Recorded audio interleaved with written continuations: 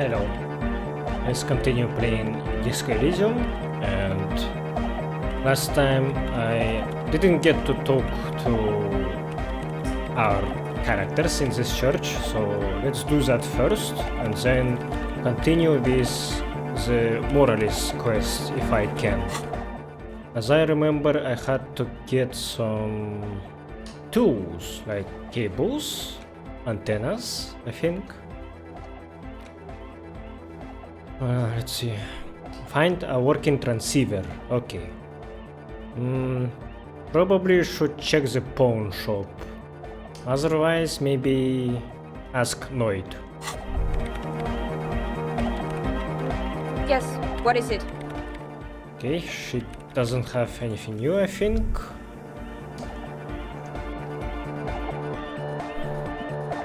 Delarian Church, the place to be! Make some noise, my church people!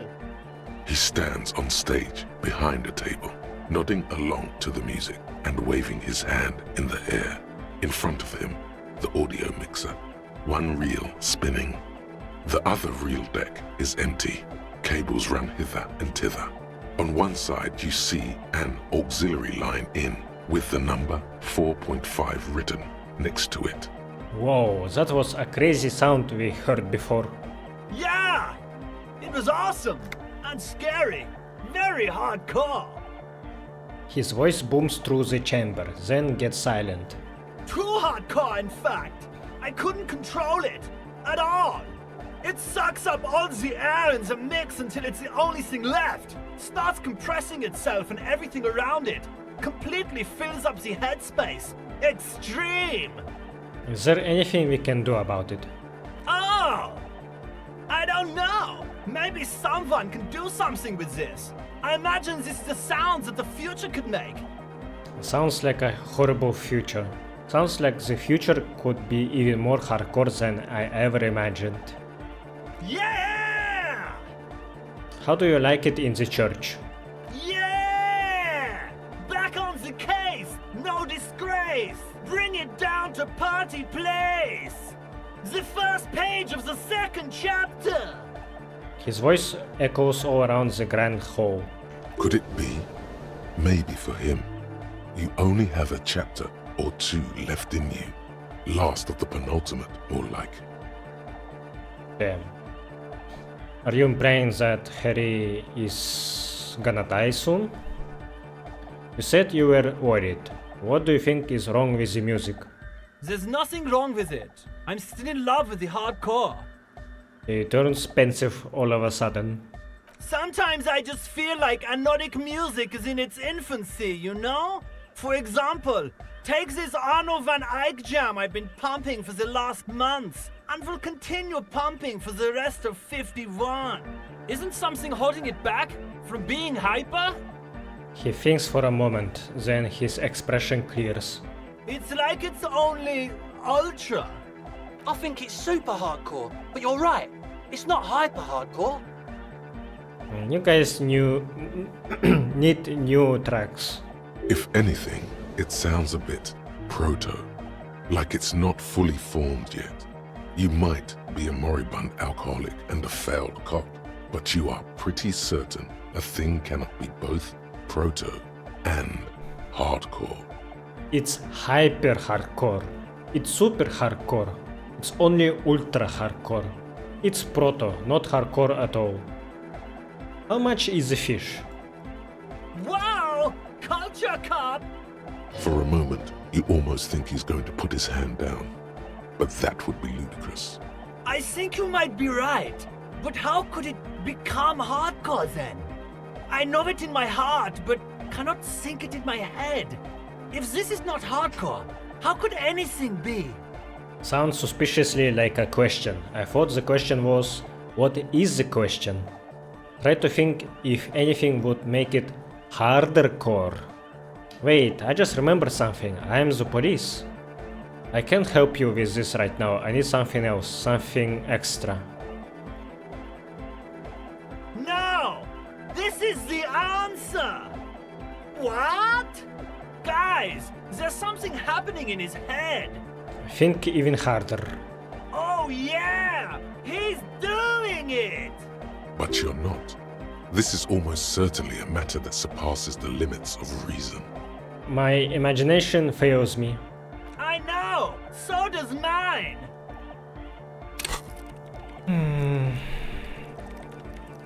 If I put one more point into my logic, it will be 20 actually, which sounds very nice. Question mark. But at the same time, maybe game is not over yet, so maybe putting one more point into encyclopedia or conceptualization will allow me for more experience. Yeah, difficult. Uh-huh. Nothing. Me being the police isn't going to help us. Actually, it's more likely to hinder us. And I have a job to do instead of this absurd idiocy. Goodbye. Oh. Yeah! Are you a thought reader? No nation, but transnation! No war, but class war! Does that mean you are a thought reader? So you're not a thought reader, you are a communist. Tell me something else, Egghead. Yeah! No nation! Don't be a lunatic. Of course he isn't. Jermaine here just yells random things. Odds are, sooner or later one of them will come off as thought reading. So, it's not this one. It's the world that's a thought reader in this equation. Yeah! Revolution imperative! Unless you were thinking Revolution imperative right now. Anyway, I've had a similar thing happen with eggs yelling. I know what you mean. Lie. But I was thinking Revolution imperative. You're right, I wasn't thinking that. So it's the world that is the thought reader. Hardcore superstar! He's not a communist. It's just something he likes to yell. He picked it up from a tape jockey at the Elysium. She was a communist, though. Yeah! With a rebel yell! Best not to be a communist. Having extreme views on issues is detrimental to understanding all sides. Oh sure, I can do that! If you want that, I can avoid taking a stand!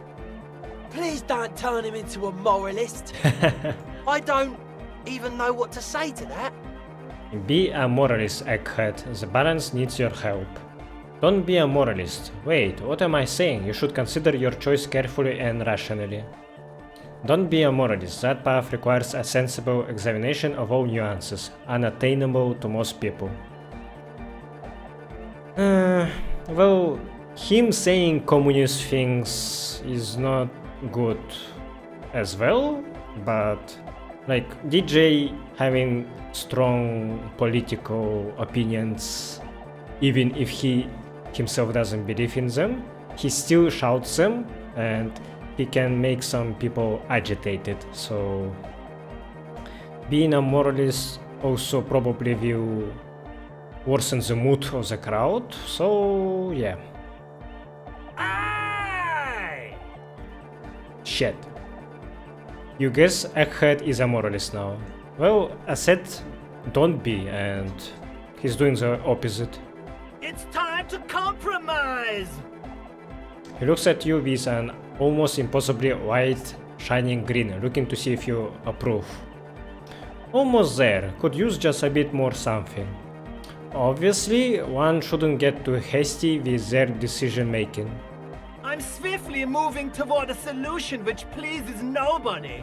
You feel Jermaine Egghead's smile is too enthusiastic. But it'll have to do for now. Is your real name Jermaine? Dark-Horde Hardcore! Jermaine Egghead! Basically, yes it is. Why are there lungs on your belt buckle? Maybe it's merchandise from Dolores Day Church or something. Lungs are for love! L'amour, la compassion, la autodiscipline. Why would lungs be for love? when Dolores Day was anointed innocence, her lungs started glowing through her body. For the world loved her, and she loved it back. Yeah! Why wouldn't they be? Are the lungs not the place where you hold the breath of your soul? Interesting. So in this game, a sign of love is not a heart, but lungs. That is...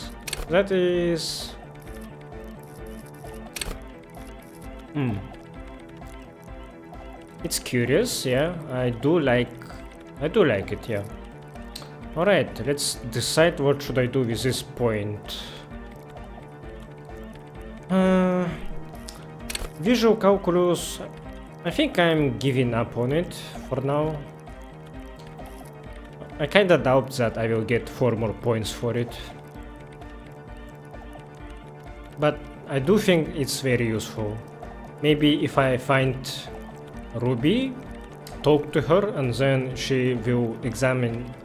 she will let me examine the roof of that building. Maybe I can triangulate the trajectory of that shot that she or someone else did from that roof. And I think it would require a very high visual calculus. Maybe I need 2 more points for that.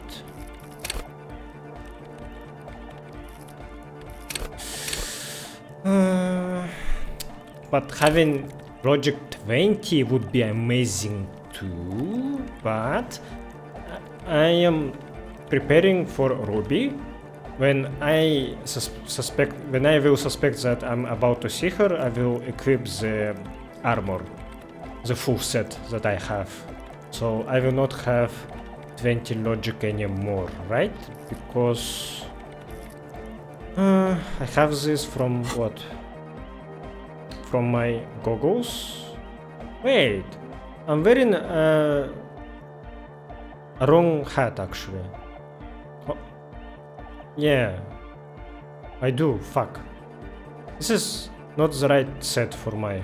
yeah, I had to equip cross for logic specifically, right? So without them, I'm not gonna get 20 at all. If I want to wear my special outfit of Dick Mullen, so yeah.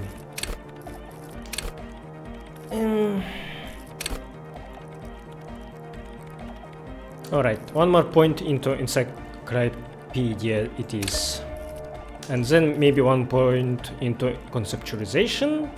And I'm gonna focus on visual calculus if possible.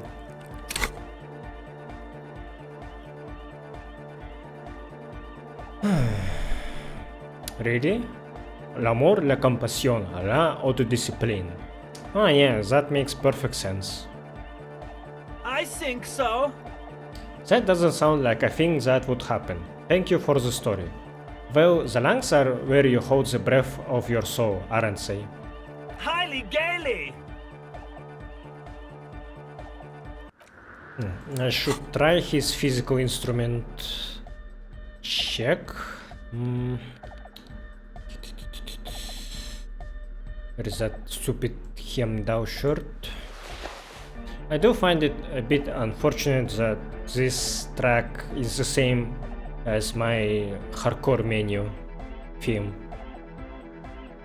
It's etched into my mind. I heard it enough of times that I'm kinda not vibing with it anymore. Like, it's too repetitive, I think.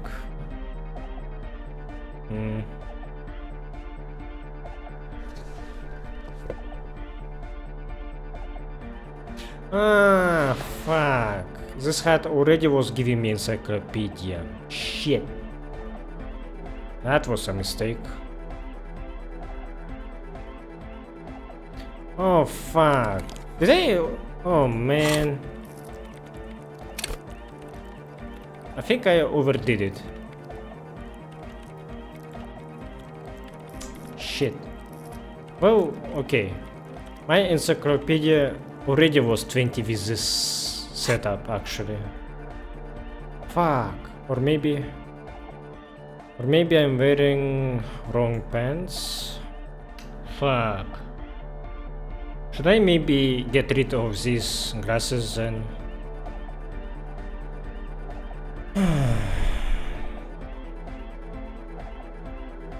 Yeah, that wasn't great. Or maybe I need to replace this hat so I can use a different buff.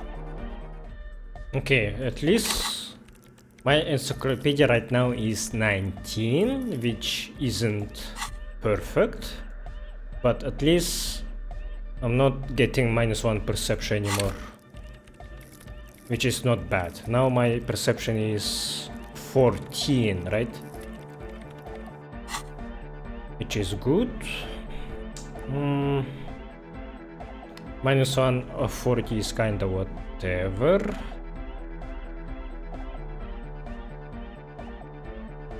+1 visual calculus, but -1 drama. Not perfect. Not gonna use that one.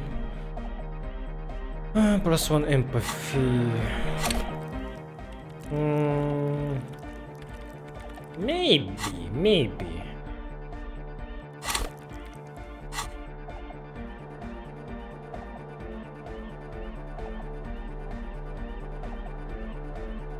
Maybe I like this one better actually.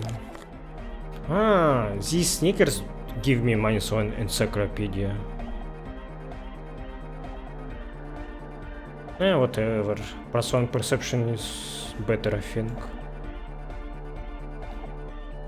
Alright. I'm taking too long in min-maxing my stats.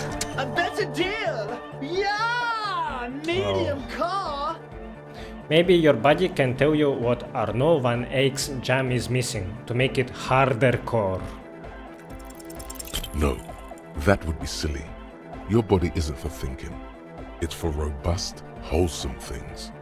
Things like discus, javelin, and 400-meter hurdles. Discus. Did someone say disco? Oh, horrific necktie gave me +1. It wants to try again. Thank you. You know Yes. it in your lungs where the pressure should vibrate. In your heart that's alone. And in your solar plexus where the hits should land. So does every chordate animal. Needs more bass. What? The young man makes a sudden move like he's about to turn the volume down, but that would be ridiculous. And a melody. A good melody is what makes song really stick, so that you can't get it out of your head anymore. Wow, okay.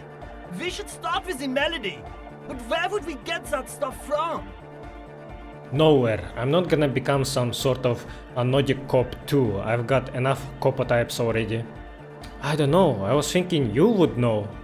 I'm sorry, I don't know anything about anodic music. I'm just the party boy. I get the people going and say it's hardcore. Maybe a celly will help? He feels ashamed he can't be of more service to the future of dance music. No, I really don't have time for this. Alright, I will see if I come up with something on my own. A citizen investigation.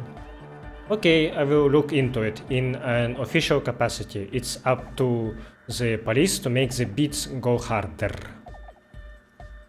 The young man falls silent with appreciation. He even tries to contain his smile, as if it could hinder your investigation. Basically, what you need to find here is a tape with some banging music on it, so that Egghead could use it to remix Van Eyck's jam.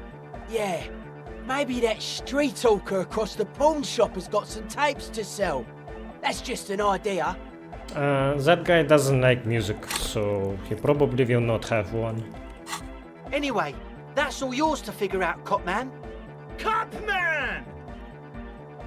Hey, I have a tape with me. Maybe you can use it to improve Van Eyck's jam. Tape! Yeah! Spin the tape until the space escape! Yeah! I got you this banging megamix. Give him the great Dorganer megamix.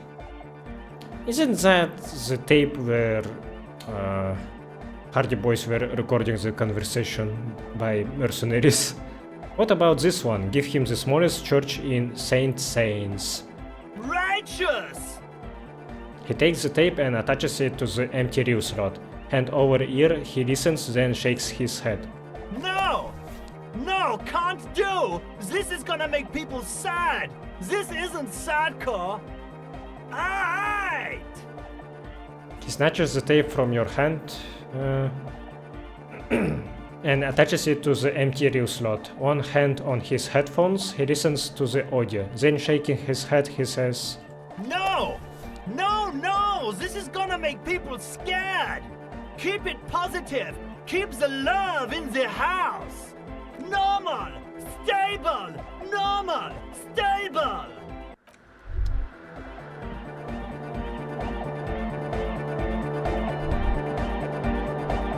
Yeah, it's all set up, man. Can you already imagine 1,000 people in here? 10,000! waves his hands in an unbelievably lame, non-hardcore manner. There is not enough of space here. Ecstatic vibrations, totally transcendent. And I've finished setting up the new compressor too. He looks at the imposing black box in the corner that is charging out the sound. Now the only thing left to do is the name of the club. Will you do the honors, detective? What do you propose as a name, Andre? Celia, what would you suggest as a name? Egghead, you must have a lot of ideas. Noit, give me your 2 cents on the issue. Suna, do you have an opinion on this? Kim, how would you name the club? I wouldn't. I wouldn't build a club, and I wouldn't name it either. An underground place with no name? Sounds like something the Crabman would say. We're not going with anything the Crabman would say. Why not? The Crabman has ideas, Estelle. Ideas from another level of consciousness. I don't care. I don't like the Crabman, and I don't like his ideas. His ideas are spooky.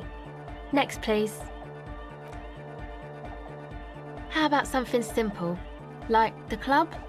Too modern and too ironic. We don't want ironic. We want real. Real and true and beautiful. Like a morning after the rave. The name. Everything I managed to come up with sounds just wrong. Andre's overthinking it. Yes, you should do it, detective. It would be good for the signs. Noid's right. You've helped us so much. It's the right thing to do. The amnesia. Like the... I can't remember the name of the club, Amnesia. Amnesia! It's not amnesia, guys. Yakukata! Yakukata! The place to be! Yeko Qatar, the zone of ecological catastrophe. That's too morbid, Egg. Got anything else? Hardcore! Hardcore to the mega! No, it has to be bigger than hardcore. Yes, it has to be even bigger than hardcore to the mega. It has to be bigger than the scene. I don't. Good. We have too many opinions anyway. I think I have come up with a name. You have? Well, what's the name? Disco Elysium. The name drop? Or rather a title drop. No truce with the Furies. That's how Disco Elysium was called before it was renamed into Disco Elysium. I think I heard about this. They had to change the name because everyone were thinking, Furies, you mean Furies? Like, Furies, yeah. And, yeah, Disco Elysium as a crap's name sounds much better. Revachol West, Like that DeLorean word for the world, you mean? Elysium. But Disco Elysium? Isn't it wacky? Disco's kinda gone, isn't it? Forgotten. The past is the future, but the future is dead! No, it's beautiful. Beautiful and brave. Like we want it to be. And short. And memorable. It's settled then. Everyone welcome to Disco Elysium. I like it that this whole task is related to the game itself. I mean, Suna, her side of things were about the board game that Disco Elysium was based on, and Ravers, they are about this game itself, kind of. So we are seeing glimpses of how this game was made and how it was close to a failure, how long it took to make this game. I can't even imagine how much they would think and write about different situations, how you doing something in different order with different stats, how differently can every encounter in this game be, and it's amazing. I just applaud this work. It was a great game, and unfortunate that creators had to be kicked from the company. Andre breaks into frenzied dance-like motion to celebrate the name. Someone turns up the beat. You should go with the flow. Join in on the experience. Observe his movement. What are you doing, Andre? Stop tapping your foot. I think I missed my opportunity to be a little bit silly around the hangman, but I don't remember at which point I did that, so... yeah. When we were waiting for our dispatcher to answer to us. No, when she was calling Silvi, right. I could tap my foot, but I didn't, so let's do that first. It feels good. It feels right. But what is this? What is this thing that Andre is doing with his limbs? I don't care. Cool, let's move on to the questions then. I'm dancing! He performs yet another strange pattern of moves, but it doesn't look very cool or modern. Honestly, it looks kind of lame. That soft core gyrating is supposed to be dancing? We should talk about it. We should talk about your so-called dancing. Yes, my man! He jumps up and down with glee, his moves punctuated by the stroboscopic flash of the crab lights. Audio waves thump against your ribcage. The speaker setup makes everything sound much better. But there's a noticeable lack of something. Fuck, it's a savoir-faire. Impossible check. I'm not getting this one, no way. Fuck. I have been meaning to ask you, what is the hair? It's to express my individuality. Is that a bald spot? It's hard to tell for sure, with the fused together spikes, but it looks like he's balding. Or is it because you're balding? Or because I'm balding, yes. I want to fuse the remains of my hair together before it leaves me. How old are you, if you are already balding? Is it because of drugs? I want to show my hair. I don't give a fuck how old you think I am. I'm 20. How old are you, Andre? Not 20. Is it important for you to be an individual? Of course it is. Otherwise, I'd just be another poor guy with no education and no money. General issue, man. Now I'm all that, and I have radical spikes. Fair enough. Maybe it was a bad idea. Anyway.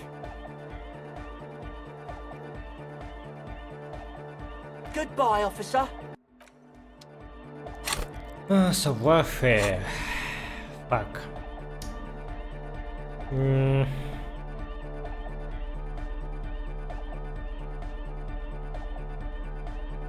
Does anything even give me +1 to it? These shades actually do.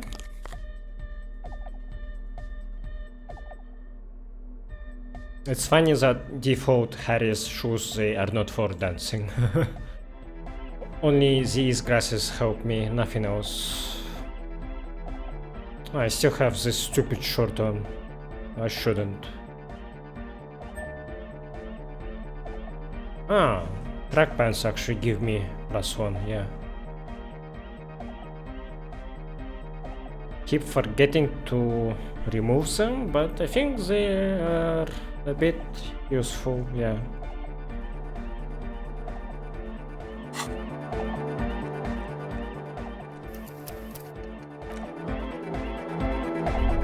Oh, hey man, it's good to see you. It dances over to you in an inexplicably softcore manner. It's embarrassing. No words, just dance. You close your eyes and dream of the shapes your body should form to bring this strange music into life. For now, such ferocity of motion is beyond you. But just imagine the moves you could pull to this futuristic beat. Goodbye, officer. Should I save scum this? It's just a dance. It's just a dance, like...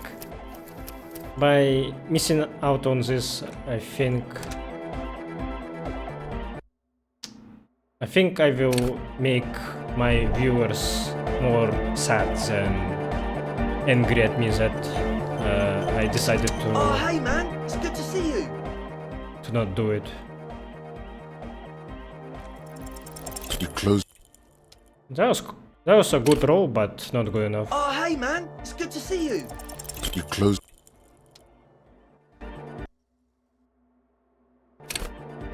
Oh, hey man, it's good to see you. You close. A good roll. I basically need two sixes. Hey man, it's good to see you. You close. Man, I keep rolling 2 5s. Oh, hey man, it's good to see you. You close. Oh, that was close. That was 11. Game really wants me to succeed hey man, this one. It's good to see you. You close. Nope. Maybe not. Oh, hey man, it's good to see you. You It's getting worse. Oh, hey man, goodbye, officer. No. Oh, hey man, it's good to see you. You close.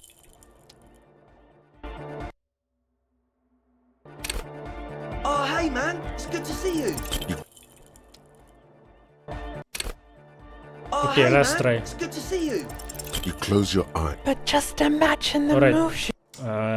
I think maybe I'm trying this too early. Maybe I need to change the music first, so this check would be easier. I think that's a logical thing to assume. You got us in, cop. I can't believe you got us in. He looks around the hall, examining the carpentry. With wonder in his sharp eyes. Between you and me, I don't know if you've noticed this about me. I'm a little suspicious of authority.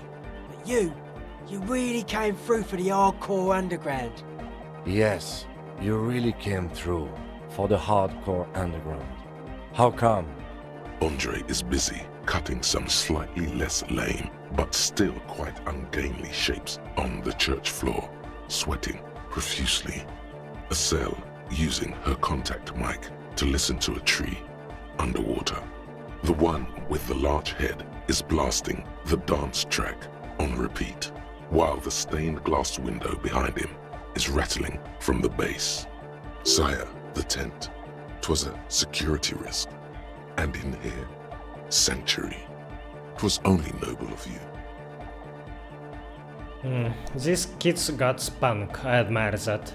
Better here than in that tent. It wasn't safe. I'm genuinely into the hardcore lifestyle. You wouldn't understand. I am a corrupt cop, Kim. This is a corrupt scheme. I did it for mankind. For all of mankind. Okay. What he means is, you're right, actually. The tent was a safety hazard, and this place was deserted anyway.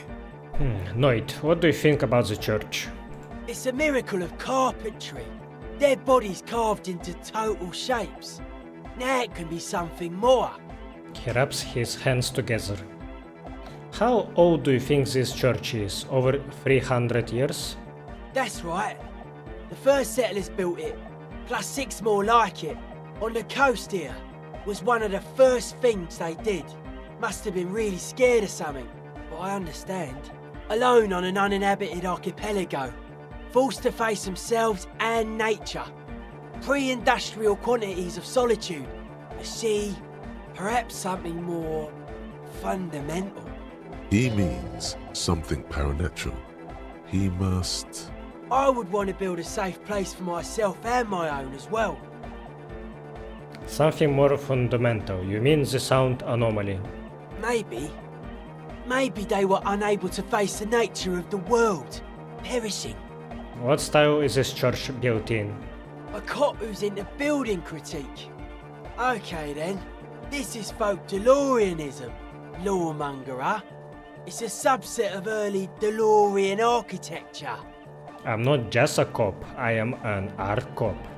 Okay, and what is the DeLorean architecture like? Art of core. Total. Everything between an ancient concrete cathedral and a glass cube is DeLoreanism. This is just an homespun version of it. Folksy stuff. Early mass production. They made thousands like this. Does that help you out? What would a DeLorean building look like? Like that woman there. Vertical, thin, white. A false image of grandeur. The source of the system is up there. You're at the bottom. They really dug that power vertical. Like to show off large and intricate structures. Arches, spires. Put you down with them. They were really into painting everything white too. Virginal shit, you know. Marriage shit. Virtue and tyranny. Marriage is shit, yeah. Hey, marriage is great. Marriage is sacred. This church isn't painted white, as far as I can tell. Right. He takes a bolt from the toolbox and spits on it before shining it. This church isn't painted... yeah. Stands to reason it used to be white on the outside, before the sea wind took all the paint off. Year after year, flake after flake, whitewashed clean, then covered in green moss. It was probably white and gold, with light red flower motives. Part of you, assumed to be lost to nerve damage, knows this style to be Ubi DeLoreanism. Alright. Okay, do I want 20 encyclopedia or 12 conceptualization? Not 12. 18. Yep. I want 18 conceptualization. Is there such a thing as Ubi DeLoreanism, or did I just make that up? Good catch, art cop. The herdsmen of the Ubi Sun Islands come here on the first boats. Their flowery version of DeLoreanism could be what we're standing in. The Ubi are known for their partiality to socialism and sheep. They come from an island called Ubi Suund, drifting in the Pale off the coast of Vespa. It's the only place in the world that has a question mark in its name. Things are not well there. It's an island of poverty, an anthropogenetic collapse. What did you mean by dead bodies? Dead bodies are perennial plants. Sigma functions have left this place. It's a good thing we came along. The spiritual collapse has been total. Spiritual collapse. I saw some piglets suckling their dead mother. Have you heard this one, cop man? After a short while, they shuddered and went away. They had sensed that she could no longer see them and that she wasn't like them anymore.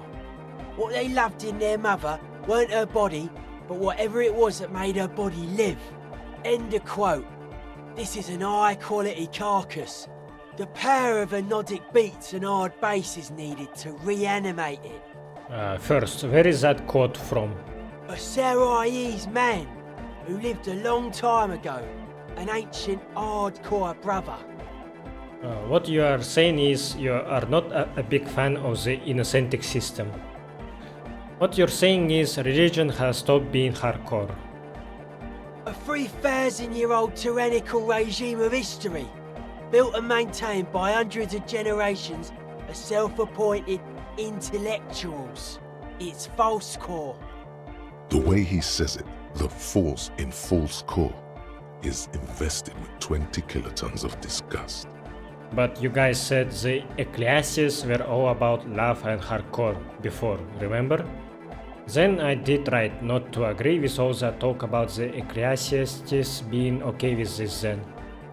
And you propose dance music will supplant this system. The founding party don't give two shits about this place. Look around. They do not have enough love for the human crew to oppose anything anymore. We're on our own.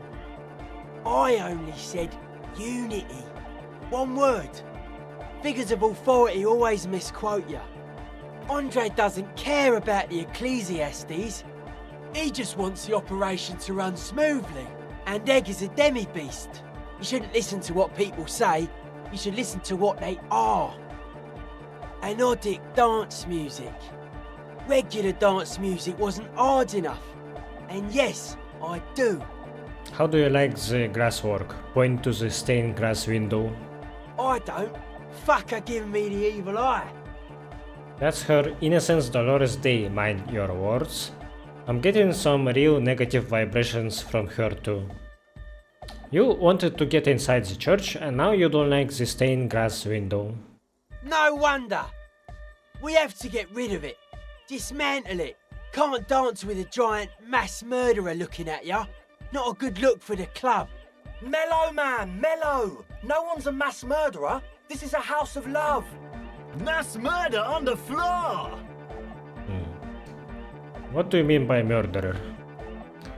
But she is the innocence of humanism. Humanism seems to be a pretty big deal around here. But she's pretty. Yeah, but like, who isn't accused of being a mass murderer these days? I do feel there is something terrifying about her. Isn't she supposed to be an embodiment of the world spirit? Would you say she was, human? Yeah, I'm done talking about her. I don't want to think about her anymore. There is. She is a party repellent and must be taken down before we can begin partying in here. Take her down, crash it, destroy that window. Keep it, keep the beautiful sharp shards. Keep her long face and her hair. Ew. Harry, don't be a simp. Say nothing, stare grimly into the distance. Will do. The speed freak nods and pets the toolbox as if it were a cat. No, Noid. Stop twisting my melon, man. People are gonna love it. It'll be our thing. Plus it keeps the cold out.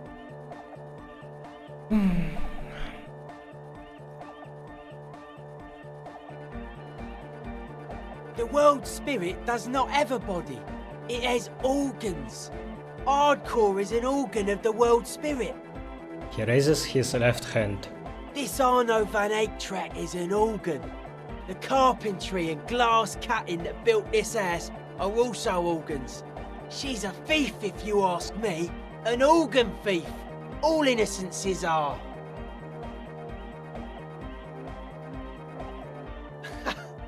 I like this question, Cop Man. She did not live the life of a human. She lived like someone who's playing a game. The life of an operator. That's not the life that humans live. She was adored. Humans aren't.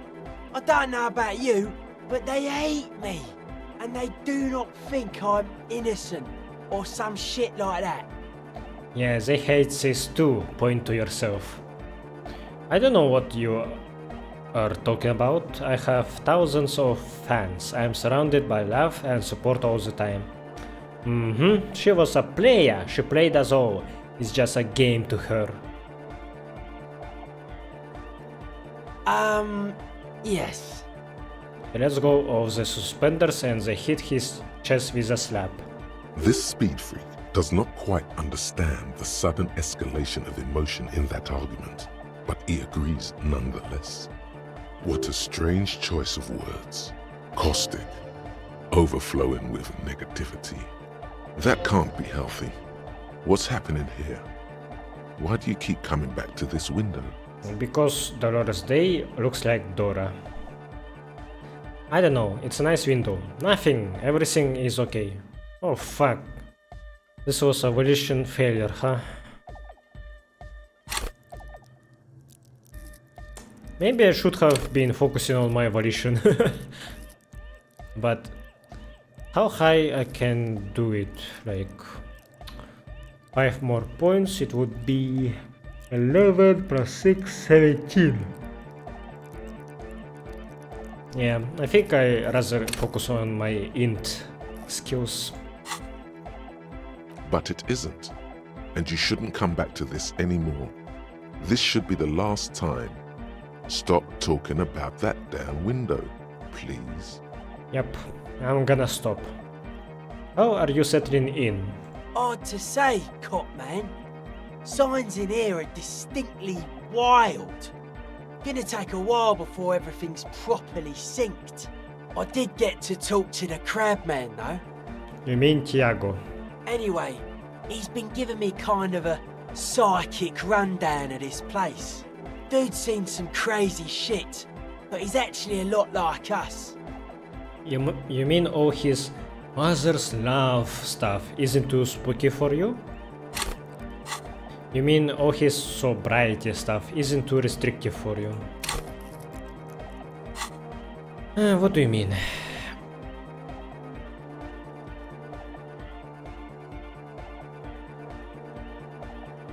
The man picks up on stuff, and he knows a lot about the church. I got a lot to learn from him. Oh yeah, I had a thought that is still, yeah, in progress.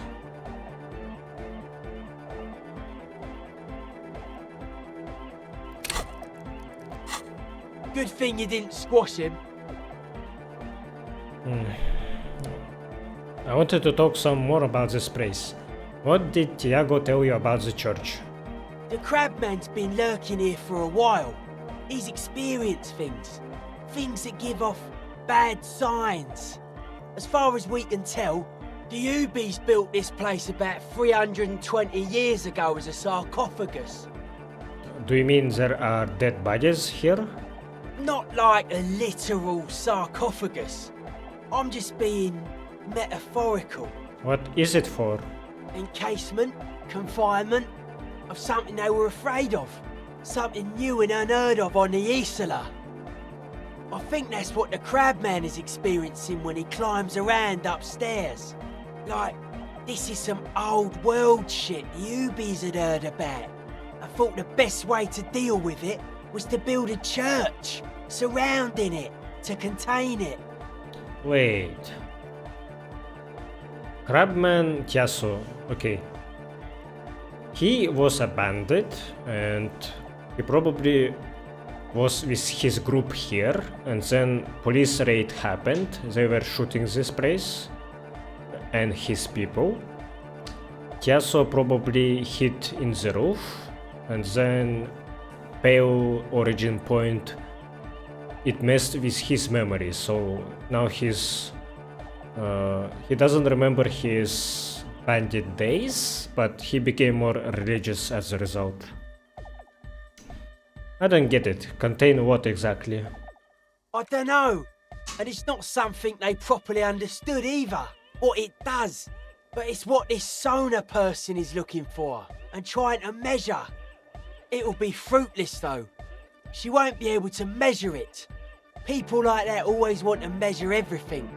All those things they really can't. What makes you think Suna's going to fail? Seems to be the trend around here, doesn't it? You can't measure shit like this. It's not like substance.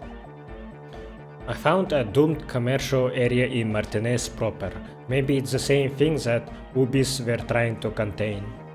Like a concentric ring spreading out, the struggling villages. And that is what caused the communards to fail in defending the beachhead. Yeah, a lot of failure has gone down around here. Now that I think of it, it doesn't sound plausible. You think there's any merit to the theory? I don't know. Maybe, maybe not. It's not a thing we can answer, cop man. Even I have limits. I'm a limited psi person. Well, if it's without substance, I guess there's nothing to worry about. Maybe you can figure things out, cop man. I think we got on a good level here. The signs are syncing up well. Why are you so suspicious about everything? Suspicious people are esoteric people. We don't go around spilling everything to Johnny Law. They don't call me Noid for nothing. It took us setting out for this whole enterprise to get our signs synced. Why are you called Noid anyway? It's short for paranoid. Ah, may I ask why? What good is being suspicious? What are you suspicious of? It'd be easier to list stuff I'm not suspicious of. I'm not suspicious of sound and colour. Mechanics and chemistry also have a trueness about them. Most anything else deceives. Wants to steal your life away. This is a good, dangerous line of questioning. You should prod him on. And what are the most suspicious things? I don't have a top 10 list of things I'm most suspicious of, but if I had one, the left-right complex would be number 1. Number 2 would be their sole accomplishment, the pig-wheat paradigm. Something is off here. You feel like it should be the other way around. Does this mean you are mentally ill? Don't you mean the left-right paradigm and the pig-wheat complex? No. Politics is an inert complex of daily corruption and inane think pieces. The real paradigm is economic, and it concerns pig and wheat. This is where the innovation happens. It's only a theory, but I suspect they're breeding a pig-wheat hybrid. Probably in Grad. Tell me more about the left-right business. I prefer not to. Both ask the wrong questions. Any spark of light from either one is accidental. Their combined movement's only concern is producing enough pig and wheat for everyone. The end goal of humanity. The original mistake was assuming that words have more being than bodies. That's what led us astray, far from our true lives, but we may yet find a way back. Whatever this true life is, you feel it's the real centerpiece of this mythology. What is suspicious about the production of pork and wheat? It's our only shit. We should make better use of not being animals or cereal grain ourselves. What is bad about cereal grain? Having enough food could be a precursor for greater things. What is bad about animals? Animals are cute. Yeah, it's our only shit and we fucking suck at it. Yes, having food is means to an end, but the left never talks about the end, only the means. Caps are likewise suckers, constantly sleepless in worry. It's our nothing. Animals are cool, guys. I like animals too, but that doesn't mean I have to be one myself. It's our correct. He can't help but doubt your sincerity in this matter. There is no other way. You are a police officer. Don't assume I like the status quo because I am a cop. I was being sarcastic. This world has its fair share of problems, but it's not like you guys are going to solve them. Precisely. The status quo doesn't need to be loved. Well, that was certainly stimulating. I want to ask you about something else now. His eyes flicker. You mentioned true life. What would that be like? A life is true if it's free from fear, an eternal division among oneself and others. Mankind has seeds of greatness in it. A germinal will come, a return to trueness. It will be hardcore. How would you go about returning to this true life? Beats and bright lights to shatter falsehoods. Nerve impulses for the collective body. We are very much alike in basic structure. An hard enough beat would awaken everyone to a truer calling. In unity. Just like that. The speed freak is right in your face. His eyes burning. His comrades look on worriedly. The young man is dead serious about this. Rejection of the right-left axis. Emphasis on unity appreciation of some primordial mode of being. What does that remind you of? Sort of like fascism then? Nationalism, militarism, racism, and emphasis on a leader character are totally absent in hardcore.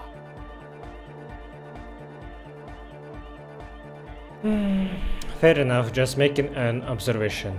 I didn't mean it is a bad thing. But shouldn't the ones that are more hardcore rule over the ones that are less hardcore, offer them guidance?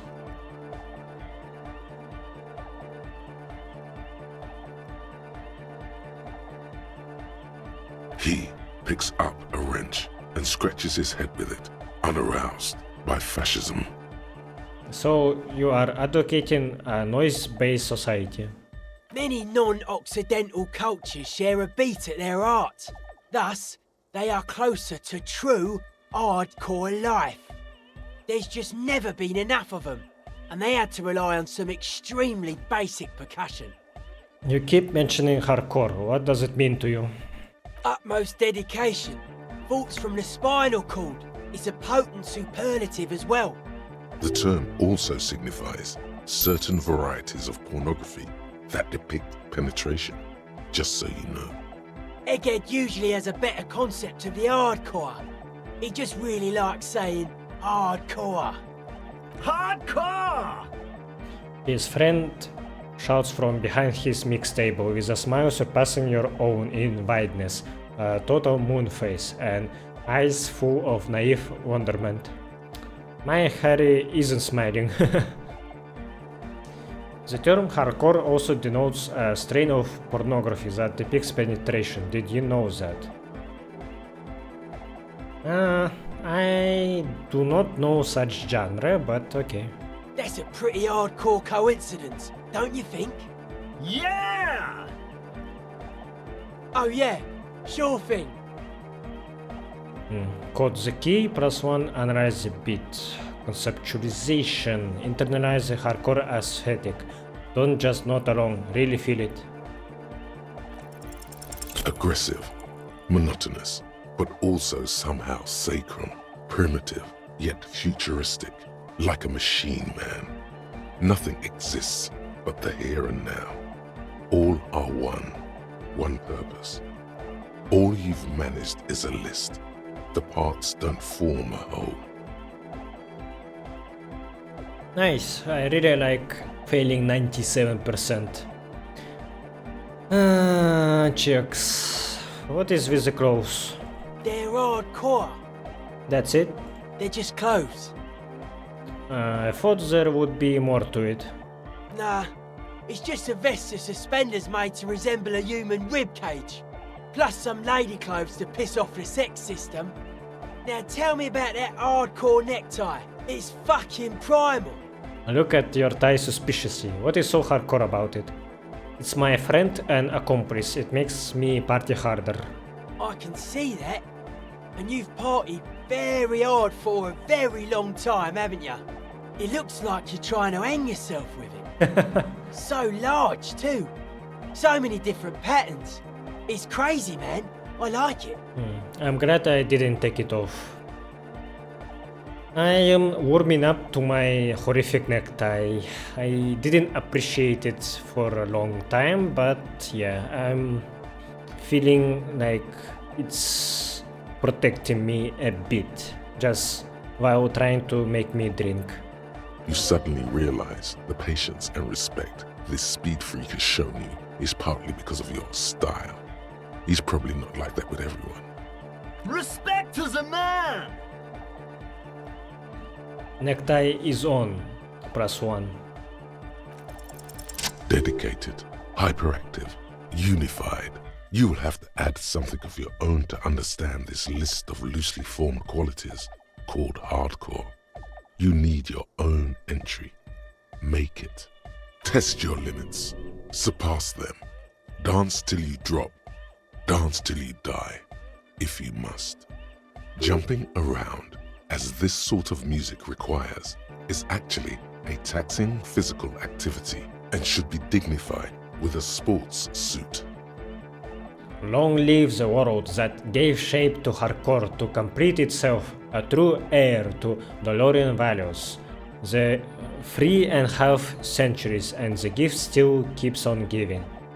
I'm going to truly wreck myself as a machine of modern party in a final showdown between flesh and spirit. I'm thinking of wearing sports apparel as my hardcore getup to maximize the mobility of limbs. You know, it feels unfair, there's a party everywhere. I don't seem to have anything to add to the core. You might as well make it complete with a whistle then. Oh. Hardcore aesthetic. -2 interfacing, fuck grammar.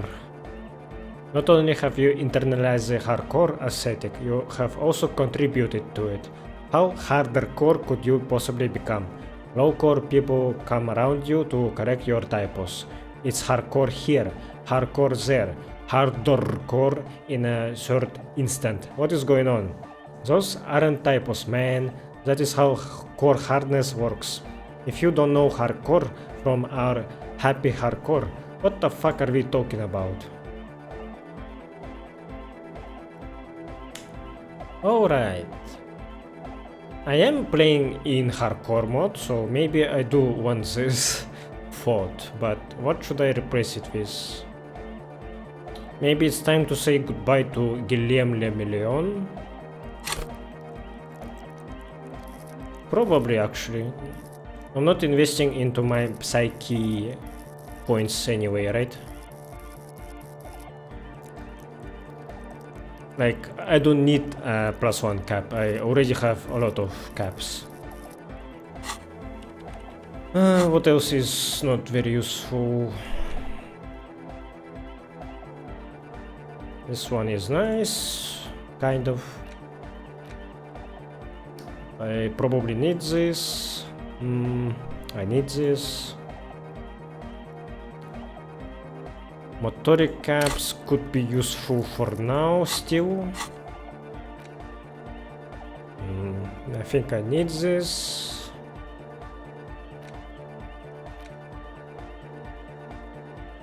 Yeah, either I am getting rid of my overproductive honor grants or Guillaume Le Million. Guillaume Le Million at least gives me +1 pain threshold. So maybe I should get rid of my honor grants actually. Yeah. Hopefully this hardcore thought will actually make this dance check easier. Take care, Noid.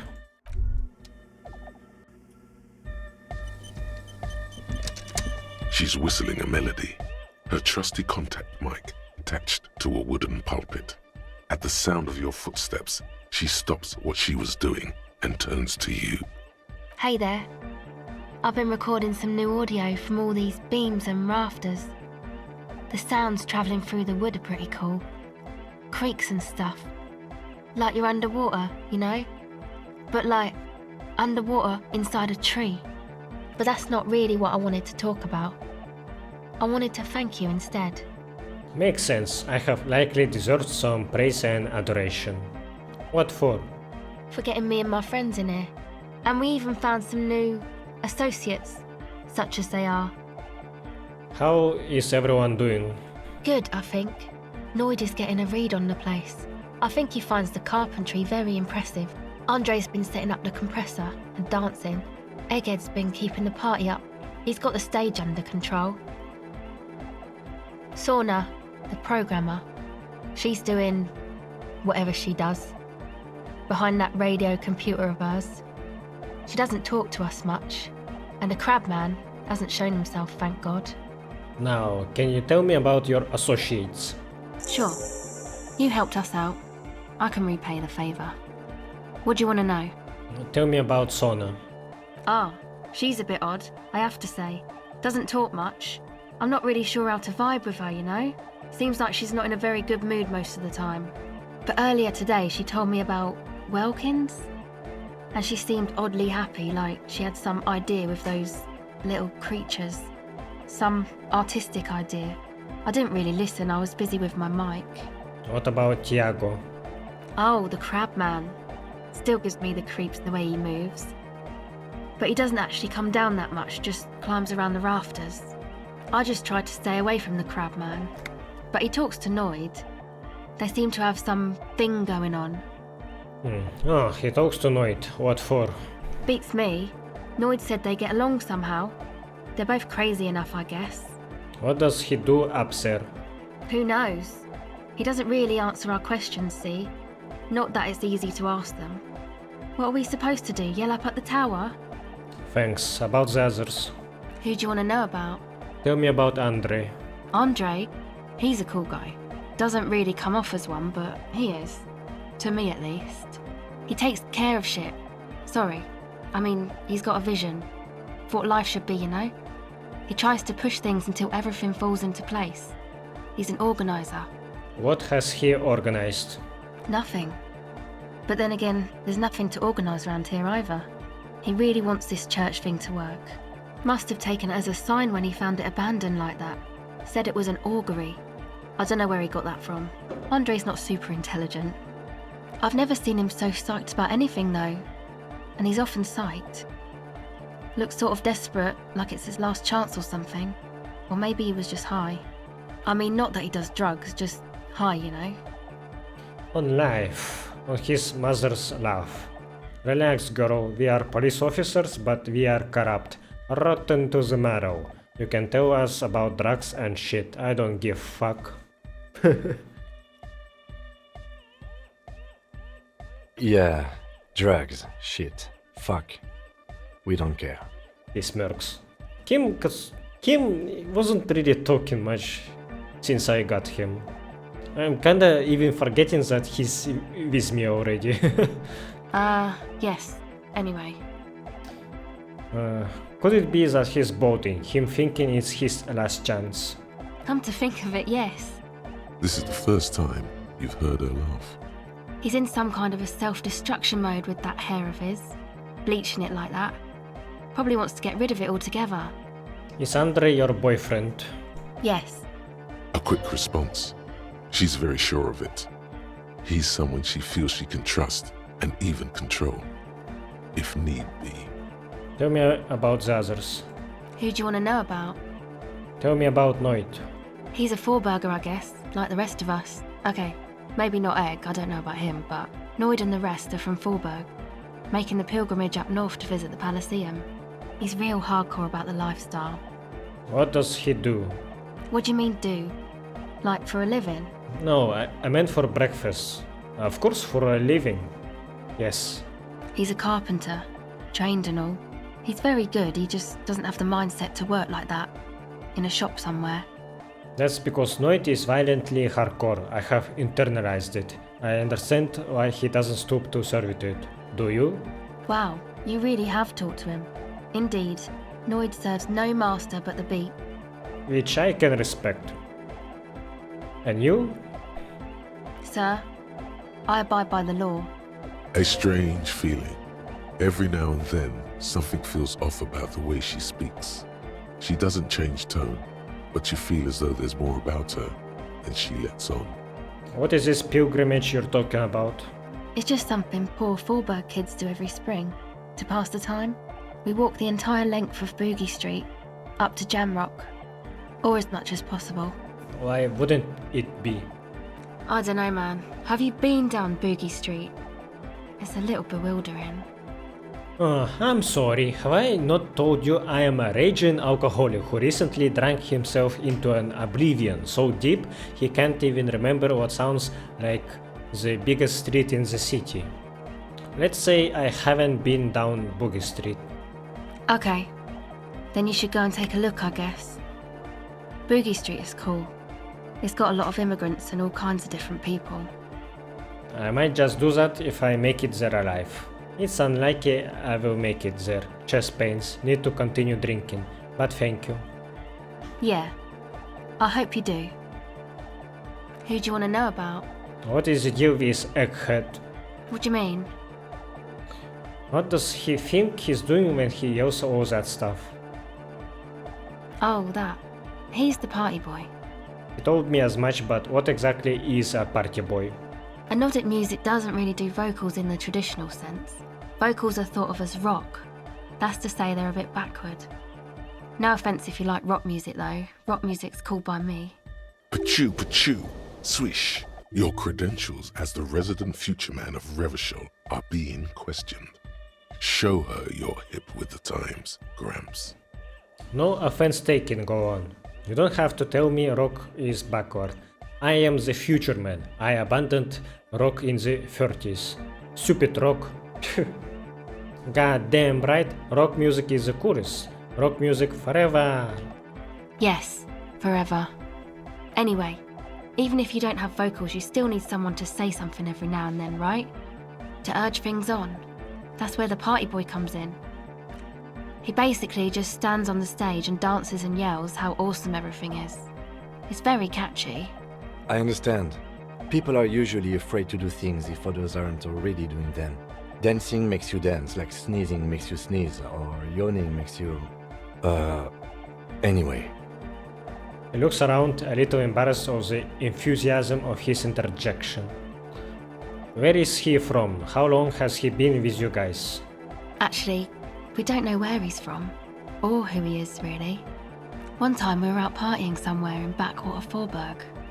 Or maybe even Coal City, I can't remember. Maybe it was Coal City. The worst of the banlieues. A wretched heap of closed-down mines, even west of Jamrock, on the dusty slope of Montmartin, the remotest possible area of Revachol. No one even wants to exploit those people anymore. Egg was yelling along to some jam someone was spinning, all night long. Just kept yelling until he didn't have a shred of voice left.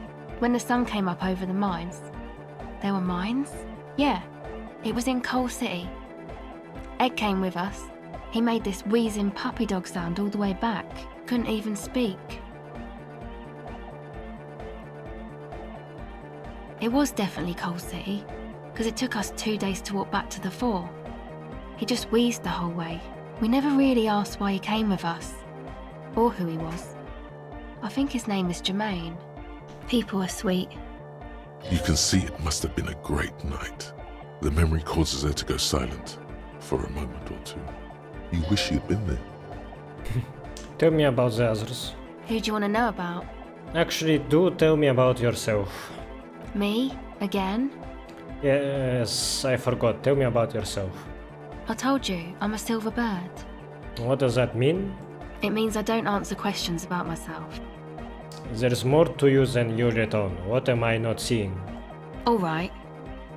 She picks up the tape recorder and looks you in the eye. There is. But I am a police officer. You have to answer me. Is there a law that would stop me from lying, though? That would depend on the circumstances. Fair enough. Thank you. Sure.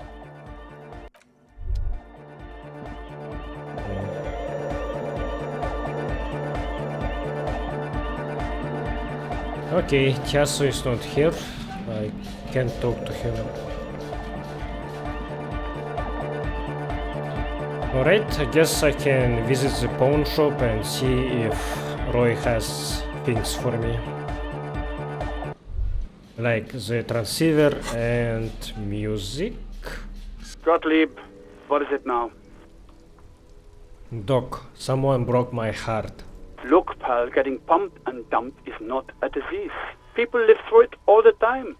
You should be happy for her. Wait, pumped and dumped. Oh, fuck. That's what the guys say, officer. That some chick pumped you and then dumped you. Threw you away like an empty juice carton.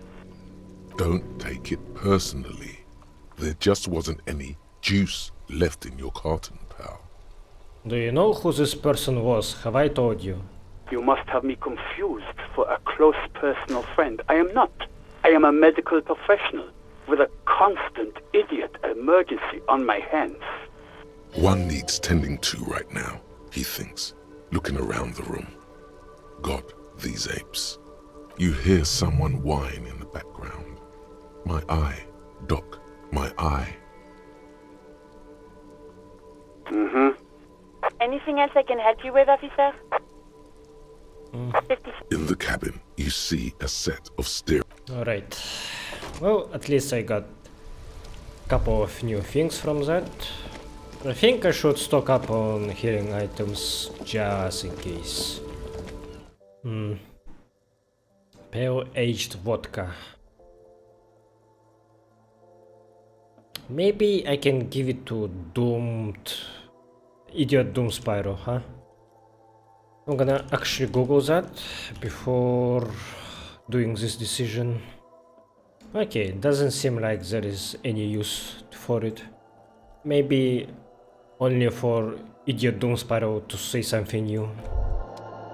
Just not a new story, but just a new description, a new reaction to his... Oh.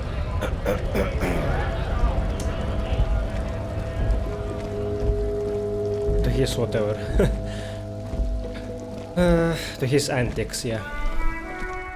I'm looking for a radio transceiver. You got anything? A transceiver, is it? Yeah, we should have something to do the trick. He produces a machine encased in a blue bakelite shell. Its black face covered in an assortment of pearl-topped knobs and dials. The lieutenant whistles a long, quivering note. A genuine crystal sprach. This is a connoisseur's model, good for picking up foreign milieus. The Model 9 also comes equipped with a signal purifier to suppress crosstalk, especially good around here with our funky reception. In other words, it will put even the lieutenant's beloved Dynawave to shame. Sounds expensive. Well, it's not that Ilmaran surplus junk, that's for sure. We think 120 real is more than reasonable. You'll be back again. I've got a feeling. Suit yourself. Can't promise this beauty will be here when you come back, though. He gently returns the transceiver to its shelf behind the counter. Alright, I'm glad... Sure. Let me have a look. I'm glad I didn't buy Anything that else you're vodka. thinking of selling? I need to sell... maybe filament memory?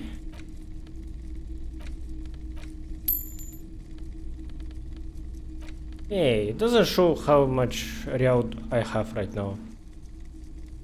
I had 60, so I think it's 110 right now. I guess I can sell these speakers as well. Alright. Oof, okay. Another time. For the moment, yes. You won't regret it, officer. Whatever you need, the Model 9 can handle. The lieutenant watches you take the transceiver with barely disguised envy. Can't wait to take this baby for a spin. Do you think we will actually be able to reach the coalition with this? You jealous, Kim? Not at all, Detective. A crystal sprach is a fine piece of equipment, but I'm quite satisfied with my Dynawave. You've surprised me more than once during the course of our investigation, but I have to say it still seems like a remote scenario. The pawnbroker turns from you to the lieutenant and back again. A distant look on his face. Thanks, Roy. This is just what I needed. We're glad to hear it. All the old...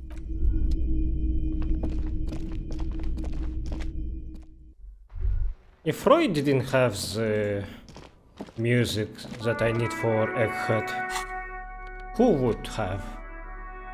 A Crystal Splash Model 9 portable transceiver. Looks and sounds expensive. This model includes Crystal Splash's patented signal purifier technology and a bakelite briefcase shell. Looks awesome. Maybe Syogen or maybe Kuno have one. Everything's still cool here, officer. Hey, a quick question. Do you sell any tapes? Tapes? You mean like music tapes? No, music is out. Don't listen to music. I sell extremely cool sunglasses if you want to get your mojo going. Alright, so you have no idea whatsoever where I could find tapes. Tapes? Tapes are everywhere. They're worthless. Kids throw them in the trees. There's one in the bushes, right behind this lorry. No one would ever throw a good pair of high-quality plastic sunglasses in the bushes, mister. You should have a look. It's better than nothing. What is that? What am I seeing in this balcony? Footfall within, not human. Up there? The phasmid, perhaps? No, you know, it's but a dog. So, are we still searching for the phasmid? Is the task still available to do, actually?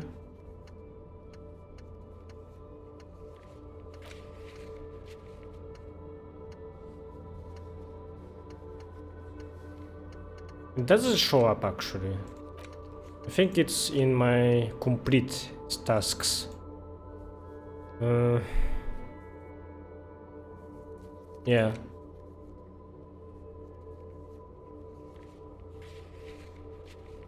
It's complete, but I think I failed it because I didn't convince Elena about her marriage.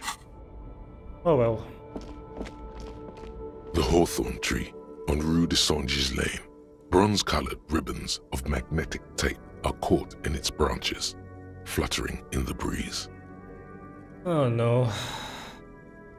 Oh. Multi-tool can help with this. It's not equipped, so let's equip it just in case. The gnarled hawthorn tree on Rue de Saint-Gilles Lane. A wintry breeze blows by, making the magnetic tape flutter. Good hawthorn. Pat the tree. Patting the tree reveals a small sticker which has almost been worn to oblivion. It reads, RCM Emergencies Desk, number 8102, underneath a slogan, Mankind, be vigilant. The bronze ribbon twists around and within the branches in an intricately natural pattern. But there's something. What do I see? There's a twisted logic in this mess. You see the ends of the ribbon, the way it flows, how it twists and turns. It's all starting to make sense. It'll be easier to remove now. Nice. Okay, let's not fail this one. With slow and deliberate motions, pulling, bending, and unraveling, you manage to extricate the magnetic tape from the branches. It curls up into a mess inside your pocket. If only you could find a way to re-spool it, so that you could hear what's on the tape. Maybe Roy from the pawn shop can help you with this. What's the tape for? The lieutenant looks at the mess in your hands. Only after you have successfully cleaned up the branches does the curiosity get him. It's for Egghead. I promised to make his Van Eyck's jam hit a bit harder. Maybe this tape can help. How? It's broken and unspooled. Do you think your new buddy knows how to fix it? He has to. He's the master of ceremonies after all. I think at least one of the ravers would know how to fix a broken tape if they want to set up a nightclub. I'm not sure, but I will find out. Maybe Egghead can point me in the right direction. You could also get it fixed at the pawn shop across the street. We shouldn't waste our time. Good idea. He might have the tools. The tape projector in the pawn shop uses similar tape. Alright, I'm glad that Check-in Silgen granted me this. A bundle of magnetic tape. Ah, I probably can use this empty cassette case for it. It was found in the branches of Hawthorn Tree on Rue de Saint-Gilles Lane. It gleams whenever a ray of sun hits the surface.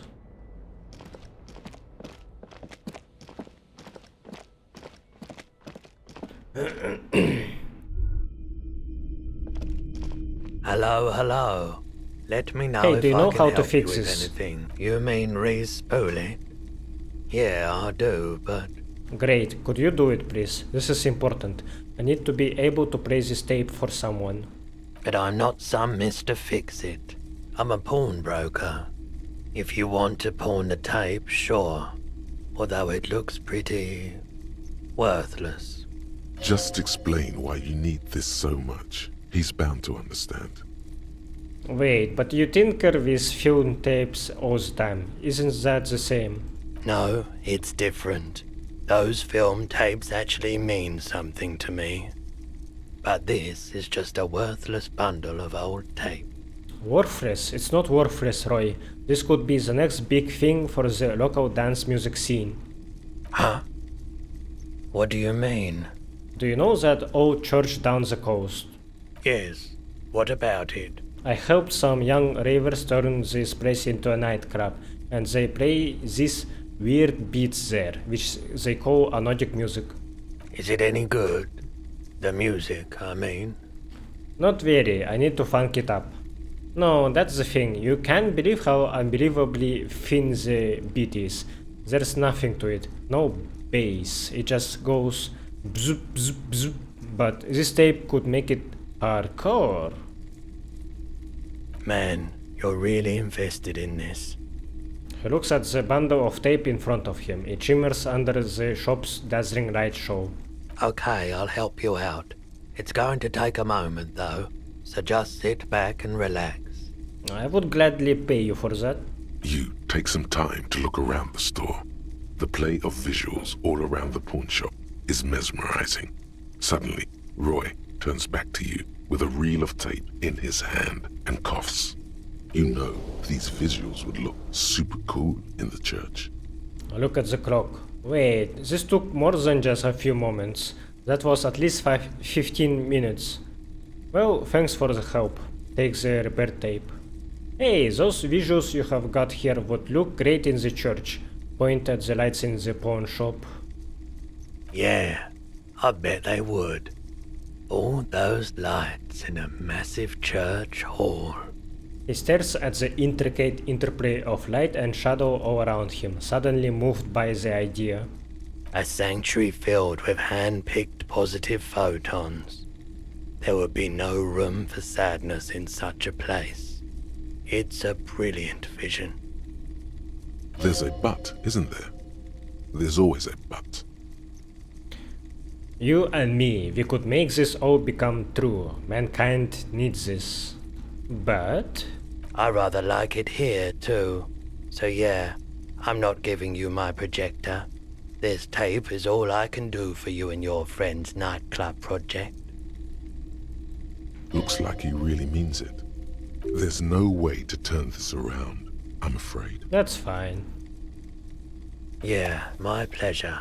I'll do what I can for true passion projects. Just try not to use this tape for negative photon emissions. Take responsibility. Okay? Okay.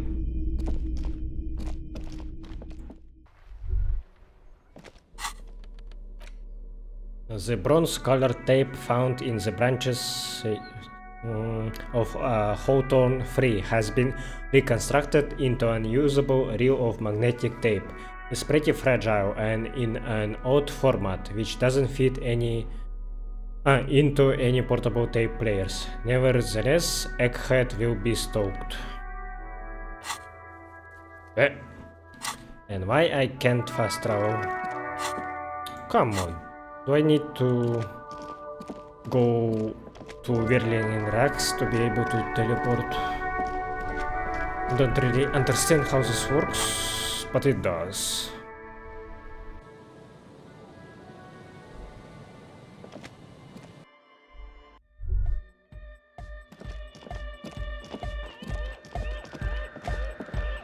A better deal! Yeah! Medium car!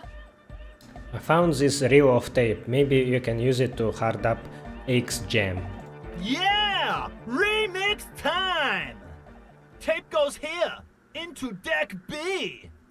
A hand on his ear, he listens to the audio through his headphones and shouts. Wow! Did you get this from Arno himself? A great excitement is bubbling to the surface within him. This is big.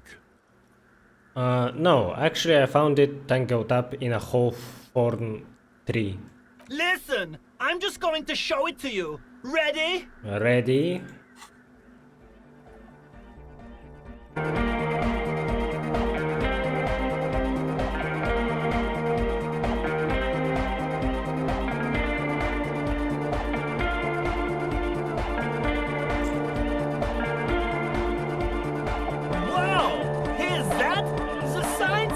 Perfectly! Now, if only we had the beat for the full assault, it would be unbelievably hyper! What is this? It's good. How did you guys do that? You're right, it's uncanny how well it all goes together. Something else must be going on here. Do what? I just found a random tape and brought it to Egghead. He's just incredibly good at remixing. Yes, but what if Van Eyck based his remix on some forgotten local melody, like a folk song, and you just found the original piece that inspired him to create this jam? That would explain why it fits so well. Nah, to me it sounds like classic Van Eyck. I don't think he needs any inspiration from folk songs. Maybe he lives in Martinez and just threw away part of his song because he thought it wasn't good enough? If he does live in Martinez, maybe he lives in that building and he threw away this tape from his balcony. I think it's just happenstance. Chaos in action. Contingencies of our limited existence. That and Egghead's fantastic talent. Noid's right. Egghead's technical talent is the key. No, this is definitely part of the same song. Something cut from it. It fits too well. Something mysterious is going on here. Andres got it. Sounds like a local folk song remixed. I agree with Noid, it's just luck and Egghead's incredible mixing skills. Asail's right, Van Eyck must live around here. It's definitely his creation. Be how it may, if it fits, it fits! Bring up the volume! What about the bass? Do you have any ideas for that? Yeah, I remember. You said it needs more bass. What if we use that crazy sound assault from Sonos experiment but contained, tamed, made it pulse? I think it's good enough the way it is. Adding that melody has already been a massive improvement. It's pretty hardcore now. But how? What about that compressor Andre was setting up to achieve some sort of parallel processing? Don't be too hard on yourself if you don't figure it out. I think the jam's already pretty ultra. But it could be hyper hardcore! Oh shit. The audio onslaught can be tamed. Connect the dots. Well, this one seems impossible at the moment. Yeah. Oh, I needed one more experience, come on.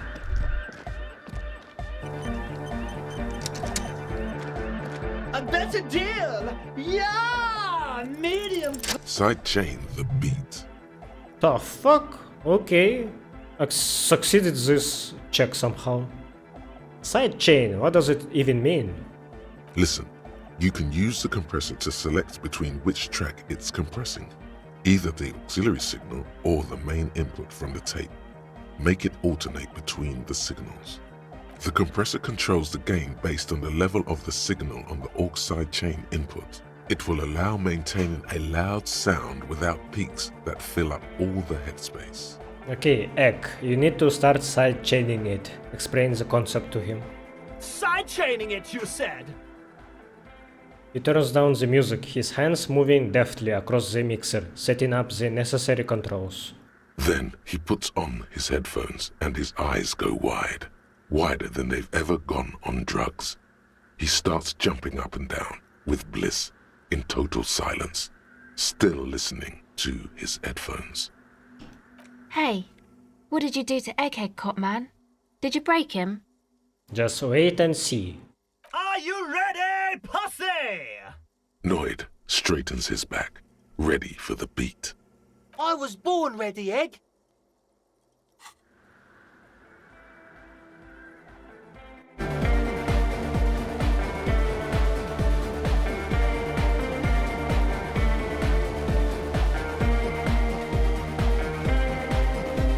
we are properly raving now. I can see how the church in the loading screen was so glowy.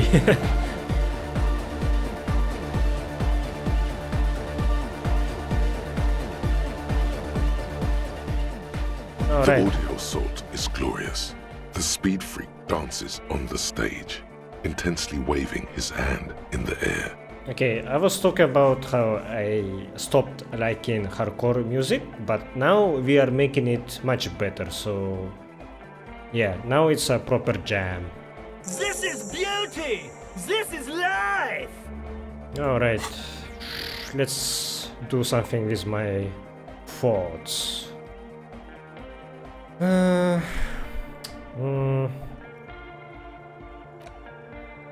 Alright, honor grants, goodbye. And let's choose between Arno Van Eyck and Hardcore.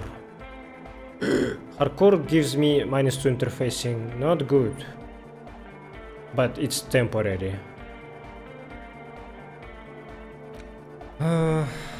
Arno Van Eyck gives me +1 interfacing for 50 minutes.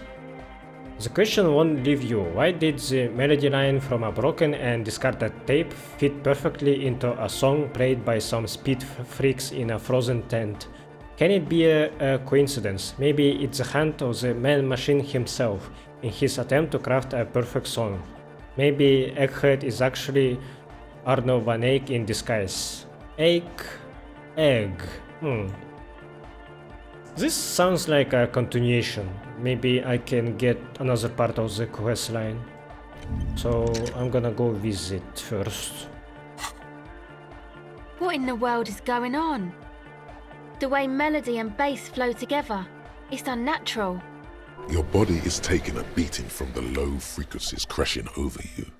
It's making you feel alive again. This one is for the anodic generation. We have tamed the sound, made it our own. The hardcore aesthetic just got more bassy. God damn it! This dance club idea might just work out. DeLorean Church! The place to be! Pump it! Pump it! This is it. This is a new era. The fabric of the world has been irrevocably altered. Who will be the innocence of hardcore anodic dance music? Alright, we're done with Egghead for now. Come on. Menu is lying to me that I have a skill point when I don't. Yo, man. What's up, dead body? Spirit entered. What is there to talk of? You said that as a carpenter yourself. I don't say much anything as a carpenter anymore. They tried to make me into a reckoner and a leveller. Made me a bit manic, you know. I regret the time I dedicated to that profession and that worker collective. I say things more as a member of the hardcore side dance community these days. You're not going to ask me how I knew. Understood. The material knowledge is mega though. Guild shit. Teaches independence. I don't say much. I regret it. Why? You're a cop. I carry carpentry tools. Sure.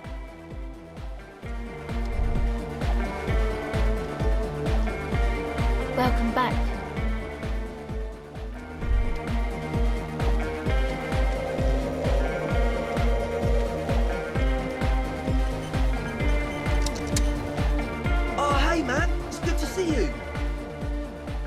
Okay, this check is becoming easier, but Goodbye. okay, need more savoir-faire.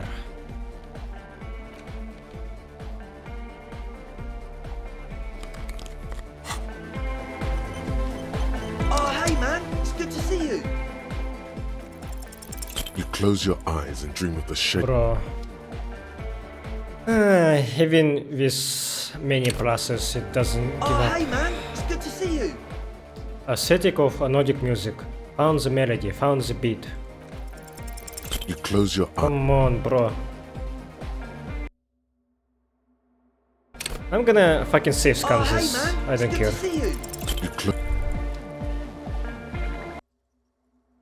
This is more important than my integrity. Hey man, it's good to see you. It's good to see you. You close your eyes and vacate your skull, leaving your brain to wonder, where did that little fluttering light go?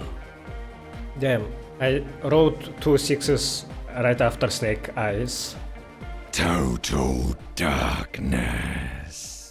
You sink down the darkest fathoms of your own personal deep, vertebrate by vertebrate, through the unformed skulls of your mind.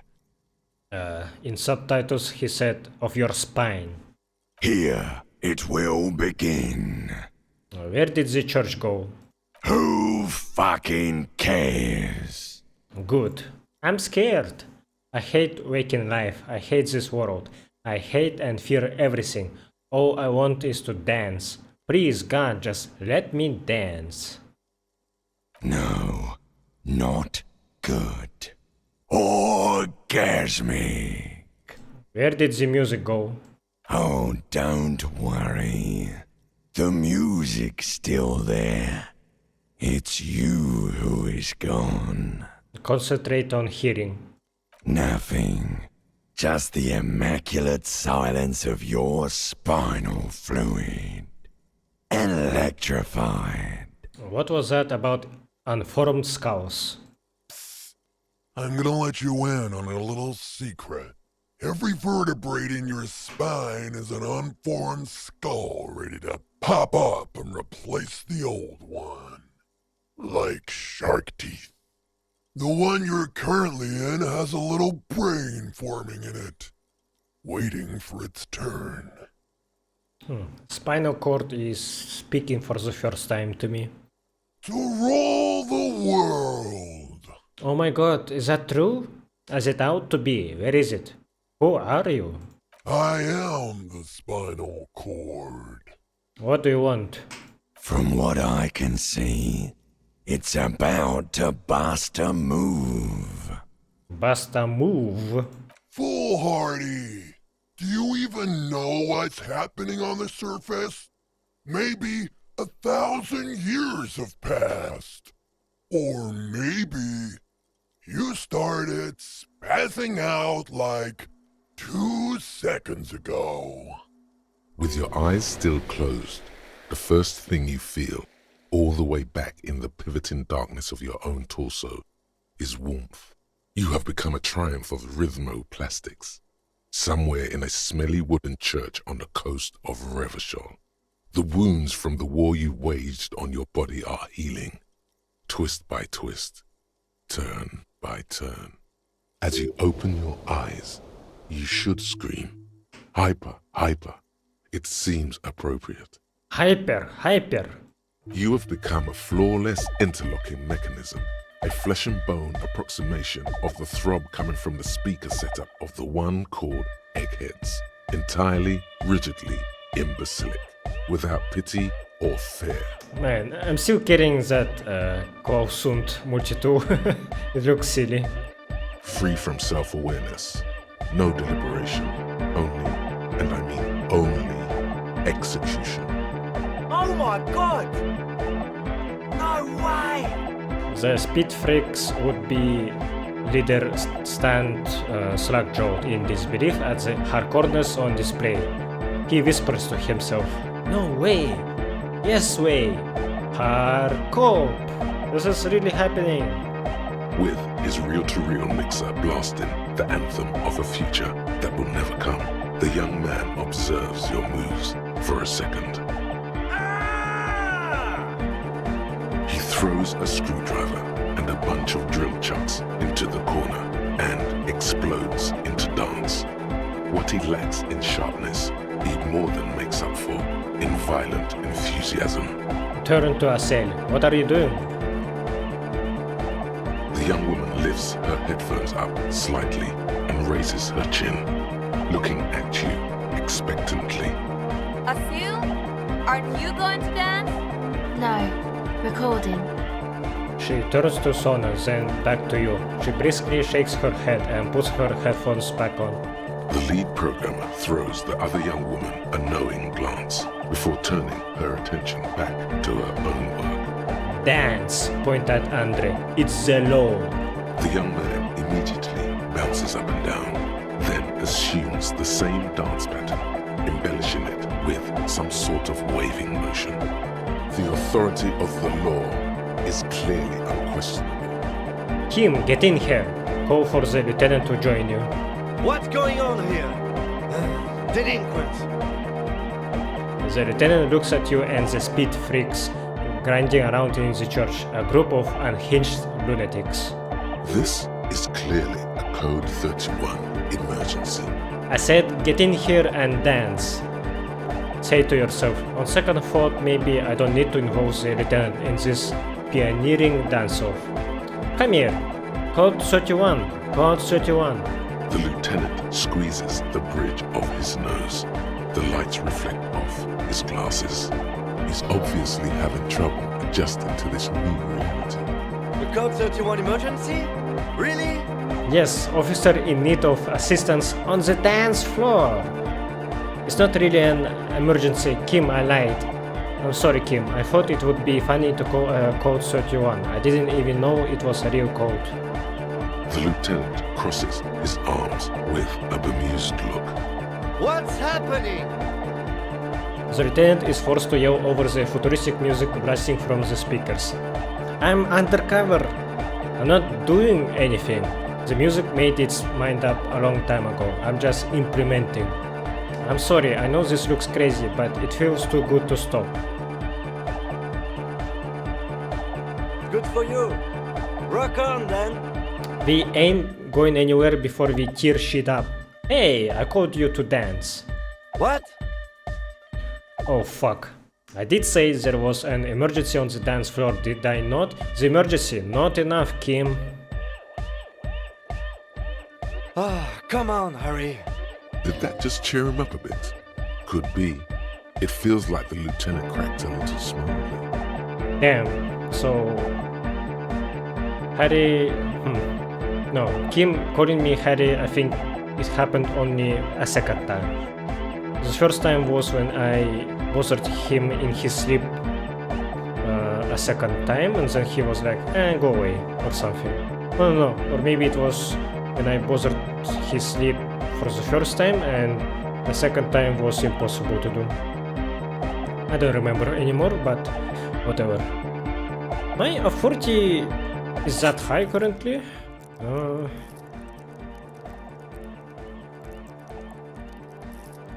Well, at default it's 12, and then I'm getting...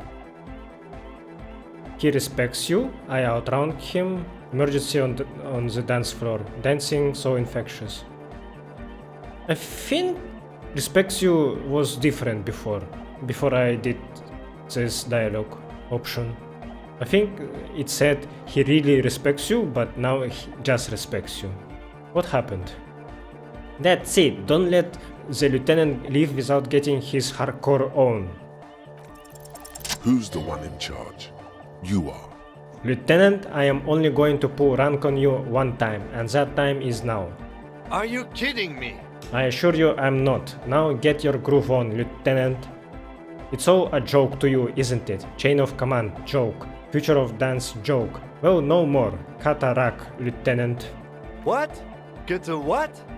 I said, kata goddamn rak, Lieutenant. Boogie woogie. Sheesh, okay. He backs up with his hands raised in the air, observing the crisscross of your feet. Okay, you psychopath. I see what you're doing there. It's jacked up footwork, plus some... Is that Ubi folk dancing? Nah, it's not Ubi folk. It's hardcore. Yeah, whatever. Hardcore will never die, but you will. Say nothing but push the footwork extra hard.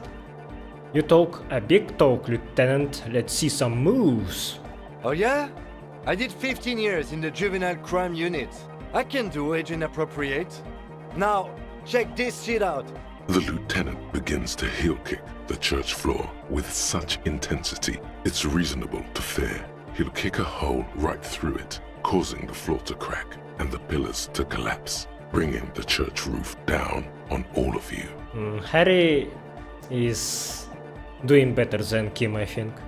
It doesn't look like he'd give a shit either. Is there anything more I can do? I want to break the limit. The dynamic motion of your flailing body is bordering on the extreme. You're going off the charts. You feel as if turning on the hyperdrive would be a point of no return. Feels almost melancholy. Are you sure you have the entire posse along for this? Together, where are you? Here we go again! Hardcore fills the air! The sound above my hair! The what now? The sound above your what? Above my hair, man! Okay, this is too imbecilic. Excuse me. Ah, he stopped. Red check. Suna is in. Andres dancing harder. Got Kim dancing. Red check. Shivers. Well, it's now or never. Music pounds through the hall of an old stave church on the coast of Martinaise. Several figures are lost in the beats. Their bodies pull this way and that by sound. One of them, an officer of the RCM, suddenly stops. He appears disoriented, then starts shaking violently, no longer in rhythm with the music. The beats that you had all fired up just a moment ago seem overwhelming, nauseating. They shift and multiply like pieces of colored glass in a kaleidoscope. You're gripped by panic, alongside a dizzying feeling of deja vu. Then everything goes silent. What's happening to me? Not sure, but it's definitely not a normal dance floor experience. There's something seriously wrong with you, brah. I feel like this has happened before. Could be. It was almost like the utter unpleasantness of the experience was breaking through the barrier of your recent memory loss. Maybe your memory loss was caused by something like this. I should get help. What are you gonna do? Call the Lazarus again? And if you were gonna go to a regular hospital, do you know how long it would take to figure out what's really wrong with you? The interviews? The poking and prodding that you'll undergo? All this excitement of dancing and dancing harder. And even feigning real hard is better than dragging your feet from office to office, examination room to examination room. All mercilessly white, bright and smelling of antiseptic. Besides, you've got a case to solve right now, and you won't get to solve it if you turn yourself into a lab rat. Whatever's wrong with you can wait.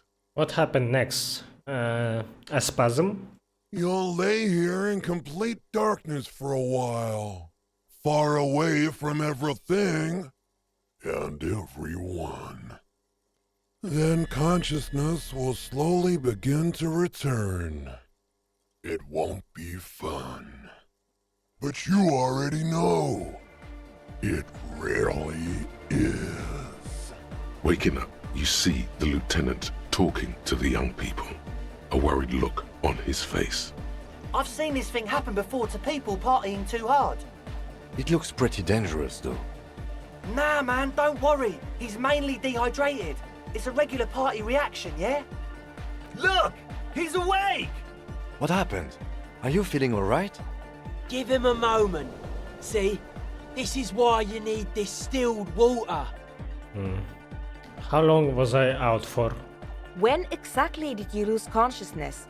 When you started shaking or when you were already on the ground? 30 minutes or so. I think I had a seizure. Nah, you just raved too hard.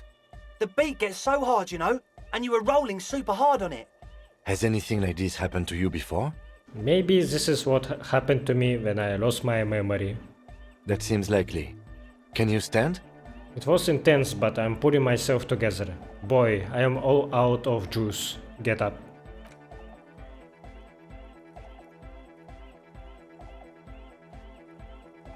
You might be imagining it, but it feels like Egghead turned the volume down. Such is his respect.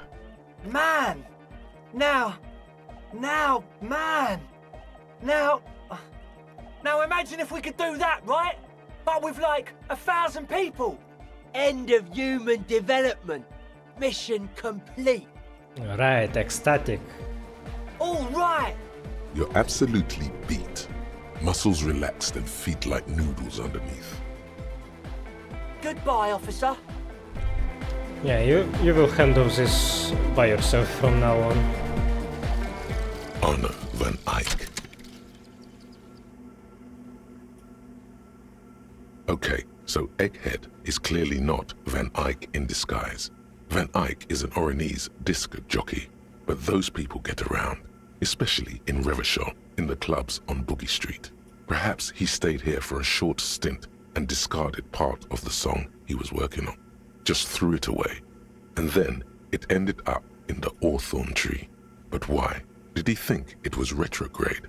It wasn't. Perhaps he caught a glimpse of the future and did not want for it to arrive just yet.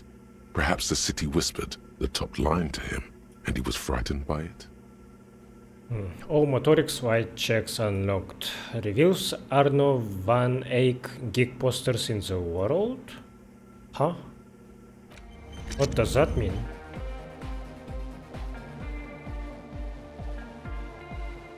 Okay, did I have any yellow checks?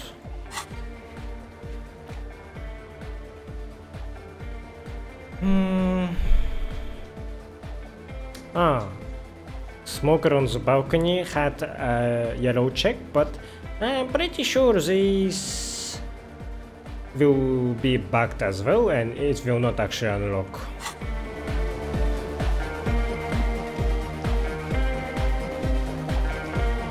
Yes? What about me? Good. Let's change the subject.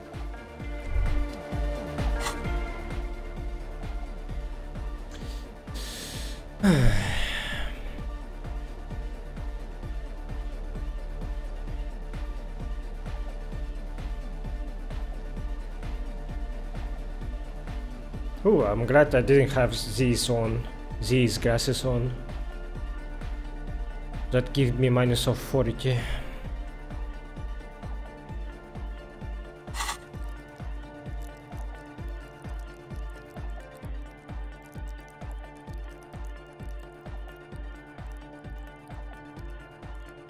Something is giving me minus visual calculus.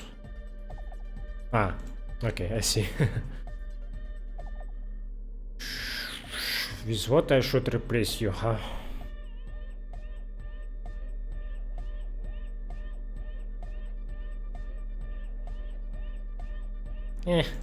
Probably shouldn't wear any glasses for now.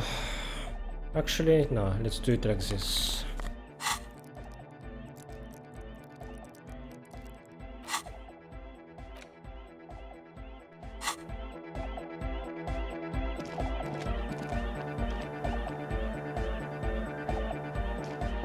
Something happened to Egghead. He is in the wrong position and I can't talk to him. Okay. Whatever, man. Yes, what is it? I found a radio transceiver. Ah, very good. Let's see what you have. I got this beauty down at the pawn shop. Use the highly expensive transceiver. Is this a Kristallsprach? The Model 9 is an excellent piece of equipment. I don't know what you had to pay for it, but it should work very nicely. It's not often that she allows herself to be awed, but the way she holds the Kristallsprach reminds you of someone receiving a precious gift. I guess you can keep it after helping with my quest. I believe that means we're ready to get started.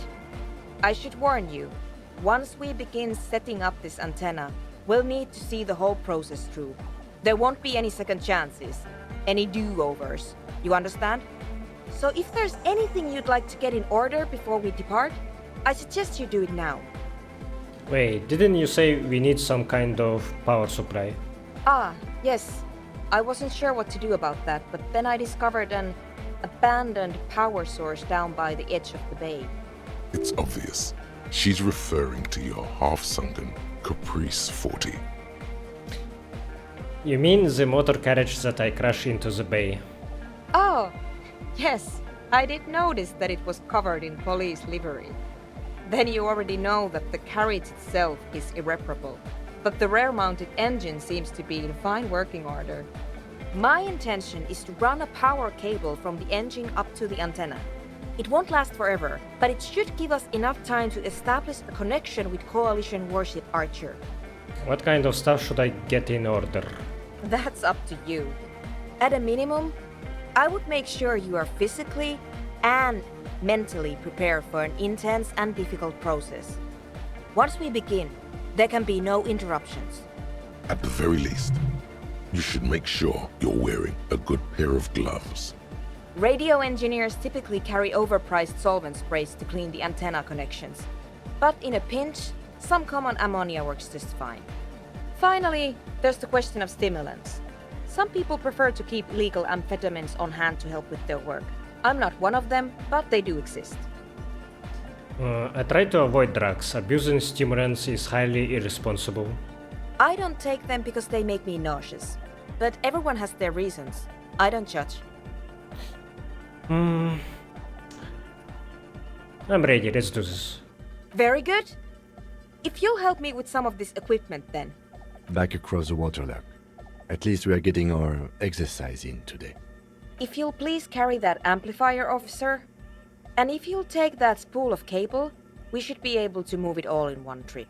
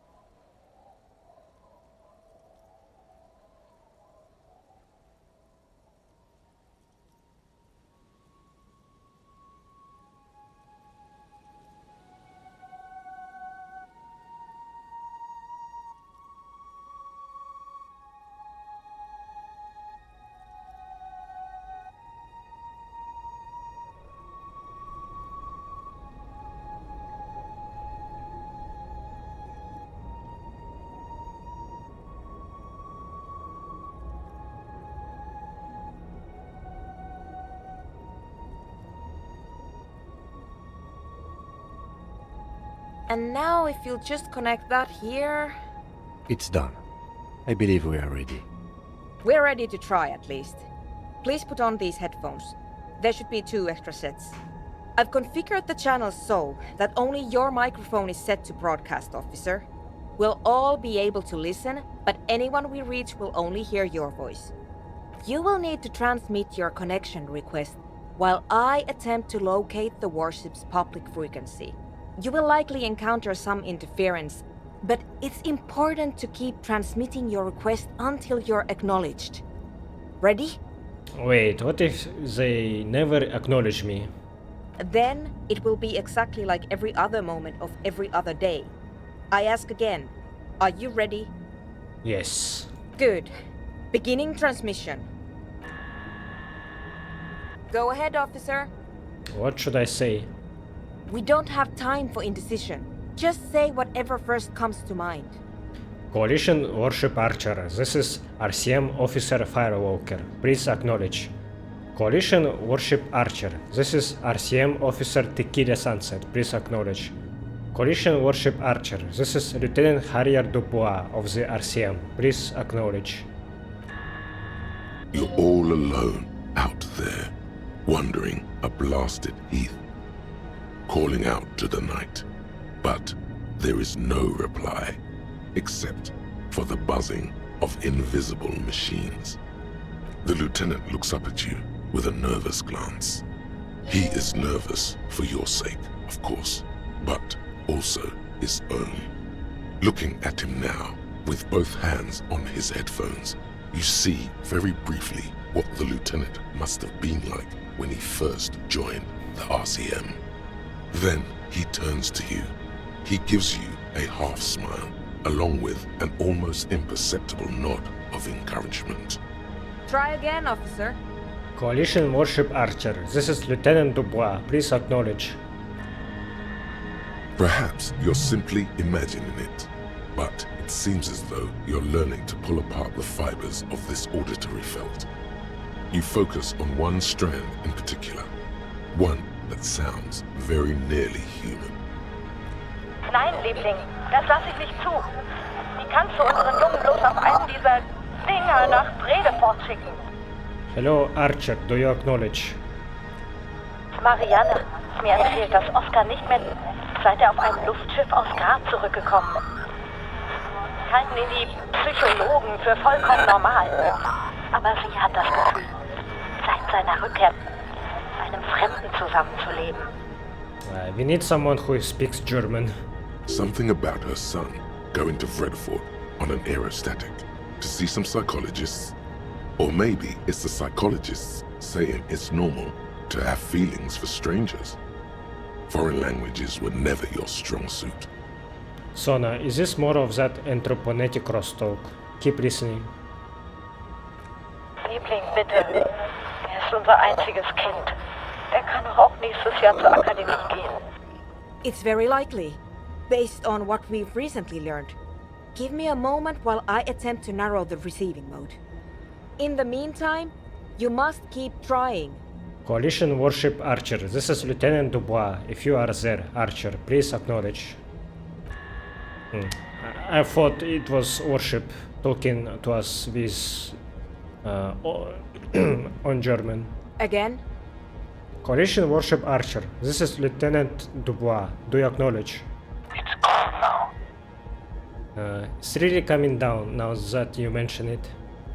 Mention what? It's cold, like you just said. I didn't say anything, Detective. Someone has been maintaining it. The wiring has been repaired. An uncomfortable silence falls over the connection. I'm hearing his thoughts. It's been a long winter. Long and cold. Are you going to tell me you didn't say that either? I promise you I didn't, even though it certainly sounds like me. The lieutenant seems to wince at the sound of his own voice. Could this be more anthroponetic crosstalk? Yes. A particularly eerie specimen, but still just a harmless piece of the past returning to surface. Or maybe it's from future. Right. I just wish I could remember what I was talking about. Natürlich halten ihn die Psychologen für vollkommen normal. Roy said this transceiver came with some kind of signal purifier. Maybe we should turn that on. Ah, very good thinking. I'll engage it now. Someone has been maintaining it. The lieutenant's voice suddenly grows faint and distant, as though he were speaking from a passing motor carriage. That's much better. Please, try again. Coalition Warship Archer, do you acknowledge? This is Lieutenant Dubois.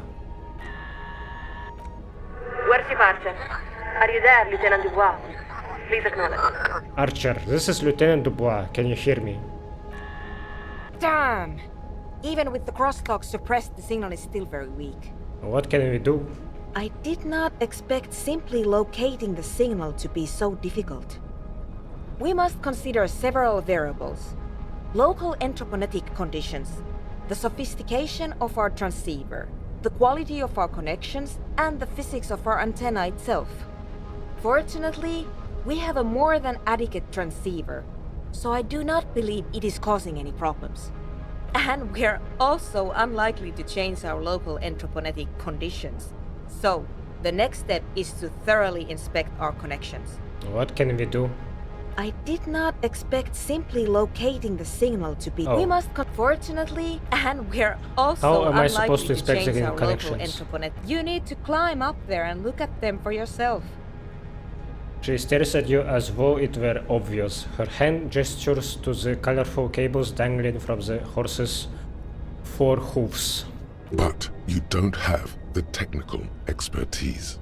Someone has been maintaining it. Something about this setup seems dimly familiar, but you'll be damned if you know what you're supposed to do about it. Yeah, so those voices were from the near future, I guess? Images of your body smashed against the pavement flood your mind. This is dangerous. But I don't know what I'm doing. That's true, but I can't leave my station, so it will have to be you. Okay, let's do this. Climb the monument.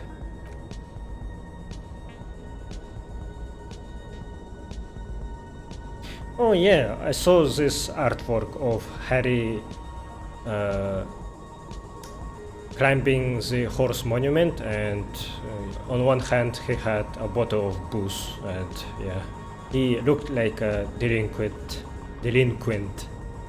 But actually this was a part of the Moralist quest. Very interesting.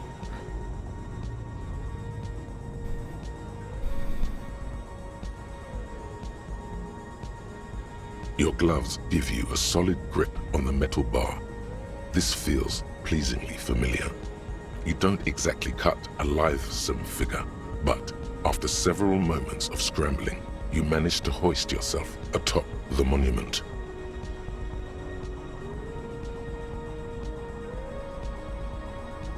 I wonder if this day was sunny, then I wouldn't see shadows like this. It's kinda weird, but I like it.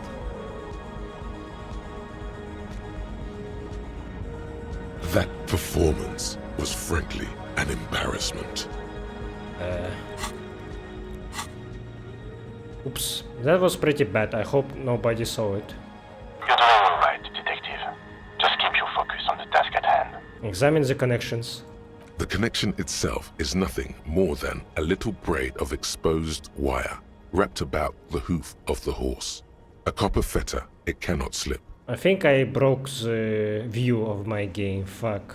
The whole monument is covered in a thin but durable layer of oil and grime. It's obvious no one has cleaned it in years. The programmer mentioned ammonia, but anything alcoholic should dissolve the oils, creating a cleaner and clearer connection. I don't have alcohol on me. Well, do you see anything? The connections are pretty dirty, but I don't have anything to clean them with. Damn, I was afraid of that. And I didn't bring any solvents with me. How foolish. Short of changing the shape of the antenna, I'm not sure what else we can do from here. And the lorries are all jammed together, so that's unlikely to happen. What is that? Ah, I finished my thought. Okay, I thought I gained a new one. What would changing the shape of the antenna do? Ideally, narrow the receiving mode so that we can isolate the warship signal and eliminate the crosstalk.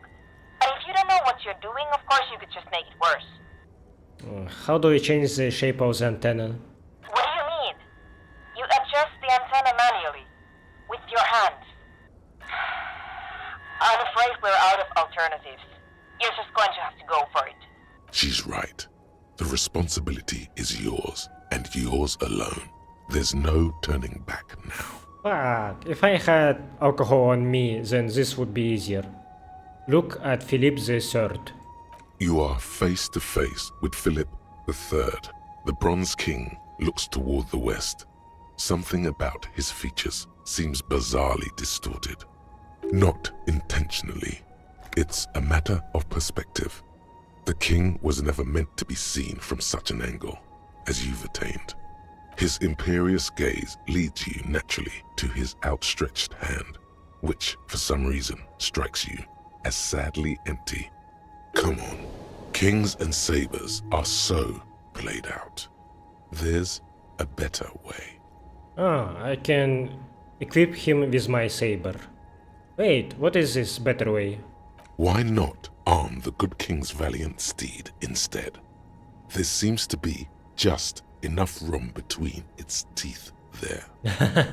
That's brilliant. Put the saber between the horse's teeth.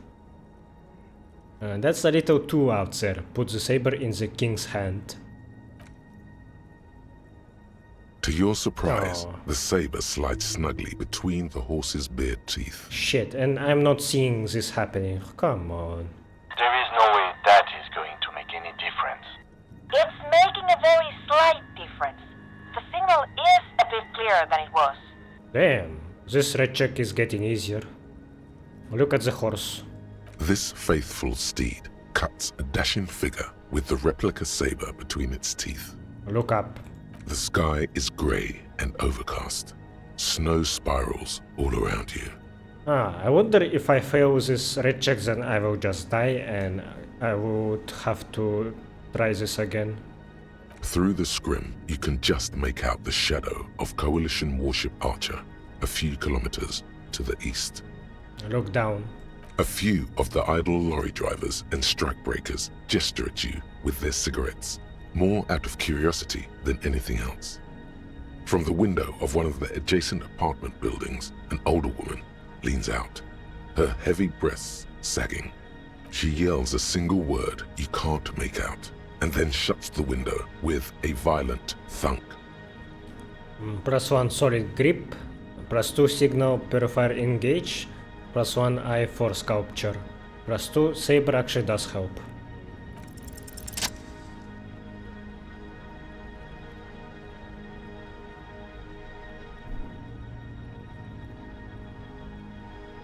Oh.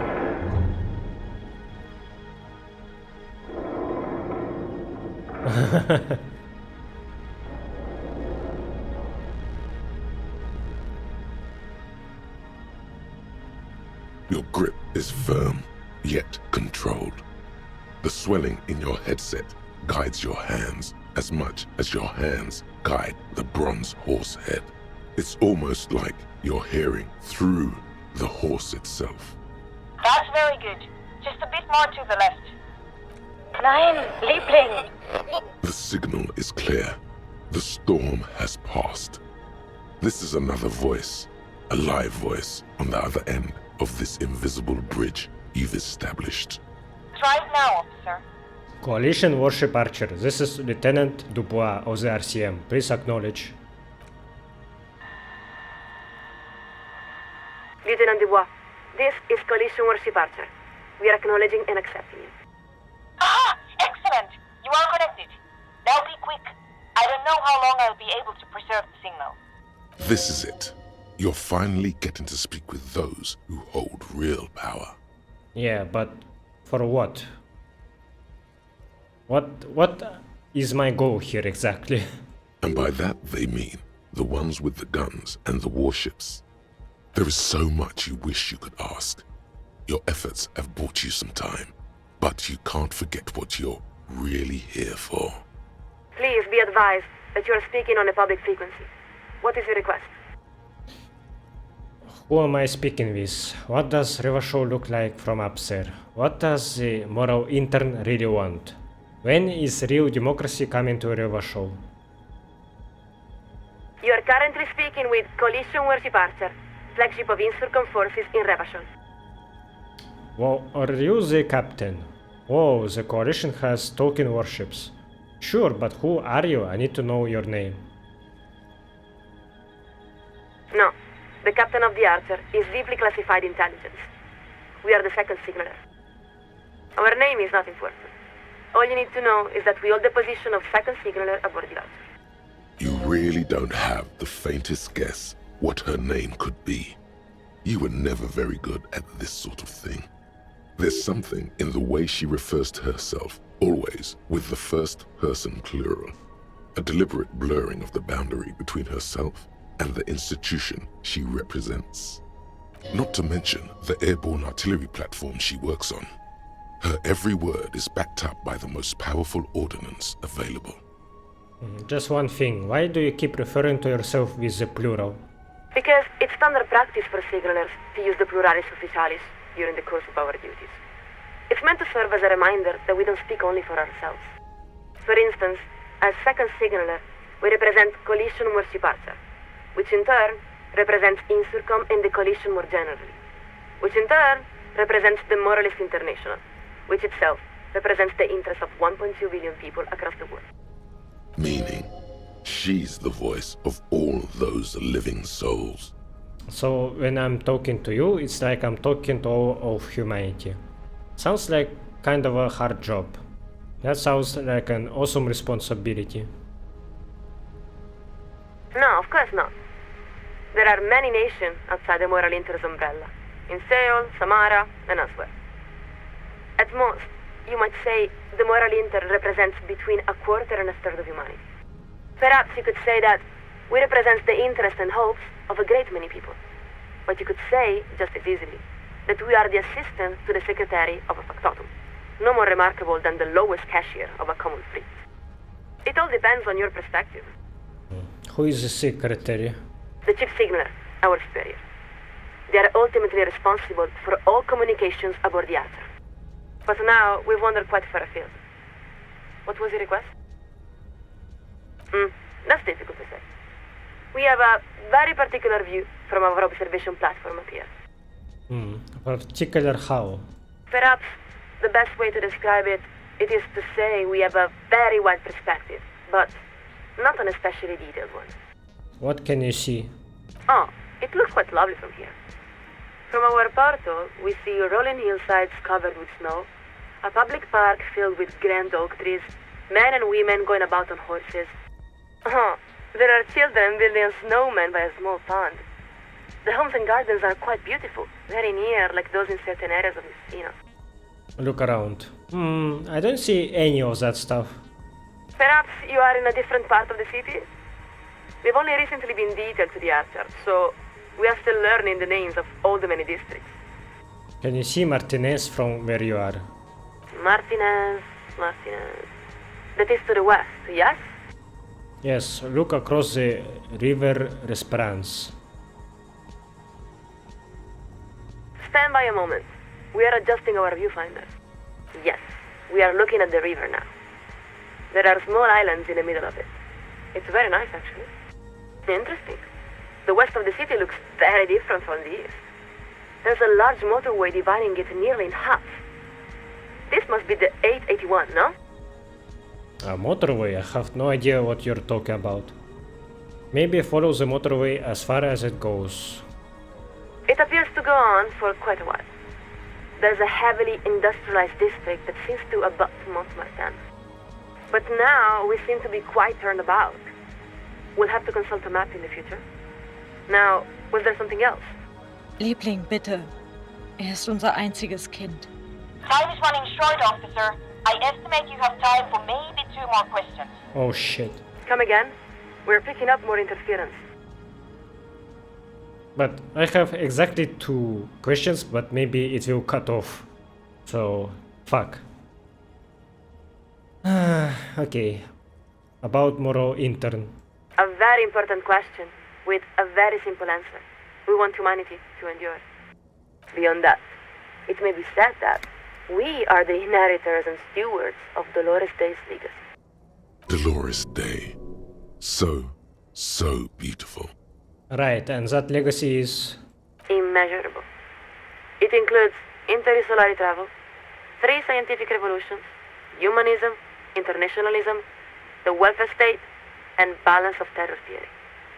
Nothing less than the intellectual foundation of our modern order. The role of the Moralist International is twofold: to buy humanity sufficient time to perfect itself, and to patiently guide it along the road while protecting it from ideological highwaymen and eschatologians. What is this balance of terror theory?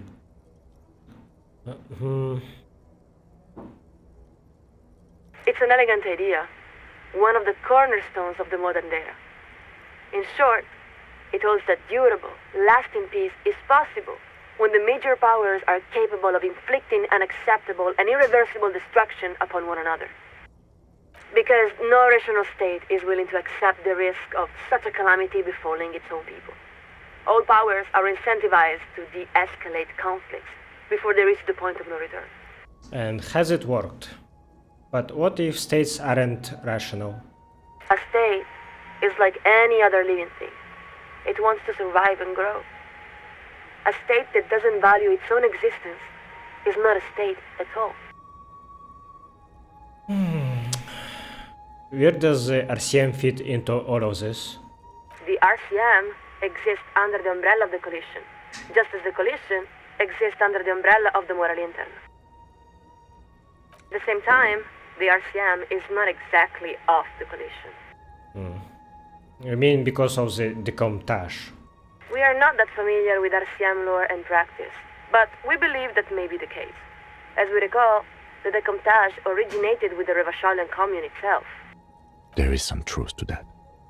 But in a practical sense, it's the responsibility of the ethics divisions to ensure that both organizations are working towards the same ends. The Ethics Division is the branch of the RCM that coordinates activities with the Coalition.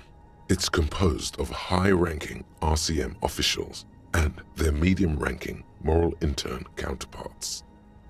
It's considered a career-making assignment for elite RCM officers. In other words, it's a fundamental part of the RCM, so you probably shouldn't ask her any questions about it.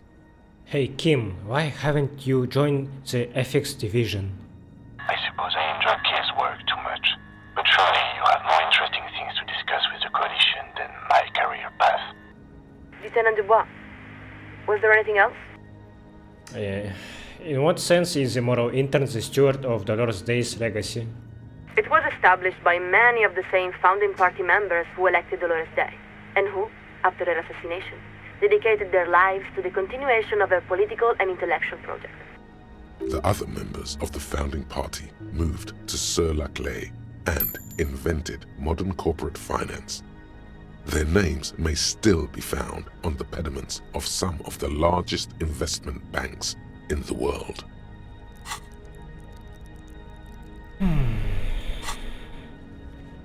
Okay, should I replace my thought? Okay, Guillaume Le Million, I think, is the last thought that I will replace. Everything else seems useful enough. I can replace it with... where is it? Hardcore aesthetic, yeah.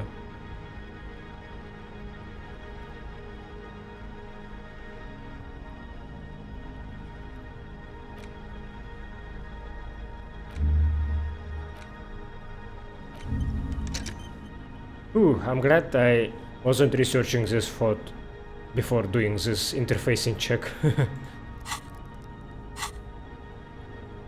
Who are the highwaymen and eschatologians you mentioned? There are many. The communists say they are the next dialectical step in an inexorable spiral of progress. They claim to have resolved the inherent contradictions of moralism, and believe they're just one revolution away from establishing a humanist paradise. The fascists say they are both the ancestors of and the successors to Deloreanism. In other words, they believe that Dolores Day's reign simply represents a glorious phase of expansion within a greater Franco-Nigerian heritage.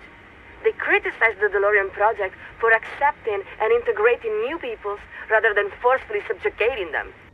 And then there are our prodigal cousins, the Vazan Social Democrats, who hold our same values and have even adopted many of our same rights and iconography, though they persist in rejecting the umbrella of moralism.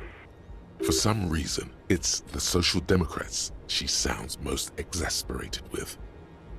Why do you resent Social Democrats more than communists and fascists? We don't resent them. It's more that we are disappointed that they have chosen to emphasize certain points of dispute over broad areas of accord. She speaks of them like a family member she's abandoned hope of ever maturing. But of course, they also remain dependable partners in a number of centrist governing coalitions. What awaits us at the end of the road? Let us answer your question with a question. Have you ever seen evening fall over the old town of Vesperashi?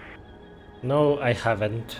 The heart of the city, the old town, is a district composed of weathered marble, comprising thousands of columns and arcades arranged around a series of grand plazas.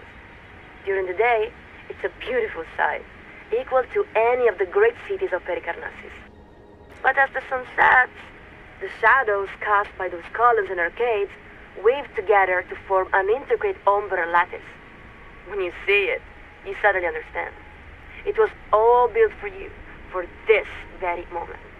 The name at Vesperaskit means evening comes. Built for me. For you, for all of humanity. Not only that, but you are also part of that centuries-long plan.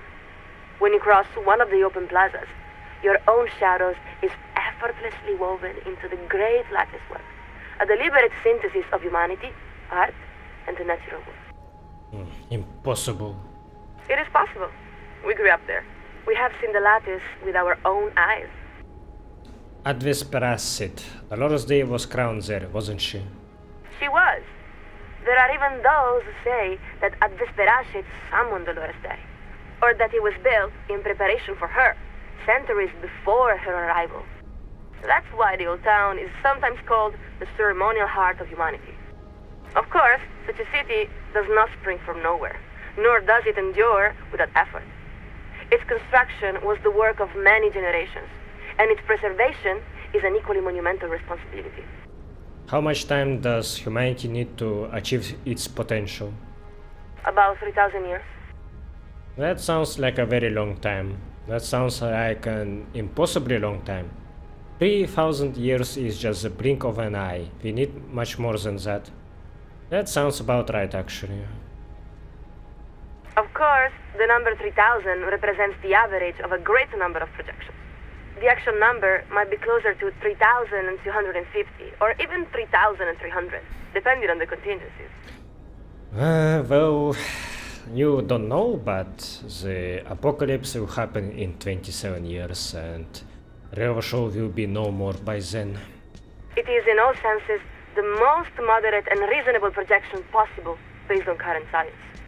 Officer, I've held the signal open as long as I can. Whatever you came here to ask it now. Is everything alright? Listen, I really need to reach the Committee of Responsibility. Acknowledged. To reach the committee, all you need to do is fill out the appropriate request form and submit it to the Liaison for Public Affairs. If the liaison accepts your request, you will be invited to address the committee at their next quarterly public hearing. We believe the next hearing is scheduled for July.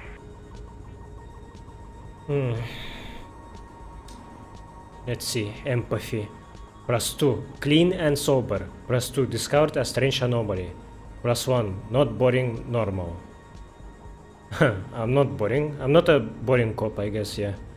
-1, history of prank calls. -1, won't let the past go. Shit. It's because of my caustic echo, I guess. If I didn't get caustic echo, would I be not able to call my ex at all? And even think about her? What if I need to reach the committee a bit sooner?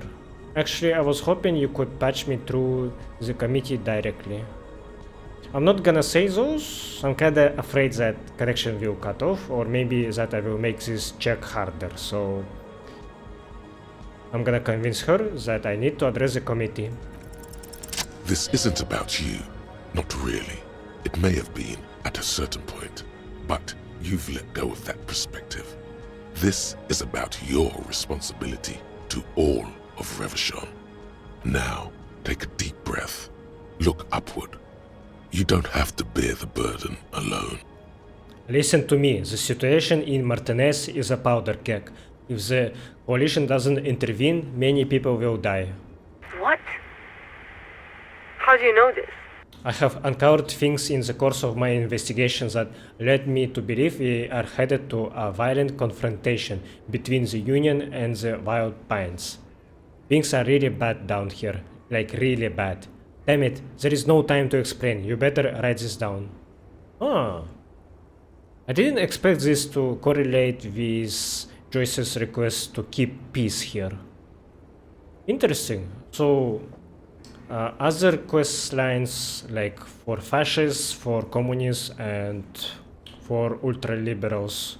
I think I read some discussions about them and they were about something else completely. And I didn't expect the Moralist one to be related with our case, actually.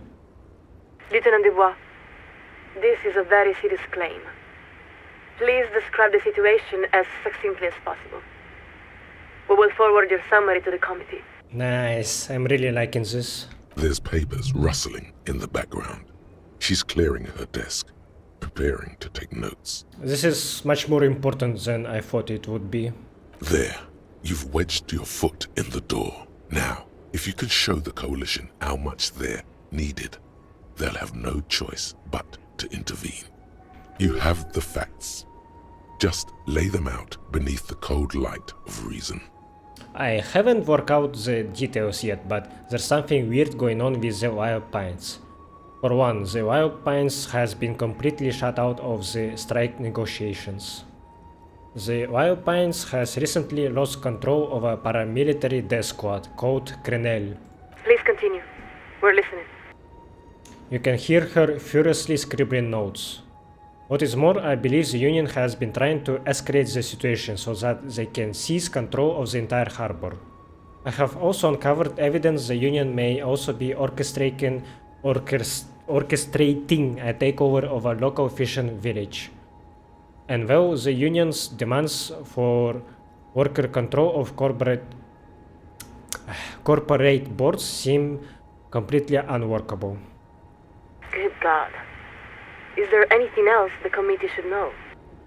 Detective, before you answer that, I urge you to weigh your words extremely carefully. You're not only speaking for yourself. He means to tell you, you're speaking for all of the RCM. What you say now will reflect on all of your half-brothers and sisters. The lieutenant is afraid you're going to say something too outre. Now that you mention it, I learned something very strange about the victim in my murder investigation. Yes, I have also discovered an anthroponetic phenomenon here in Martinez. No, those are the facts as I have them.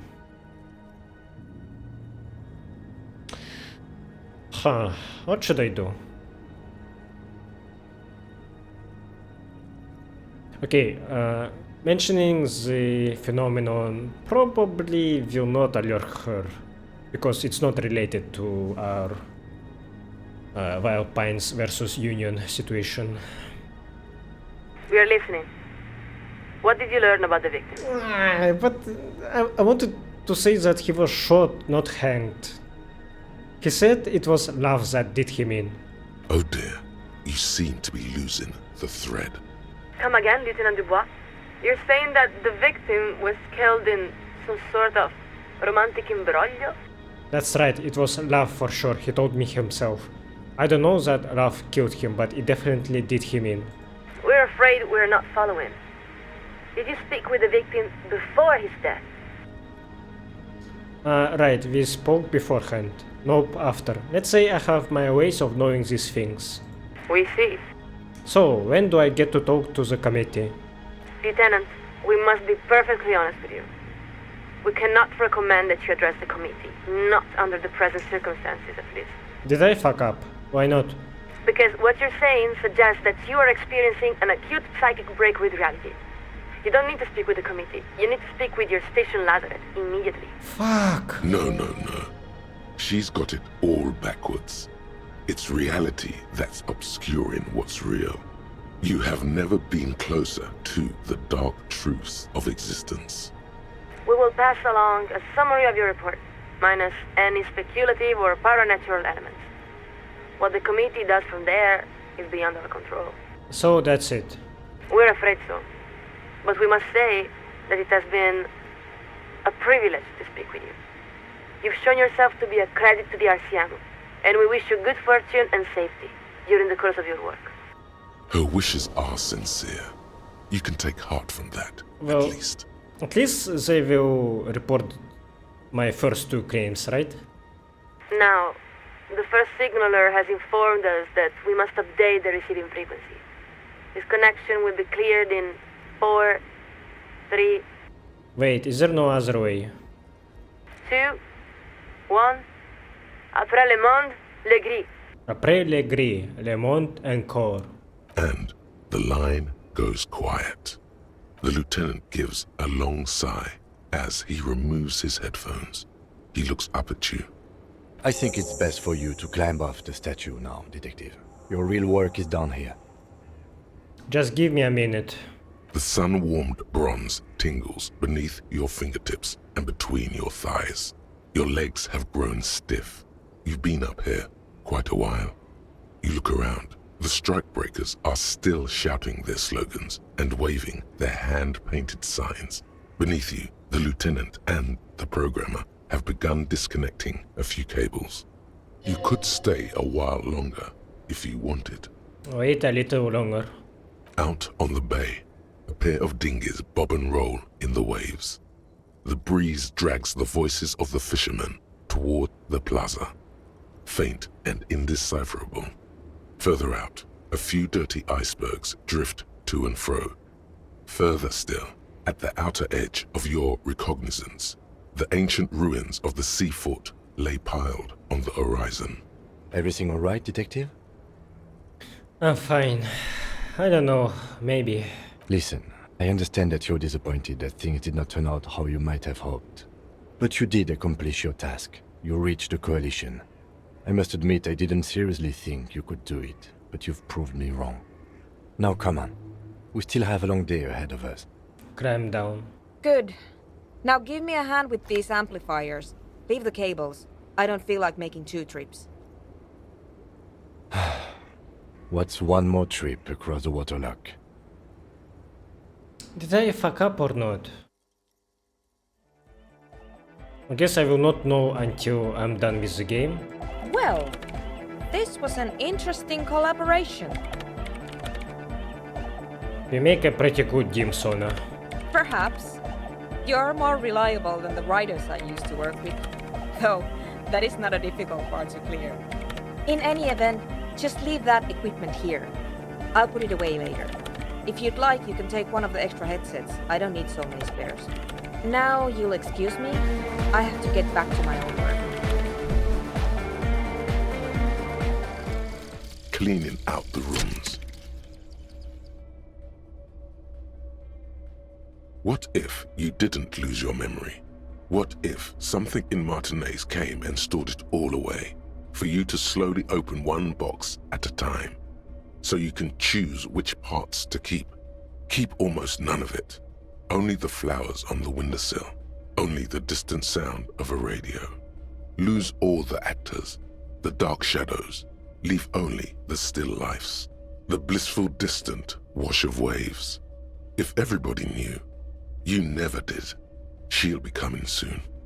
That is all.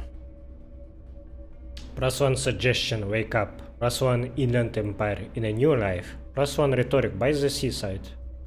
Oh, that's very nice. I like this.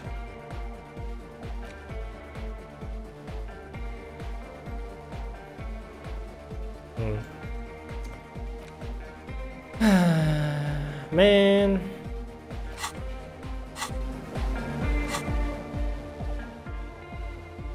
I'm so disappointed in myself that I didn't keep my mouth shut, as Kim advised me to do.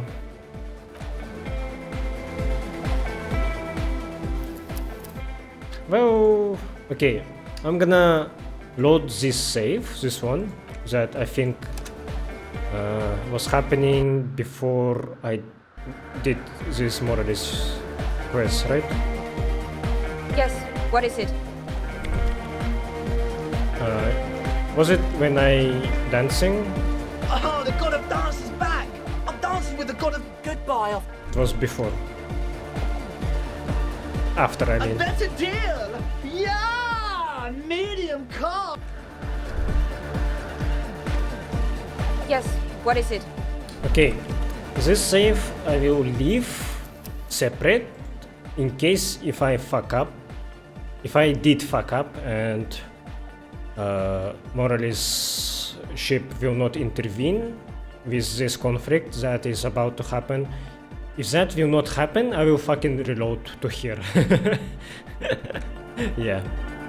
But if I fucked up only a little and they still will appear, then I will keep my initial save. Yeah. So I'm gonna return to this one. Let's see.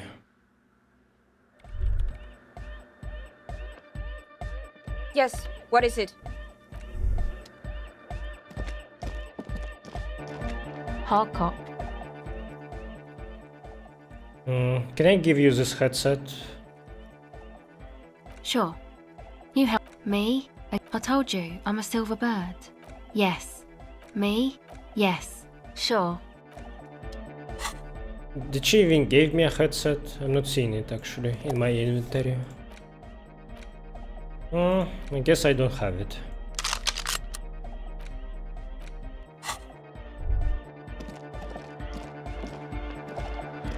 A better deal! Yeah! Medium car! I have thought about the discarded melody and came to the conclusion that Van Eyck has lived around here. J'adore! God is close by, but maybe he doesn't have good enough ears. Let me turn it up so we can lure him here. Alright. Had a little break and I think I should investigate River Show to see if I can find those Van Eyck posters. An old door. See what they even give me. And then, while we do that, I wanna talk about this Moralist quest. So, right now I'm not sure if I failed it or not. But what I didn't like from that, how she called herself? Transmission. No. Just dead. Poor thing. Basically from that operator, let's say. I didn't like how she was focusing on the good parts of Martinez. She was just looking at something that isn't really happening here on the surface. She was only seeing the good parts while ignoring the bad parts.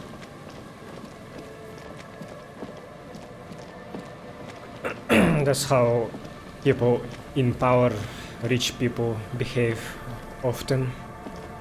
A metal payphone under a yellow plastic dome. There's a bitter life is garbage. I probably shouldn't call her. Oh yeah, if I called my ex-wife when Kim was here, I wonder how differently this would go. So many possibilities in this game.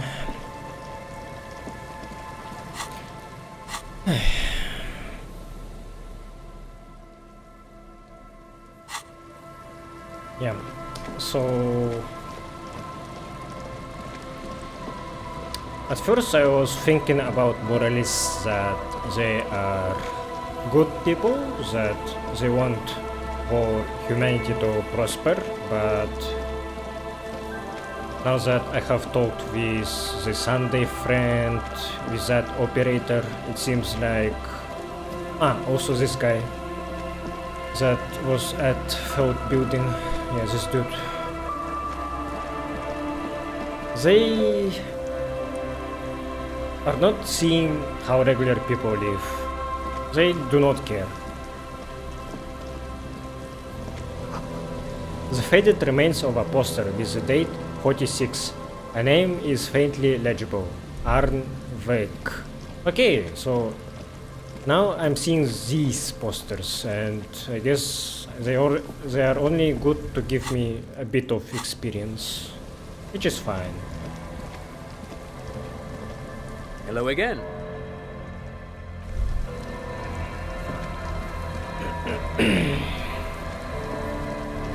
They are trying to ignore people's misery. They do not care about the prosper of the society as a whole. They are satisfied with the upper class being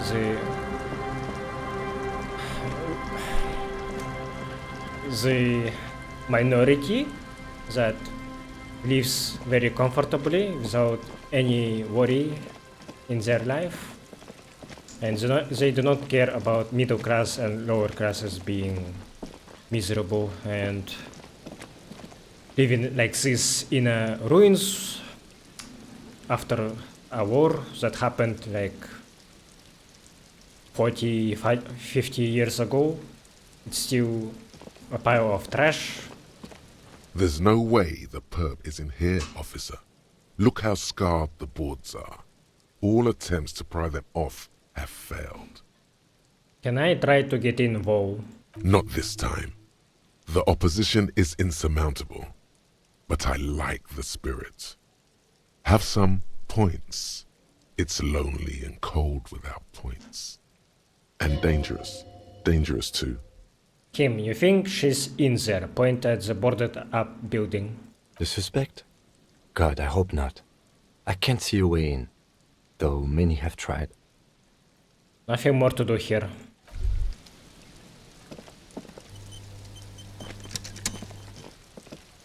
Always my pleasure. Oh, he doesn't even say anything else. Holy shit. Sunday friend, talking to him was infuriating. You remember how we were like, okay, your friend, how did you meet him? How did you became friends? And then this dude is like, a war happened a long time ago. And then something happened and now I'm here. And he kept blabbering about some unrelated topics, just derailing the conversation from more down-to-earth things. He was just talking about something that is, I guess, quote-unquote, high concept, pretending that he's smarter than us, that he understands things differently, that he's better than us. The scruffy head. Alright. You guys, something new? Tequila sunset.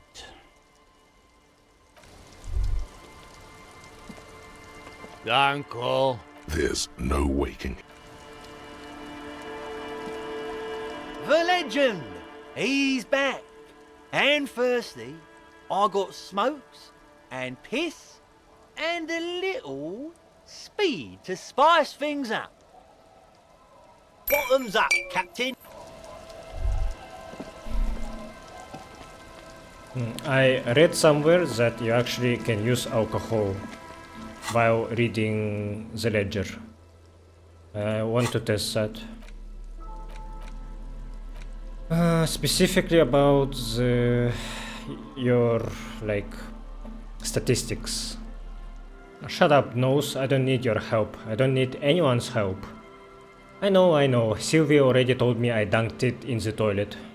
If you knew it was dunked in the toilet before getting chucked into the trash, why are you sniffing it? The option to sniff was there, so I am a policeman. This is police work. I'm just following the leads, you know? Maybe it's my fetish? Maybe? Ever think of that, Nose? So you wanted to get in on the trash toilet stink collab. Find out what happens when those two get funky together? Okay, pal. Are you angry with me, Nose? This is getting weird and hostile. Sorry, Nose. Let's just move on. Your nose is somewhere between grateful and resentful. It's made of dark blue, the blue heart. Don't look in. Something rattles and something's permeables. The plastic. There's something there.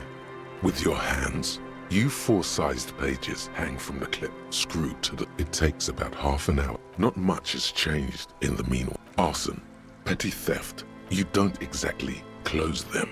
Without resistance or sound, the two panels move against each other. Two octopuses are smiling, reaching their tentacles toward. Two octopuses are smiling. It's slightly. Okay, I can do this.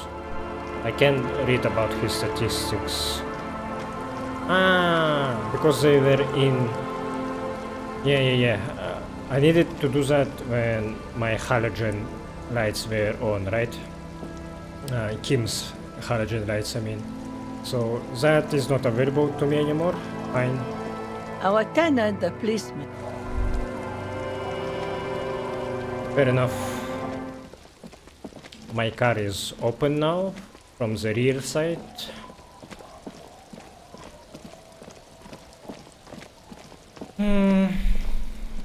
I don't think I have anything else to say about the Moralist. Still, this quest was nice. It was interesting. A faint smell of soldering, melted insulation, neon and ozone. So, I'm glad that I am a moralist and not a fascist, communist and ultra-liberal, yeah. But I only chose the moralist because it seemed like it was the most reasonable one, but now I'm not so sure. Maybe I should check back with Hardy Boys. Below the grime dark neon poster reads Van Eyck totally transcendent.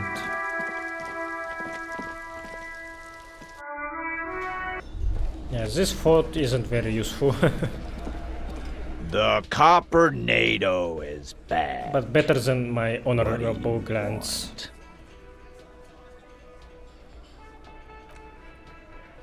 Alright, I can talk to him about the pigs. Your check didn't open, right? Hi again, Gendarme. Bye-bye, Gendarme.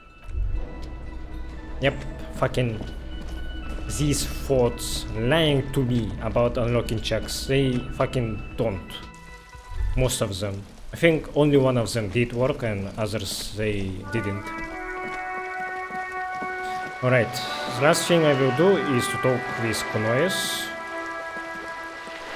A message has been carved into the wall. Trans Nation, Ache Nation. Etched into the wood, barely visible. Remember the rest is lost to time. I thought that I would have some quest with Kunoes, figure out who she killed. The sea breeze carries more than salt, meat. Not rotten, not fresh, grilled. Trying to sneak up on me. Nothing to do with Kunoes. Okay, can I teleport? Nope. Come on. Yeah, alright. I think I have exhausted all other options, so it's finally time for me to go to the failed building and see if Ruby is there. Yeah, I'm ready. I'm fucking ready.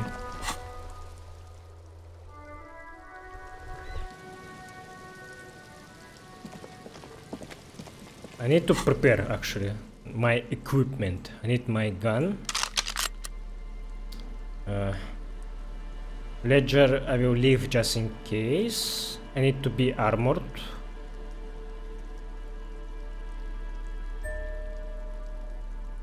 This is my full armor, right? I still haven't found the helmet. Yeah, I think that's about it.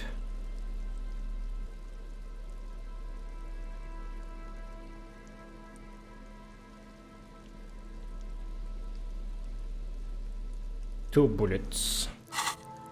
Let's see my stats. Maybe this is the last time I can do that. Okay. Man, I am excited to finish this game finally.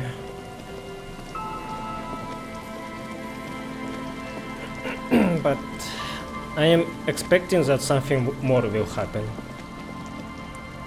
So, new save. Maybe it wasn't Ruby after all. Maybe it was Klaasje, or maybe it was the mercenary sniper. I don't have any other suspects. Yeah. The once bright mural towers above you, saying, Feld Electrical, R&D. Tomorrow is just a whisper away. It's a Shivers check. Press 3. Found the empty trap. Heard Lena's true story. Went on a date. Reconstructed execution. Made that awful call. Confronted the pigs. Established the nightclub. Discovered the anomaly. Death notification. Found the jacket. Basically, almost everything in this game that is possible to do, so yeah. Even though you're sure you succeeded, all is quiet. There is no cold hand brushing against your forehead, no rustle in the reeds. The wind has died down. The ruin in front of you is silent as a tomb. What was I even attempting to do here? Trying to talk to the wind, the city, whatever you thought would happen, did not. And now you're just standing there with your hands fallen to your side. Is trying to talk to the city something you've done before? Is it in your secret repertoire? A trick for when you're out of ideas? A prayer of sorts? To Revachol? Turn to the lieutenant. She could be anywhere. How do we find her? How do we? I was really hoping she'd be in the village. Okay. She's probably north of the village, and this place is a peninsula. We already scanned most of the outdoor areas on our wild cryptid hunt, so we have an understanding of the geography, at least. And then there's the church. We've already searched that and can rule it out. I know it doesn't feel like progress, but exclusion is a step too. Anyway, we do it the old-fashioned way, sector by sector. Go over the whole peninsula, ask the locals, enter the places where we can enter first, like we did in the village. But I already did all of that. Come on, brother.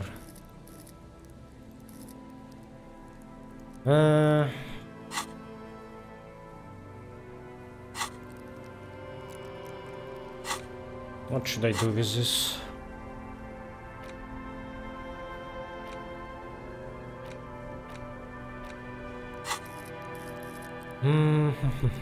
More visual calculus, I think, would be important, yeah. But maybe I shouldn't upgrade it until I have 2 points. Keep this point just in case, yeah. And if that fails, if we don't find her... Then, if we're desperate, we can look where we can't enter. Bunkers, storm drainage, this place. I'm sure it won't come to that. He looks behind him at the dark red box crumbling across the chasm. Walk the coast, the old boardwalk, the reeds. You can always come back here and talk to the wind again. Look where it already got you. Found the empty trap, went on a date, reconstructed execution. Yeah. Suddenly, there's a sigh, carried on the molecules around you, moving, flowing from high pressure to low pressure, like that of a woman emptying her lungs. She wraps the collapsing stone box in front of you in her breath, flowing through it. Yeah, she is in the roof of that building. Where does it go? In through the collapsed roof, flowing down a concrete staircase to the basement, sweeping away footprints in the dust on the stairs, and then the beach below the boardwalk. Its winding tunnels, a whisper away. What is happening? She's down there. Say, I think she's down there, below this building. Ah, below it? Okay. Why? The wind told me. We have looked everywhere else. Ever since I woke up, maybe even before, I have been getting these strange cold spells. Right. How do we get in there? The doors were on the collapsed side of this building. They're gone, basically. Yeah, I don't know. There's a ladder next to the sign, point to it. Perhaps we can climb it, enter through the roof. Perhaps you can climb them. We are not climbing anything.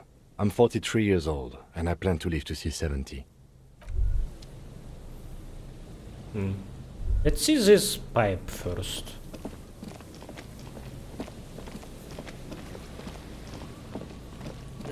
An old pipe peeks out from beneath the rotten boards of the boardwalk.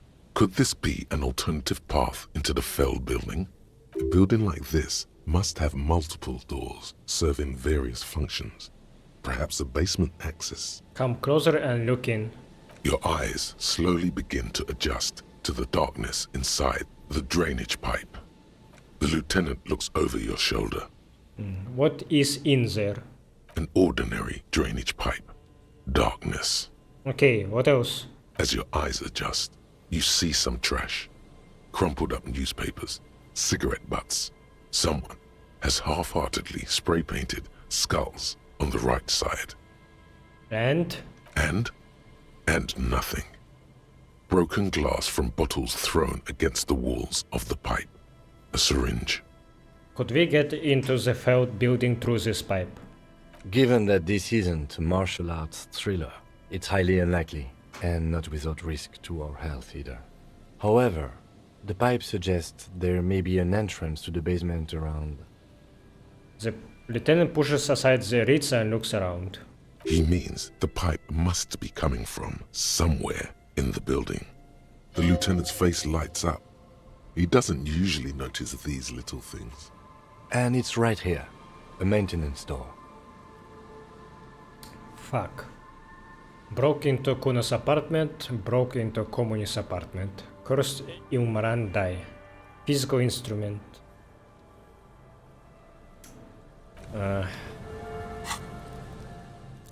Physical instrument. I can't upgrade it, by the way, so I need to rely on my Kvausund. On my fucking Hemdal t-shirt. And that's it. I don't have anything better than that. Behind the pipe, the maintenance door. The metal doors are heavy, and the flaking rust hurts your palms. But, together with the lieutenant, you manage to slide them open just enough to squeeze in. Magical 17, baby. Good work. Shall we? Go in. Ahaha, let's see. She's definitely here. This was too hard to get into.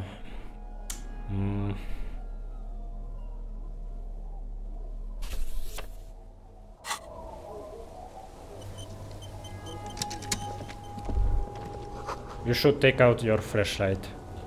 Not flashlight. Flashlight. Fucking idiot. I'm gonna walk slowly, just in case. This overturned table is covered in orange mildew, crawling with something. This collapse nearly sealed the basement. One can barely squeeze by. Antiquated office furniture, last century maybe. Brought down and forgotten so long ago. I don't want to do this. Let's go back. But I guess she'll be in the roof, right?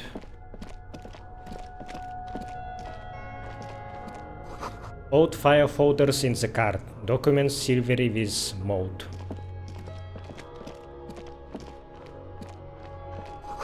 In the beam of the flashlight, a crevice in the wall.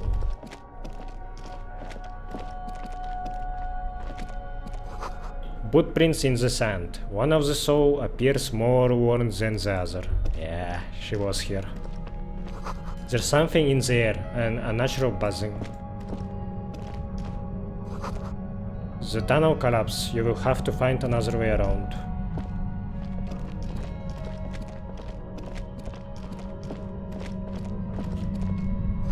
It's getting louder, the buzzing sound.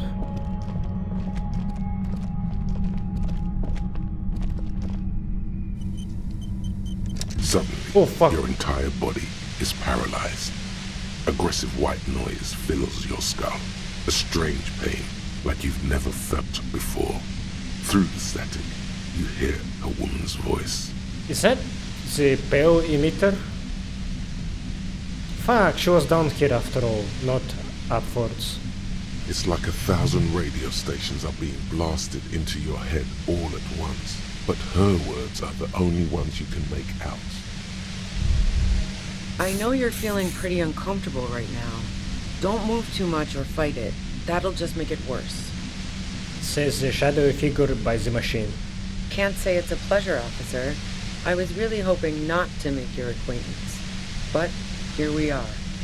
The voice coming through the whirlwind of pain is not malicious. She doesn't want to hurt you, but she has to. Doesn't wish to hurt you, not according to your ear canals. Wait, no, not even your ear canals. This is going directly into your neural pathways. Cover your ears. Ah. No, buddy. That's not going to help. You can't shield yourself from this. It's an entirely new type of experience. Way worse than all the previous ones. Don't focus on the pain. Focus on doing your job. Tell her she's under arrest. What's happening to me? Yell through the static. You are under arrest. Really now?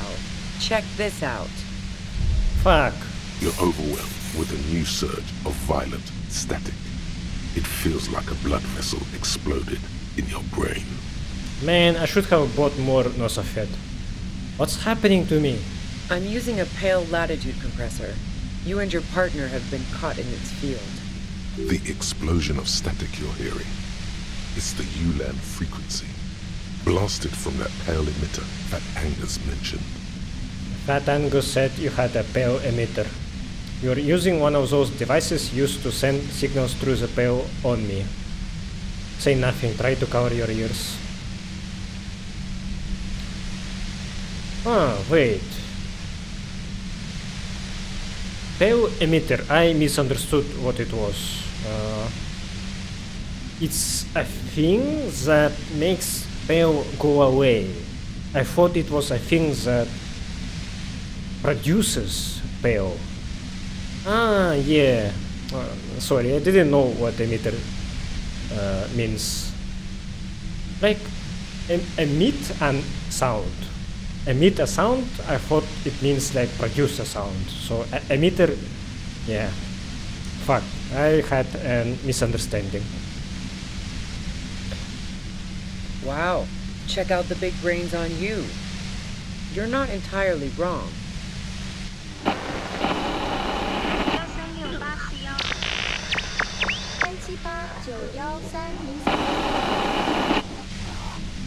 You should probably check on Kim. That's what good partners do. Look back at Kim. Right behind you, officer. Eyes closed. The lieutenant is doubled over. He's still alive and breathing. A pale latitude compressor is used to sort of make the pale more manageable. With a lot of these, you can force a radio signal grid on the pale, literally crunch the distance across it. Signals are relayed across a series of repeater stations fixed to buoys. Not a fun job manning those stations. All alone out there in the pale, people lose their minds in just a few years. Sounds like she knew someone who used to man one of those stations. But she won't tell you about her. Boy, you're one empathetic police officer to have guessed even that right now. So, what we are experiencing is a concentration of radio waves. He gestures towards something with great effort. Precisely. This is an industrial strength paraboloid. It's meant for forcing dimensions on something that doesn't have them. Needless to say, the frequencies used are out of this world. At the upper limit is the large prime number generator station. It's used specifically for pale latitude compression. That's why you may be hearing some numbers. But you might also hear, or think you're hearing, local radio chatter. She's been holed up in here for a while with no one to talk to. Keep her talking, and you just might get an opportunity to break you loose. How did you get your hands on this thing? I built it myself. That's illegal. I'm guessing it's patented. But we are beyond that, aren't we? Oh yeah. Way beyond. She studies her death ray and the law officials trapped in it. Will I stay like this forever? No. Once I shut down the compressor, the pain will end. It may take a few minutes for you to steady yourself, though. It's a bit like waking out of a very confusing dream.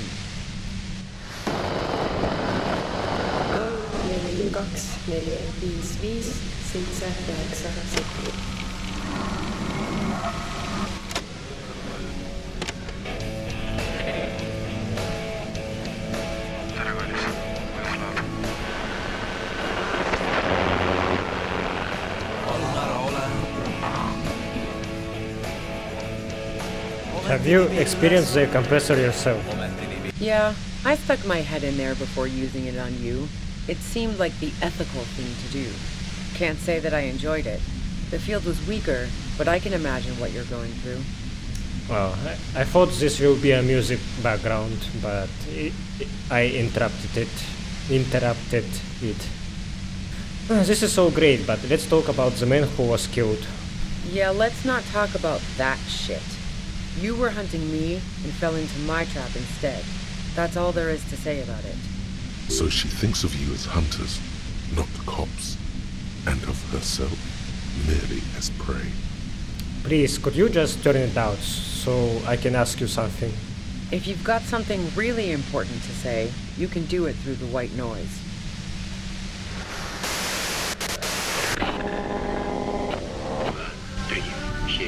You're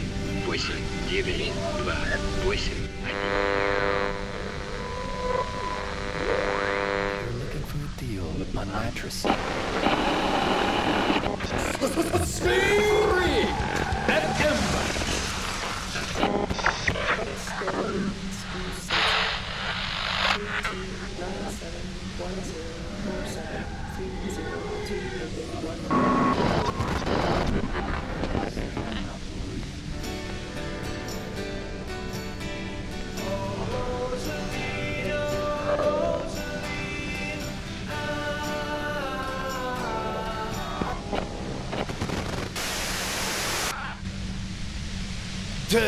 This.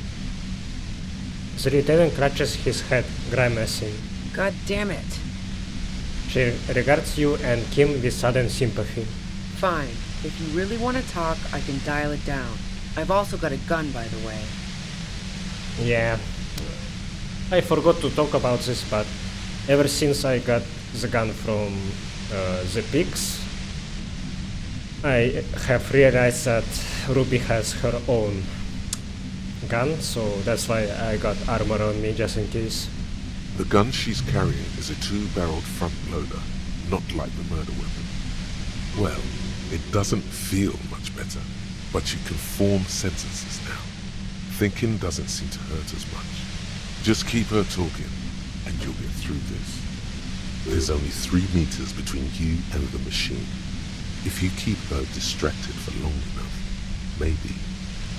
Be careful when you make your move. That'll be it for questions. Bide your time.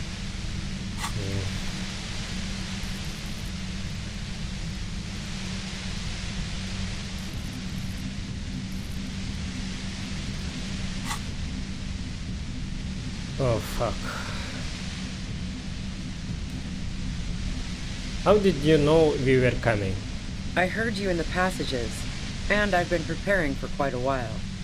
By hiding bullets under floorboards. So you found my shack, huh? I'm not surprised. Her tone is bitter. She thinks she's been betrayed. She didn't rat you out, by the way. Isabel the washerwoman. So nice. That's one knife I didn't want to find in my back. As opposed to the other knives she's finding there now. Hardy for one. Preparing for the worst. You are desperate, aren't you? You don't need that. I was. Before I caught you in the pale latitude compressor. I'm fine now. That's her admitting the bullet was an emergency exit. It was dark in the shack. The waves outside had calmed down. She looked at the loaded gun. Then she cracked the barrel open and took the bullet out. Not today. Did you shoot Lily? No, I didn't do it. I only helped stage the lynching. Though I doubt that makes much of a difference to you. It does, but why are you running away from us then? Why were you hiding? Who ratted me out, by the way? Was it Titus? No, he wouldn't have broken first. When I threatened to arrest her, Klaasje broke. She told me everything. You're right. Klaasje was the first to share her suspicions. Oh. Well, I guess I always knew she was a survivor above all else. She smiles sadly. But she couldn't have known I was on the coast. How did you find me? Titus told me it took some convincing. Your own boys told us you were on the coast. Your first guess wasn't entirely off. So I guess I am admitting about Titus giving me the information, like, there's no option to hide it. There is no option to hide it, yeah, fuck.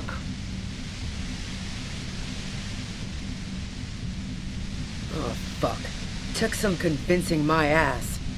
And those guys liked me, I know it. If this is what happens to people whom people like. A dull despair is creeping into her voice. How the fuck do the rest of you get by? Wait, wasn't it you who called me the human can opener? It's not personal, I opened them up. I did, didn't I? Now you've come for me. Fuck them all the same. That did make her forgive them. A little. Honestly, I don't know how I do it. I just stumbled in here. Can you please explain this shit to me? I do it by asking questions, and I have some for you. Like what? I already told you I didn't do it. A strong moral compass. She still wants the opportunity to make a case for herself. You like Klaasje a lot. I considered her a good friend, yeah.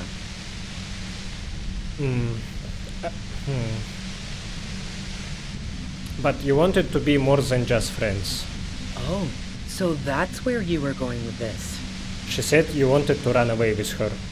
That's a very sentimental way of putting it. We both had pasts we didn't want to catch up with us, and we enjoyed listening to music together. Why not go on a road trip? That sounds like Klaasje. She lied to us. She over-exaggerated the truth about Ruby. Maybe she wasn't into Klaasje that much. The lieutenant watches her expectantly, occasionally shaking from the pain. Okay, fine. I was into her. Klaasje was into me too for a time, I know it. We even fooled around once. And yeah, after that I thought maybe we could make a go of it. Klaasje only said they maybe kissed. Someone is lying here. Wait, Klaasje said you only kissed. If that's what she wants on the record, so be it. I'm not about to go into details for you to jerk off to later. Seriously, just move on. But I do want details, actually. Cringe from the head-splitting torment. Then what happened? She rejected me with some wishy-washy bullshit about how she was confused because she felt so close to me and valued my friendship so much, and how guilty she felt for leaving me on. I knew that wasn't the whole story, but thought, fine, I'll take it and move on. No ill will there. It wasn't a problem for her. Is peeping one of your hobbies? I'm not following your clever insinuations, Detective. Klaasje said you may have used the peephole in her wall to spy on her. It's just the hole in Klaasje's wall is pretty suspicious. There is a hole in the wall. You can see into Klaasje's room. I wouldn't blame if you have. Damn, that girl's pretty, but not that pretty. In fact, no one's pretty enough to waste time skulking about the whirling, drilling holes in walls. So you haven't been watching Klaasje through a hole in wall? Nope. Look, she has an effect on people. That je ne sais quoi that makes it impossible not to look at her when she walks into the room, and very difficult to look away. But travel enough and you realize, for the same reason that she's everyone's type as an object of desire, she's not irreplaceable. Right on. Are you a girl liker? What the hell, man? Yeah, why not? I've gotten worse. Klaasje said you got very angry when she started seeing Lely, threaten her. Yeah, one time when we'd both been drinking, I said some heated things about how dangerous her patterns with men were. I was a little worried she'd blow it out of proportion in her head. All the drugs she was doing can make you feel like you're living in a DeLorean tragedy. By the way, DeLorean tragedies are still held in high regard for innovation in language and motifs. They are also known for overwrought emotions leading to catastrophic outcomes. It's interesting that her name is Ruby the Instigator. So maybe she's related to the crime, but I kinda wanna believe her that she wasn't the one who did it. And despite everything, you helped her by staging the lynching. Yeah, the girl seemed terrified. The merc was beyond caring what happened to his mortal coil. It was a no-brainer.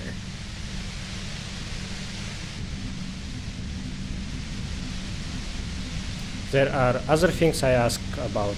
Go ahead. It's your body. And mine too, he thinks. But keep on. This must be done. So, did she instigate Klaasje to kill Lily?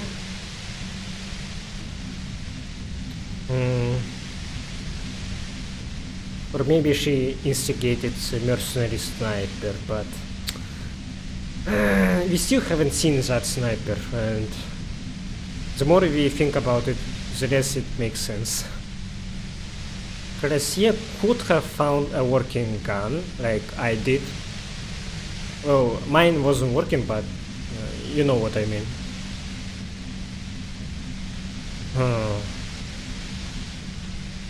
So maybe Lily was sleeping and Klaasje was like, she put a gun into his mouth and then shot him.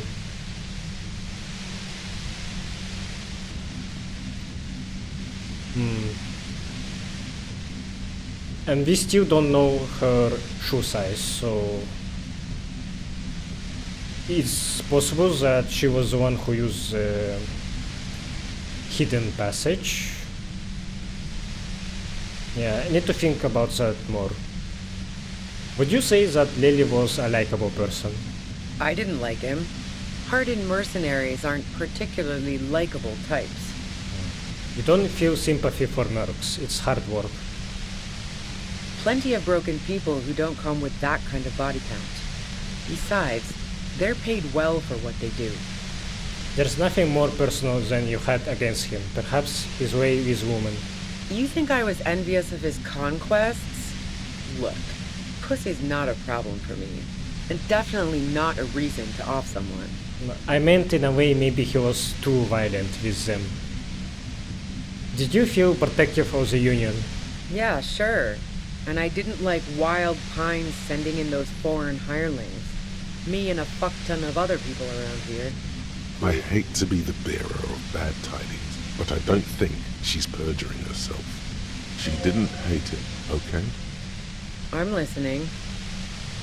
Do you have an alibi for when Lily was shot? Man, I was with the boys the whole night. I hope they at least bothered to impress that upon you. They did say you left to take a really long leak, 15 minutes. There was half an hour missing, you went out.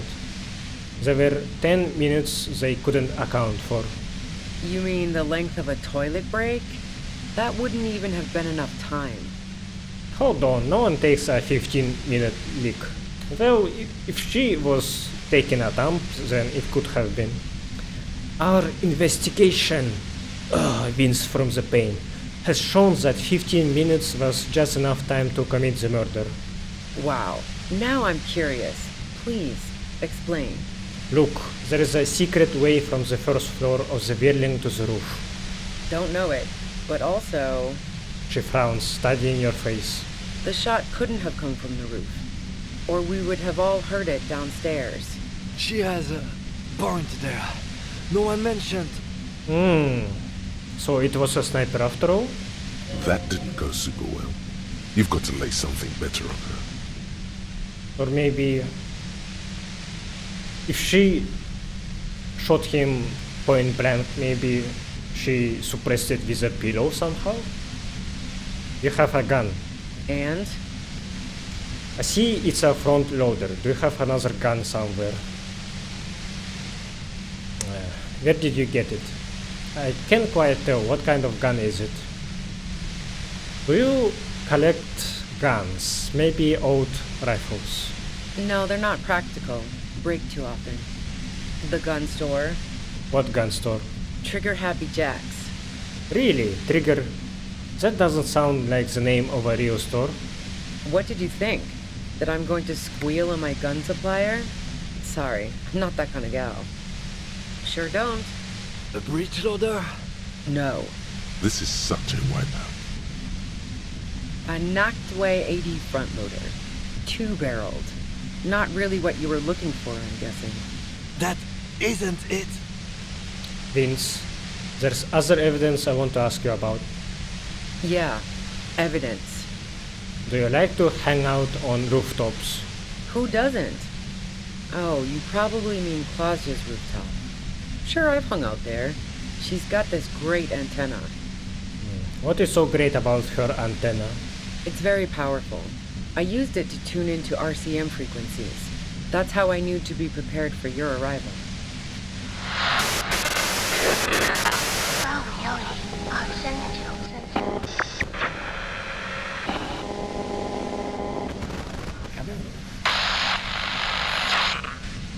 Is that the only reason you hang out on the roof? The view's pretty bomb, too.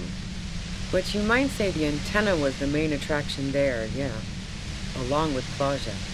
So you are sure you didn't shoot the merc from the roof? Yes, I'm sure. And anyway, as I said before, the shot had to have come from afar. The fuck? Okay, so it was that mercenary sniper after all? You're running drugs for the Union. I have been through your lorry. So, Heart of Gold Tommy fucked me over too. Never trust a musician. That really comes as a blow to her. Maybe twist the knife, just in case. Yeah. Make her more desperate. Yeah, I made him talk, lie. No, he didn't. I found my own way in. Okay, great. You got into my lorry on your own. What now? You're going to arrest me for drug trafficking? A bitter smile. Beneath it, she's relieved Tommy didn't betray her. You are a criminal. I can't trust anything you say. That's your prerogative. You had a financial incentive to kill the merc. Man, it's to get away from all that murderous shit that I left Jamrock, my previous employer, for the Union.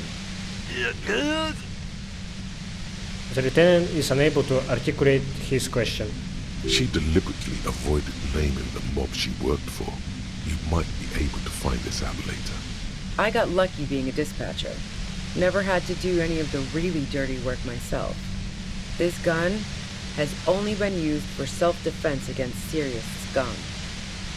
She turns the knob down just a millimeter.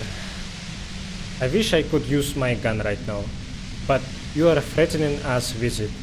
Based on what I've heard about you, you are serious scum. Okay, let's take a step back. Yeah? Where? More questions before doing anything. Who killed the merc if it wasn't you? How should I know? As I keep saying, he already had a bullet in his head when I got to him, and there hasn't been any useful gossip over the radio. Those rings around her eyes, her tired voice. She's been staying up late, listening in on the conversations crisscrossing Martinez. Police radio? You've been following the case? Who hasn't? You know, I can still see him there, in Klaasje's room, lying on his side. He was still warm, but the bluish light coming through the broken window made him look as though he'd been dead for a good long while. What happened Sunday night? Tell me your version. She eyes you warily, as though gauging your sincerity. It's okay. We just want to... He struggles to finish his sentence. All right, don't kill yourself over it. I was shooting the shit with Hardy and the boys over a few beers, like always. Then Klaasje comes in, all pale and shuddering. She sits down with a drink, trying to steady her nerves. So I grab a seat next to her. Wait, did she also seem high to you? Oh yeah, super. But I didn't think too much of it at first. I'd seen her party hard before. Klaasje said you knew something was wrong immediately.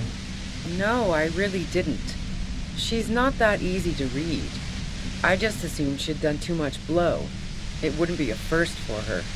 But no such luck. She was in some deep shit. She asked me to come upstairs. The merc she'd been going with was lying on the bedroom floor, dead. I knew she couldn't get the authorities involved, so yeah. You made it look like he'd been hanged. Klaasje said you seem to have a plan, prepared when you got there. Klaasje found it. Weird you came up with a plan so quickly. What? No. Faking a lynching was her idea. Her idea? Yeah, in cold blood. It really surprised me how quickly she was able to get a hold of herself once we got up there. It was like she was another person. The party girl was gone. They were talking together without other Hardy boys. So Klaasje lied about that. She lied to us and Hardy boys that it was Ruby's plan. Fucking hell. We should have arrested her. She asked me to help her drag him into the shower so she could wind the shower head around his neck to fake lividity. Then she dressed him while I went to get the Hardy boys. It was like she planned this all along. Klaasje knew exactly what she was doing. You can't remain calm under pressure otherwise. She lied to you about that, too. The showerhead resourceful. That's bad that she'd be so calm. Yeah, I wasn't sure whether to admire her or be disturbed. Do you think she killed Lily herself? As I keep telling you cops, we didn't hear anything downstairs. No gunshot, nothing. But even if this is true, weren't you worried this lynching might lead to... Oh yeah, the glass was broken as well, right? So she couldn't have shot him point blank. War? The thought crossed my mind. But the mercenary's death was going to have repercussions either way. Although the way things are going... She doesn't want to talk about this, but not because she has something to hide. She doesn't want the guilt. Fuck it. I'm not responsible for these people after what they did to me. Okay, she didn't instigate Klaasje, I feel like. Well, I nudged this machine during Drugstoke. If you didn't kill him, why hide? I saw you roll into town. I wasn't about to stick around for questioning by a goddamn La Puta Madre agent. What do you mean, La Puta Madre agent? Yes, you. Everyone says you're his peon, his human can opener. What? Harrier Dubois is working for La Puta Madre? That legendary criminal? Oh, ah! Through the sudden sharp pain in your head, you hear the lieutenant mumble something to himself. Fucking hell. And why me? You hear through the white noise. It's especially bad suddenly. Felt like a vein exploded. Who is everyone? How do you know this? Everyone in Jamrock. The cops, the criminals. Why do you think I'm holed up in here with a goddamn death ray waiting for you? If she knows that about you, she must know your real name too. Tell me, what is my name? If you know that about me, you must know my name. Harry Dubois. One corrupt motherfucker with the disco pants and a funny tie. Agent to La Puta Madre. Did someone mention a fucked up tie? I call bullshit! You're too crazy to be corrupt! So she knows your name. That doesn't mean you're on the tape. Criminals make up bogeyman stories about cops all the time. Yeah, you're right. All of this just means that you're effective. Criminals know you and are scared of you. Fuck yeah, I am a La Puta Madre agent. You better let me go. La Puta Madre. I have heard of La Puta Madre. He's dangerous, right? Is that a joke or a threat? I'm guessing both.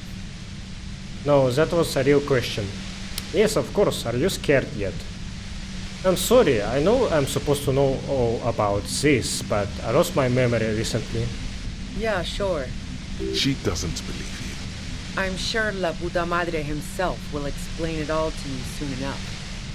What did you do to this madre anyway? You've been to my lorry. You think the biggest player in Jamrock appreciates competition? And now I have Harry Can Opener in my lair. Fucking Titus. She's not going to change her mind that easily. She still perceives you as a threat. Wait, one thing. Possibly small, but she said you rolled into town.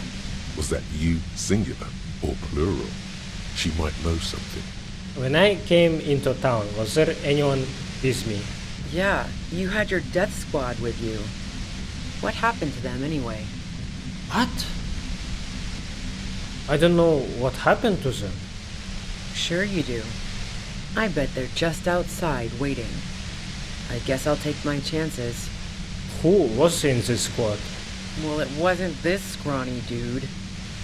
You had 2 guys and a lady. The guys looked pretty buff. Lady wasn't bad either. What? Nah, she's misunderstanding something.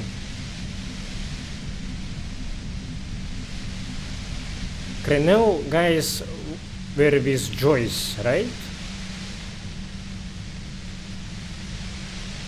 No way that Harry was with them, because Scap Leader doesn't react to me. He doesn't react to me like I'm his subordinate, superior, or whatever.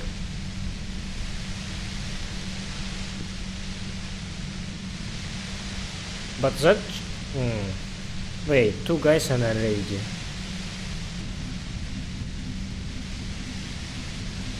Okay, so 2 guys, it's Lely, Scap Leader, and a lady are the Rages, right? Mercenary Rages, but it doesn't line up because by that time Lely already was dead, so it's a coincidence. She's talking about someone else. What else can you tell me? One of the guys seemed chipper, a blonde. The other had a brooding something or other about him. And the woman was the only one in uniform. All were carrying. That sound about right? No idea who these people are, literally. Satellite Officer Vic Mayer looks out of the window grimly, then puts his coffee down and turns to Patrol Officer Minnow. We could either take a room here in the Whirling or go home for today. Let's go home, Jean. Nothing's going to happen today, she responds quietly. Jean takes his blonde wig off. Call Heidelstein. He can give us a ride. Oh. It was Jean, the captain, Sergeant, that girl, and the second guy... No idea. Yeah, that's right, I was just testing you. They are outside these guns.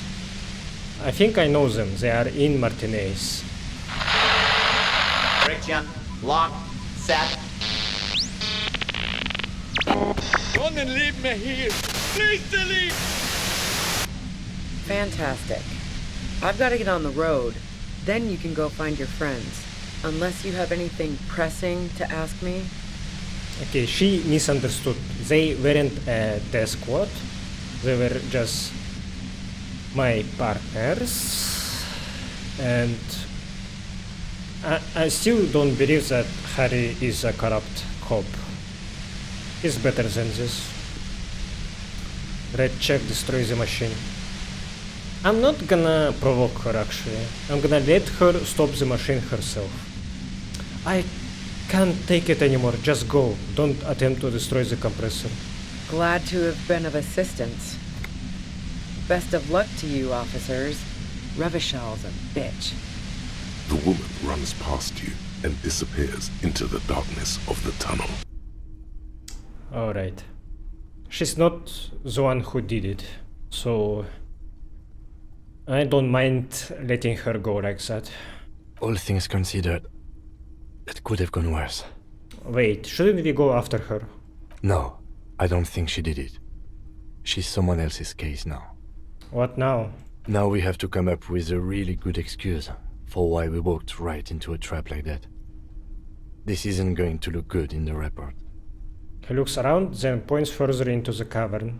Her tent. Maybe there's something in there. Yeah, let's inspect this building thoroughly. Dark water trails into the distance. There is no way out.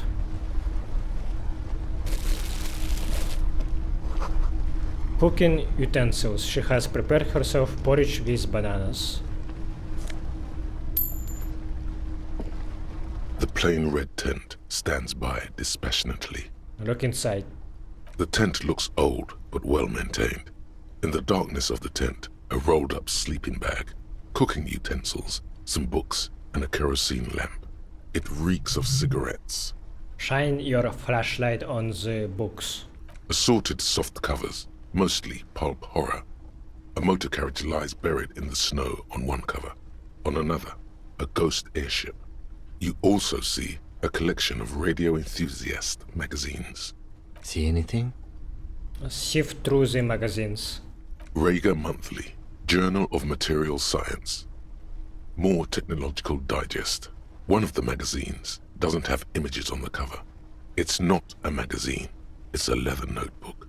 A notebook, take it. You pocket the worn brown leather journal. A trusted friend left behind. We should read this immediately, like right now. Ruby's journal. A well-loved journal with a brown leather cover and the brand name Schneller embossed on the back. It seems to have served as a loyal friend to a lonely traveler. A thick journal. The cover is worn like someone used to carry it around in their back pocket. Examine the cover. It's made of full-grain leather. The lower left corner of the back cover sports an embossed brand name, Schneller. Schneller is a stationery brand from Gottwald, beloved among architects and engineers. She's got good taste and must have taken whatever she recorded here seriously. Okay. I'm gonna upgrade my visual calculus just in case. Unwind the strap. Move on. The journal falls open. About 2/3 of its ruled pages have been filled. Study the handwriting. The large cursive of someone who writes quickly and confidently. Flip through the pages. It's a mix of logistical notes, diagrams, and personal reflections, all dated. It's good she left in a hurry. We could learn a lot from this. What kind of logistics? Hard to tell exactly. It's mostly noted down in code. Looks like contact information, quantities, directions. There could be useful information about local operations in those notes. We have a junior sergeant at my station who's good with codes. I can give this to her after we finish this. What are the diagrams of? Esoteric radio technology. The most recent ones probably pertain to the latitude compressor, sketches, calculations of distance and density. You make out a familiar spiral shape. Anything personal? Short, wry observations of people and places. Probably a way to pass the time on the road. Also, what appears to be attempts to sort through some difficult decisions. There are a few passages with many questions in them. Staff issues. Always tough on the leadership. You smell traces of betrayal. How far back do the entries go? The first entry is from August 2nd of last year. It reads simply, I know my position is precarious. All I can do is make myself as useful as I can while looking for a way out. Remember, no one is indispensable. What did she write the day Lily died? Nothing on March 4th. March 5th, though, well, that's bound to come back and bite me in the ass. I'm bad at this. Loyal to a fault. But that's another matter entirely. She is referring to betraying her previous employer. Does this suggest she did it in self-defense? Anything about La Puta Madre? That name isn't mentioned as far as you can tell. Small wonder. Would you talk about La Puta Madre in your journal? You do see an M, though. La Puta Madre. M is mentioned on March 9th and March 15th. read the entry from March 9th first. Great. M's peon is coming to town, no doubt to investigate the lynching. But also, I feel it in my gut to finally put a bullet in my head while I'm napping in my lorry or on a smoke break. Well, I won't stick around just to twist my own neck by constantly looking over my shoulder. Then again, isn't that what I've been doing ever since I got the call? Were you supposed to find her, even apart from the investigation then? On M's request? No, you wouldn't do something like this. This must be a mistake. Am I sure this is a mistake? Look at me. This is coincidence. I would never kill people for a mob boss. The thought steadies your nerves. The journal stops shaking in your hand. Yeah, if Harry was corrupt, he wouldn't have only 3 kills. Read the entry from March 12th. Been holed up here for 3 days now. I'm used to being alone and all, but I don't know when I'll be able to leave, or if I'll be ratted out. They will rat me out, of course. I've made it a point to believe in the best in people, the boys, for example. But experience tells me, did M feel truly betrayed by me? I was feeling threatened. He'd have to know if he threatened people, they'd take measures to protect themselves. Even I know that. Economic measures first of all. Gotta make a living, right? I can still hear his voice in the receiver. Taste the plastic. The entry ends abruptly. What is the most recent entry? Conclude with journal. The most recent entry is from today. It reads, even when I leave here, if I leave here alive, what's my next move? Staging a lynching is a crime, even if I'm not accused of murder on top of that. Forever on the run. Not really my idea of the open road. Man, I was really looking forward to winning.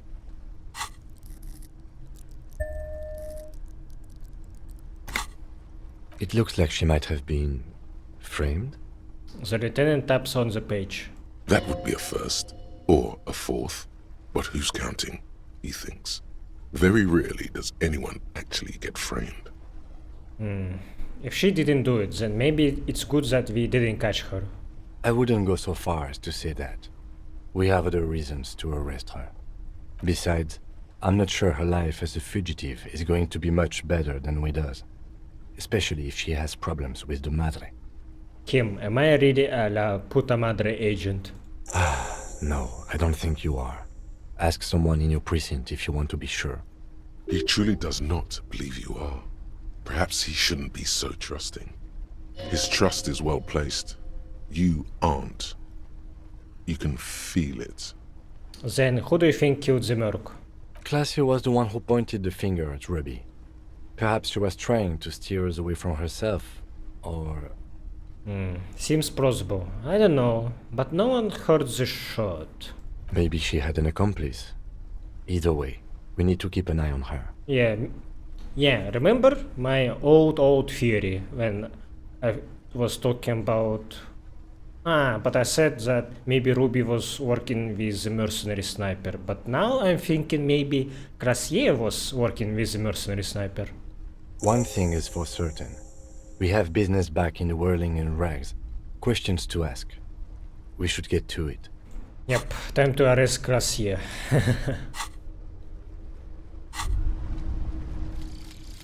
Hardcore aesthetic. Oh yes, drugs. We're talking about drugs. Let's face it, these flirtations with the hardcore aesthetic have all been leading up to one question. Can I do drugs harder now that I'm a hard cop? And the answer is yes. You can. You can do one more blast of Parabellum and yellow shit powder. You can even pull a ciggy and a lager on top of that. There, you've truly made the hardcore your own thing now. +1 endurance, really useful for doing drugs. +1 volition, same thing, hard man. Okay, it actually doesn't give me bonuses for drugs, it gives me more health. Hey, look at me, I'm not one shot constantly now. Okay, That's very useful actually, yeah. Very useful.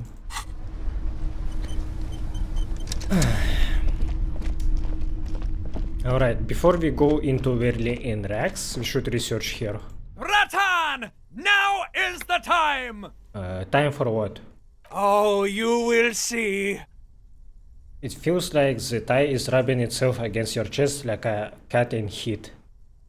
Are you saying that blue spirits are coming into play here?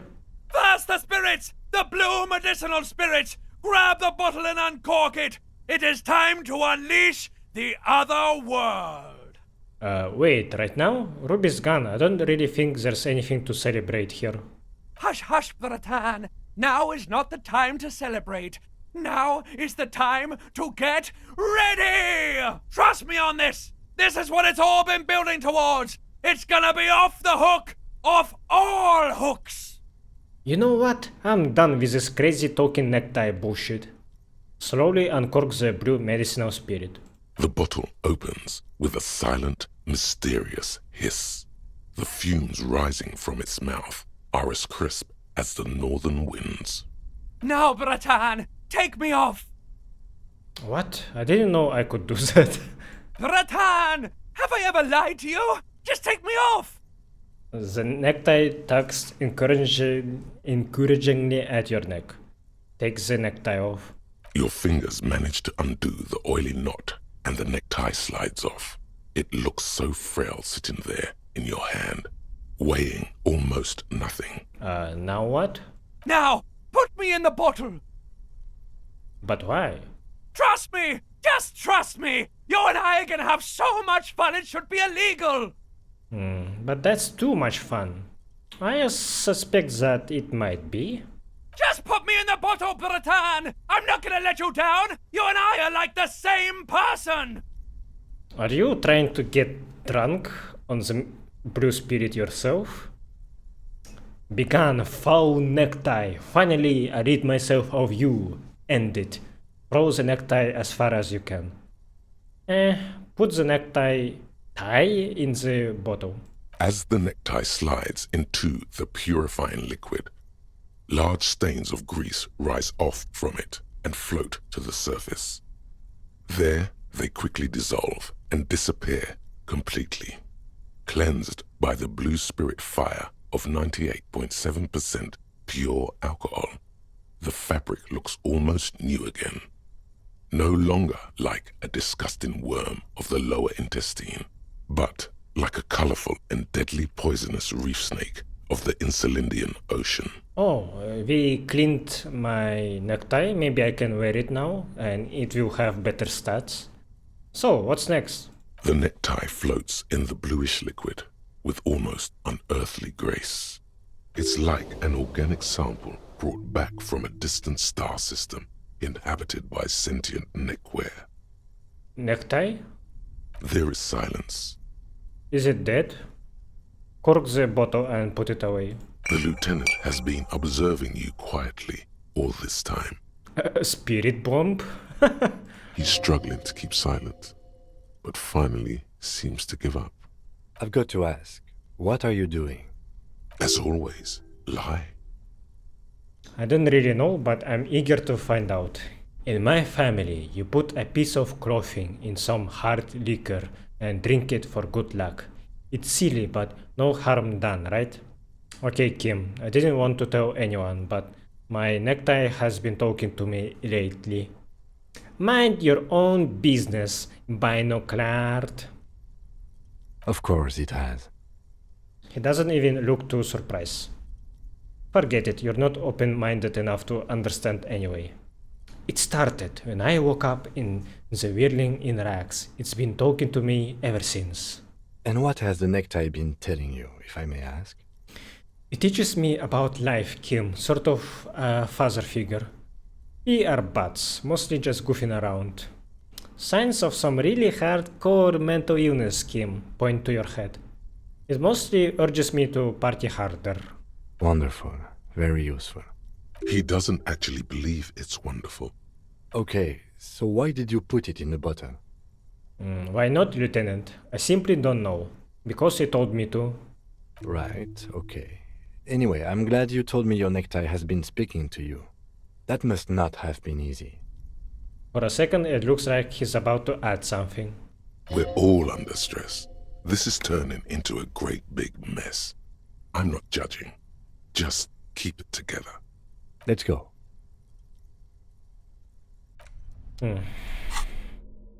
Now I can put on a different necktie. This one. Spirit Bomb. Equip this when times are most dire. Your spirit guide to the party scene, the horrific necktie, is floating serenely in the blue medicinal spirit, and it is still 98.7% alcohol. This necktie cocktail is extremely flammable and should be kept far away from an open flame. Is this a Molotov cocktail?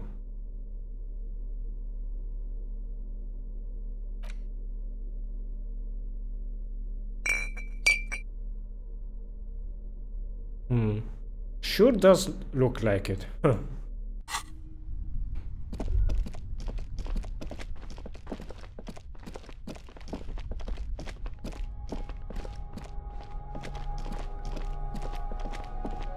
Did I investigate everything else in this place? No, actually I didn't.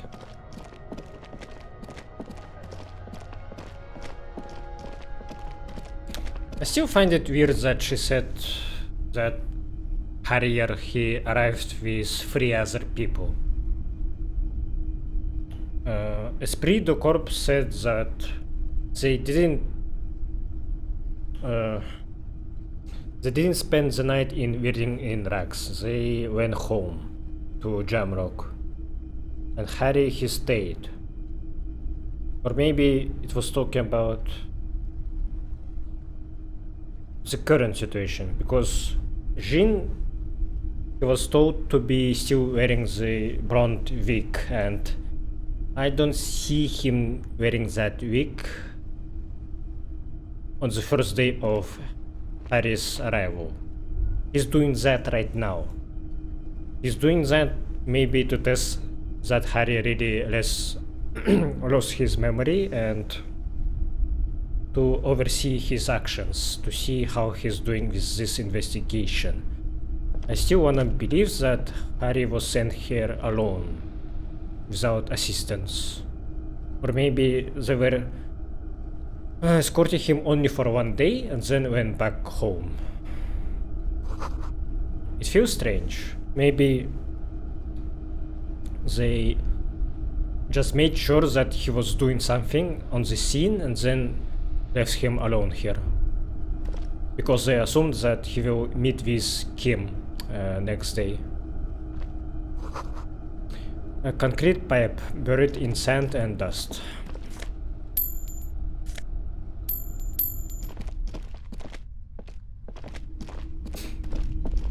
Okay, the underground part is over. Let's see the roof.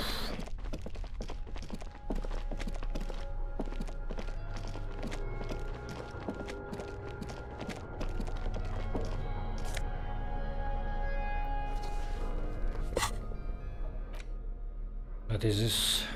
Inter-easily suit jacket, +1 suggestion. A muted brown suit jacket, perfect for a day in the office, at the office, or an evening at a cafe. The red rose at the bottom of the left breast pocket is slowly wilting.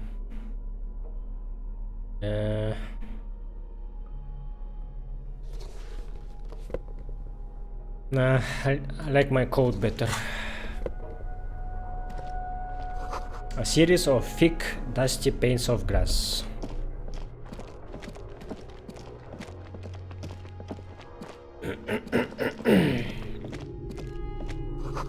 Stale fabric smell and dust. No one slept here in months, maybe years. Revolutionary hat. +1 to Mazovian socio-economics.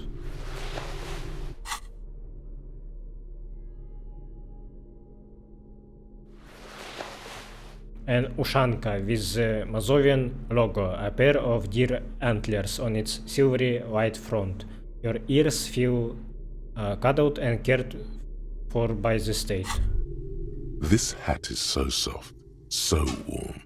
It wraps around your head, and your mind tingles with all manner of socio-economic theory.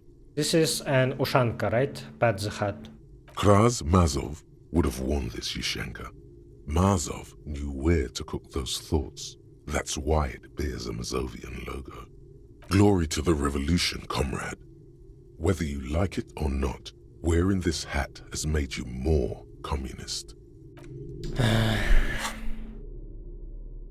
Yay.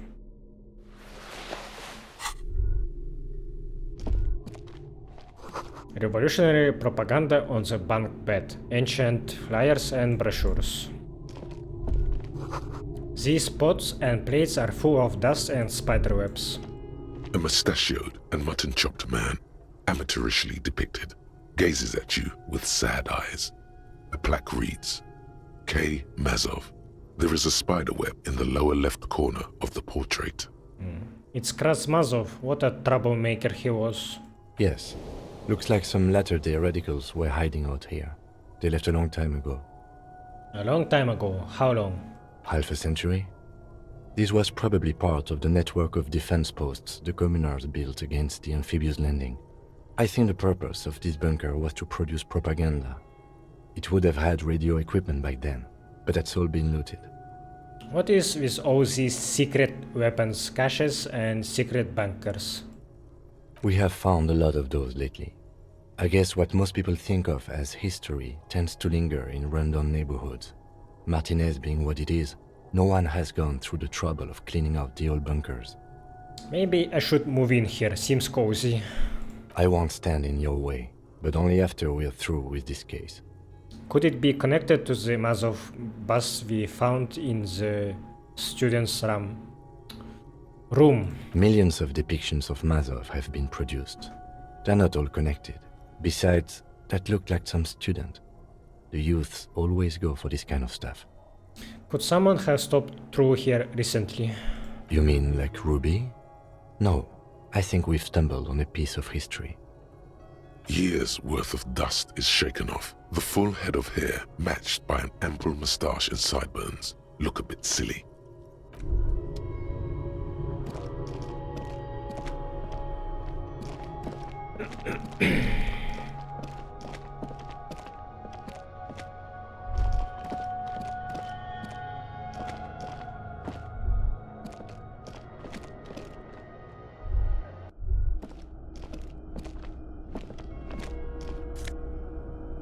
Postcard Martinez 98. A faded picture postcard from the end of the last century shows Martinez as it was before the revolution. It's the height of summer. Rue de Saint-Ghislain is teeming with parasol-wielding bourgeoisie, and wild pines flags buttress the walkway. Nothing is written on the back.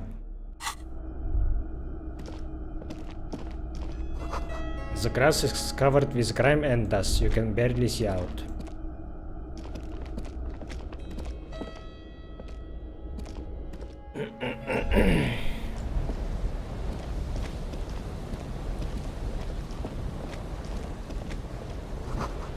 The central support beam has been destroyed by artillery fire.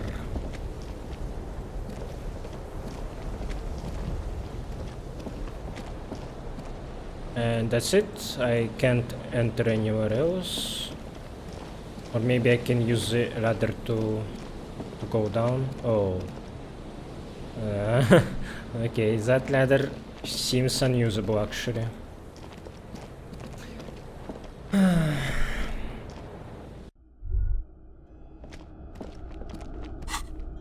I feel safer when my gun is is equipped, so yeah.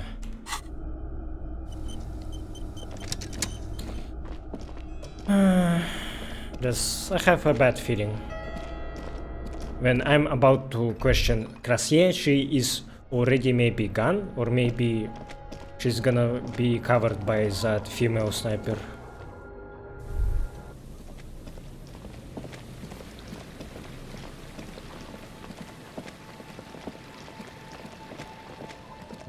Let's see my tasks.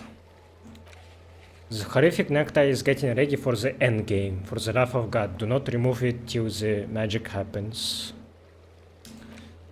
Still didn't find his helmet. I wonder where it is. Are you la puta madre spione?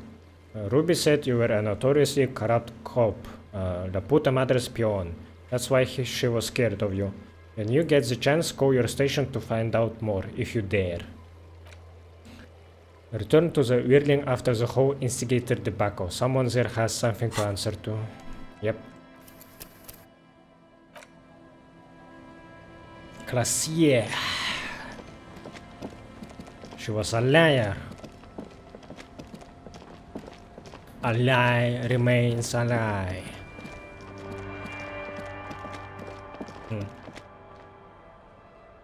Why Roy's shop looks like this? Is it closed? Stop. Just up ahead. Danger. You are prepared. Don't put away your friend, your weapon. It is glowing in your hand, ready to serve. Inland Empire is warning me about something. Kim, there is danger up ahead. Yes, I hear commotion. Let's go. I'm ready to do this. Good. Be ready to take damage. Really now. I am armored. Do I have better pants? I don't think so.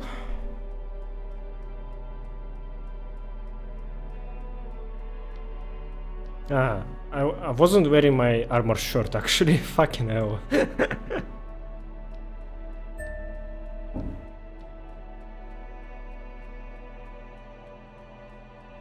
Okay, it's the best I can do, I think. If I can hem down short, I keep not seeing it being equipped. I'm all out of shits to give, loincloth. Welcome to the fucking reckoning. Fuck. There are 3 of them. Who is this guy? Hey! What is that rifle he's carrying? Kinda looks like the rifle I'm carrying. Cortenair. Put your damn gun down. People are gonna get hurt. We need to talk this through. All right? Shut up.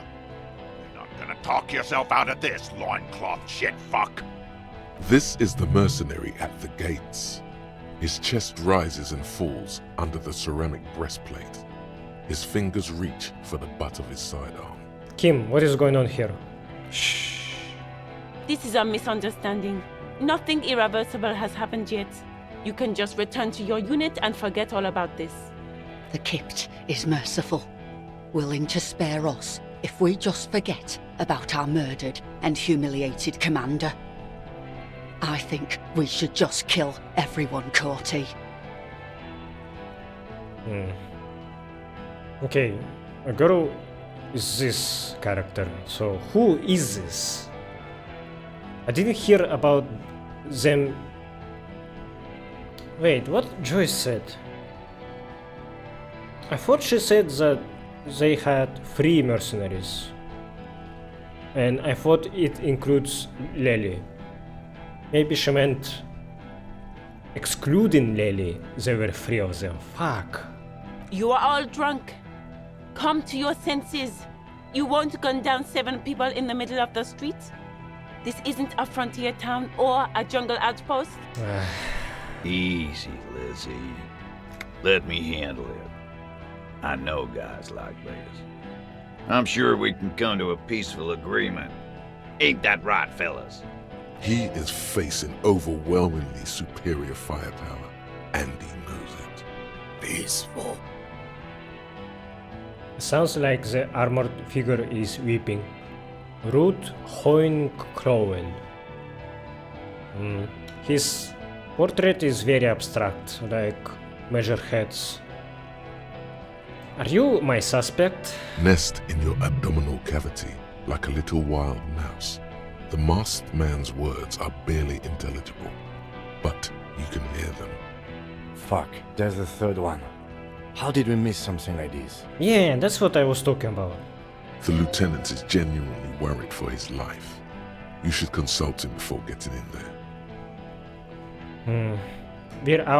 We are out of time. This is Mercenary Tribunal. The Mercenary Tribunal. What do you do? My plan is not to get killed, but we have to intervene. Whisper. The big one is the mercenary at the gates. If this turns into a firefight, we should take him out first. Because his head isn't protected? A sound strategy. He's the leader. Whisper. Let's walk away for now. Stop. This is the police. Get between them. Get lost, comedian. You cops had your chance. Now it's fucking time for some justice. He licks his lips, waving his gun at the crowd. Losing his balance for a moment, he staggers backward. I think he's calmed down a bit. Pig fuck! Is the only word you can make out. It doesn't sound calm. I can see you're drunk. One wrong move and I'm taking you out. Easy now, no one needs to die here today. Oh, people are gonna die today. We're not leaving it like this. These tribals hung him up for everyone to see. No one is going to kill anyone. Let's just put the guns down and talk like civilized human beings. Maybe that woman, or maybe that guy with a helmet, maybe they were conspiring with Klaasje. They killed their own commander to give themselves a reason to kill everyone here. We know that these mercenaries are bloodthirsty enough, and they probably didn't care about Wildpine reasons or goals, so it seems like their own agenda. She doesn't seem to understand the severity of the situation. With a wordless gurgle, the killer loads his long rifle. Yeah, my money for now is on Ruud because of his rifle, but I need to see what type of rifle is that. The leader gives a small nod to the helmeted man. Suddenly, the blue medicinal spirit in your hand seems to have a pulsating glow. It feels enticing somehow. Yeah, let's fucking burn this guy.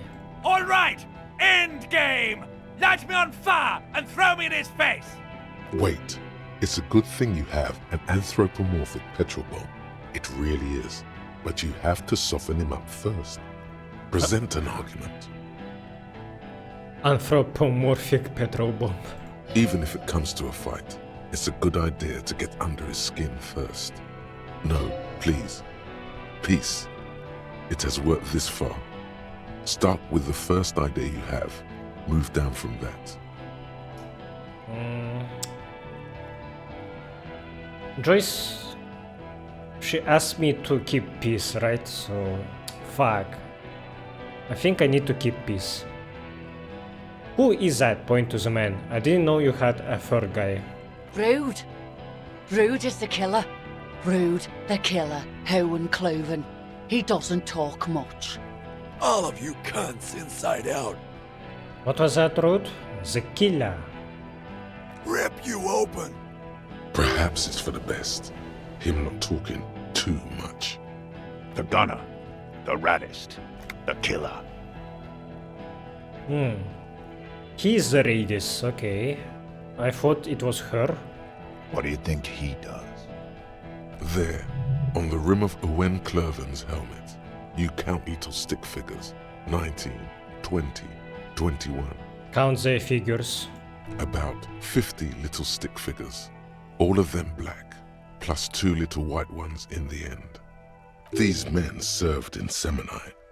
the native islanders. The two little white figures in the end are from when they moved to Revachol. They're recent.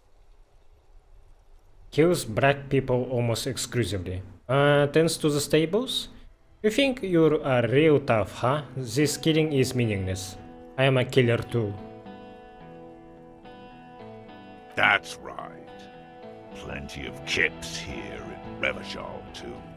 T, let's fucking do it. The man presses through his teeth. His hand is on his belt. Easy. Easy now. Fuck. Light the spirit bomb and launch at him. Red check. Ooh, I have 3 red checks. Distracted by jungle story, figure out the armor. Know about Downwell. Name Alice Courtenay. He was fostered. Had blue eyes. Stand there quietly, hope nothing bad happens. That seems like the worst thing to do. The Moralist way? The useless one? Listen, they didn't do it. Yeah? Who did that? Point to Titus. I think it was Titus. Point to the roof. It was Klaasje. Point to the coast. It was Ruby. Point to yourself. It was me. It was someone else. Someone who is not here now. How fucking convenient. He gives you a drunken stare, then puts his hand on the gun. He was shot from a great distance. A sniper did it. You think I'm fucking stupid, cop? What if I just shot one of your pals here, right now, huh? How about the kid? Tell me, it's a magic fucking sniper one more time. Listen, please. This cop and this drumhead court marshal won't decide who... Say nothing. Oh. Think, why doesn't he believe me? The Hardy Boys confessed to hanging him, all together. Titus said we took him out back and hanged him. He said it loud, in a public place. Wait, they didn't confess. Listen, he was shot. He wasn't hanged. Listen to me. You're lying. DePaul heard it. He doesn't move the weapon. You heard wrong. She and these men have been helping us find the shooter. The hanging was only a cover-up. Listen. When they confess, they were lying. The gardener isn't even one of them. Fucking liars. He pulls the trigger. A plume of smoke erupts from the muzzle of his gun. The shot rings in your ears, a low, tinny ring. Then the Hardy Boys yell something. The young woman stands and looks behind her. The shot has flown over her head, crashing a small pane of the glass window behind her. I missed. The man looks at his revolver and smiles. I know what I heard, Corty. They said they killed him. They said it was a good way to end a Sunday night. That doesn't sound good. You need to change the topic now, or there will be another shot. Fuck.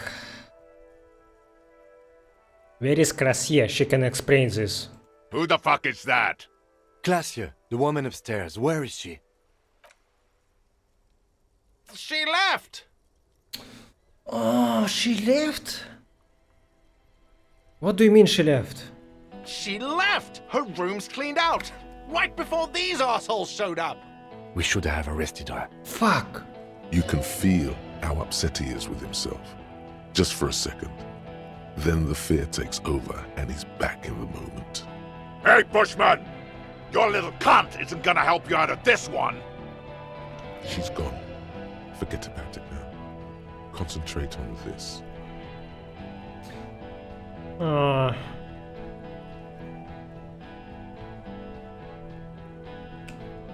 I thought maybe if Kim would arrest her, then she wouldn't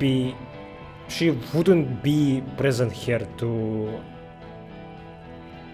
for me to interrogate her after I have talked with Ruby, but she is gone Either way.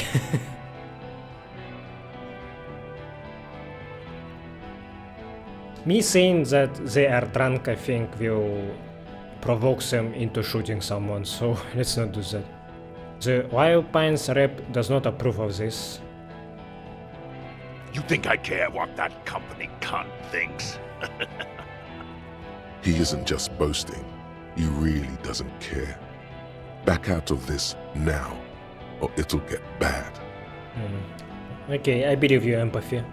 Okay, let me just say one more thing. Fucking waste this fuck! Ignore her. She's not the main threat yet.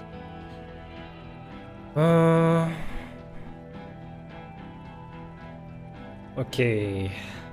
Need to choose. Think of an argument.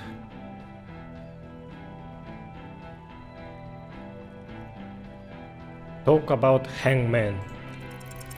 Dangerous. Ask about him first. You don't want personal facts about his dead friend coming out of your mouth. He has to start it. I knew you weren't a goddamn scap leader. Who are you, Corti? Sergeant Major Raoul Cortiner, reporting in to burn this fucking mud hut to the ground. He points at the whirling in racks. As he moves, the interlocking pieces of his armor click, softly. Click, click, click. The realization comes to you, like a picture puzzle coming together. His name is Raoul Cortiner. The dead man's name is Elise Cortiner. He's brothers with the deceased. Oh. No, probably foster brothers. Elise was put into a foster home, remember? For killing, maiming, and humiliating our commanding officer. You're all sentenced to death by lead. Cortiner, I know that name. He sways from left to right, inspecting you. Raoul and Alice Cortiner look him in the eye. I'm sorry about your brother, Raoul. He wasn't my fucking brother. We just grew up on the same farm and got beat into place by the same sick fuck. And then went to the same military academy, and the same unit, and the same war. Same fucking mud hut town, too. He looks around, then wipes his face with his armor glove. Okay, good. His parents left him in a fucking lift compactor. Who? Laylee? Yes, when he was small, just an infant. We researched him. We contacted the ICP and looked at his birth records. That was in there. And other things. They fucking put Laylee in a leaf compactor, and now these cunts finished the job. He waves at the gang, huddled by the doors. It's a mindfuck, Corty. He wasn't put in a leaf compactor. They're making it up to fuck with us. Major, permission to. Yeah, she's very suspicious. As if she's provoking Corti to proceed with the killing. Open fire. We can't have that. Interfere now. Listen, your Lily. Everyone says good things about him. He was a talker. Banaital, 41. That really happened, didn't it? He had blue eyes, didn't he, your brother? Baby blue, yeah. Like someone fucked up and put a baby's eyes on a grown man. He smiles, pulling his face in a strange way. It was creepy, but bitches like that shit, I guess. Or, I don't know what bitches like. I just know how to mow down cloths. Our colonel did what he had to do. It was either one cunt or 100 of them. Rude here. He points to him. In your shit pipes, right in the fucking... He likes to fire mortars at random coordinates. Wipe out mud huts like that. When he gets bored, Laylee knew how to command. He was a good commander. I can see you miss him. Oh yeah! He would have commanded this fuckhell way better than I did. But that didn't happen, because Hayseed Bill and Kipty the Kipt here. He points to Titus and Eugen. Fucking murdered him. Had him stink the village up for 2 weeks after. And you folks did nothing. He points at you. Listen, man. We told you we Told us what? What did you say? Who said that? Tattoo fuck! You'll die first! Your brother did not deserve to go out like that. I promise. I will find his killer. Find his killer? Cop, his killer stands right there, shitting his pants, and you're standing in the way, protecting them. I know what this tactic is, Silo Sam. You're gonna die for them. Right here. Big talk, but that leaf compactor won't leave his mind anytime soon. It's a small thing, but it got him off center. I still can do other red checks. He's thinking he's a bad leader. He's thinking of leaf compactor.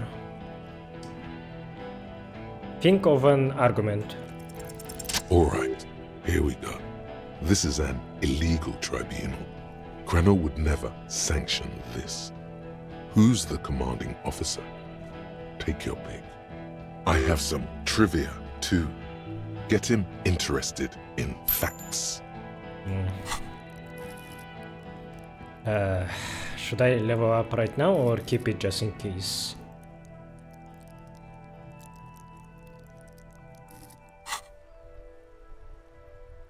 Encyclopedia. Alright, Encyclopedia, I'm gonna level you up to be 20. If you are trying to save me right now. Just to be clear, are you officially in charge of this unit after the death of your colonel? Me? I fucking told you. I'm a Crenell Major with 15 years of live combat experience. When my colonel gets hanged by clay monkeys, I lead the platoon on a retaliation strike. So you are the highest ranking of the three of you? Nah, I just have the biggest gun. Perhaps on his armored barrel-like chest. Technically, the other man has the biggest gun, but we're beyond that now. Hold on, what is the highest rank in Crenell? King Reaper. He says without irony. As the leader of this group, reconsider your actions. This does not need to end in bloodshed. You're right, but you see, I want it to end in bloodshed. Okay, it's not much, but he's thinking about something else, and his hand is off the gun. This did something. You are all drunk. Look at yourselves. Yes. So what? Your judgment is impaired. You will regret this. Nah. I'm clear as day. Fucking government-ordained super soldier. Enough already! What is this? We didn't come here to fucking chat! Interrupt me again and I will execute you on the spot, Lance Corporal.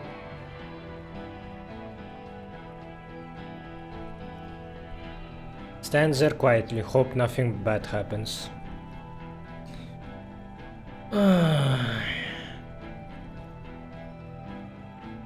Shit. I think someone will be dead if I don't take action here, so rejoice, I tried.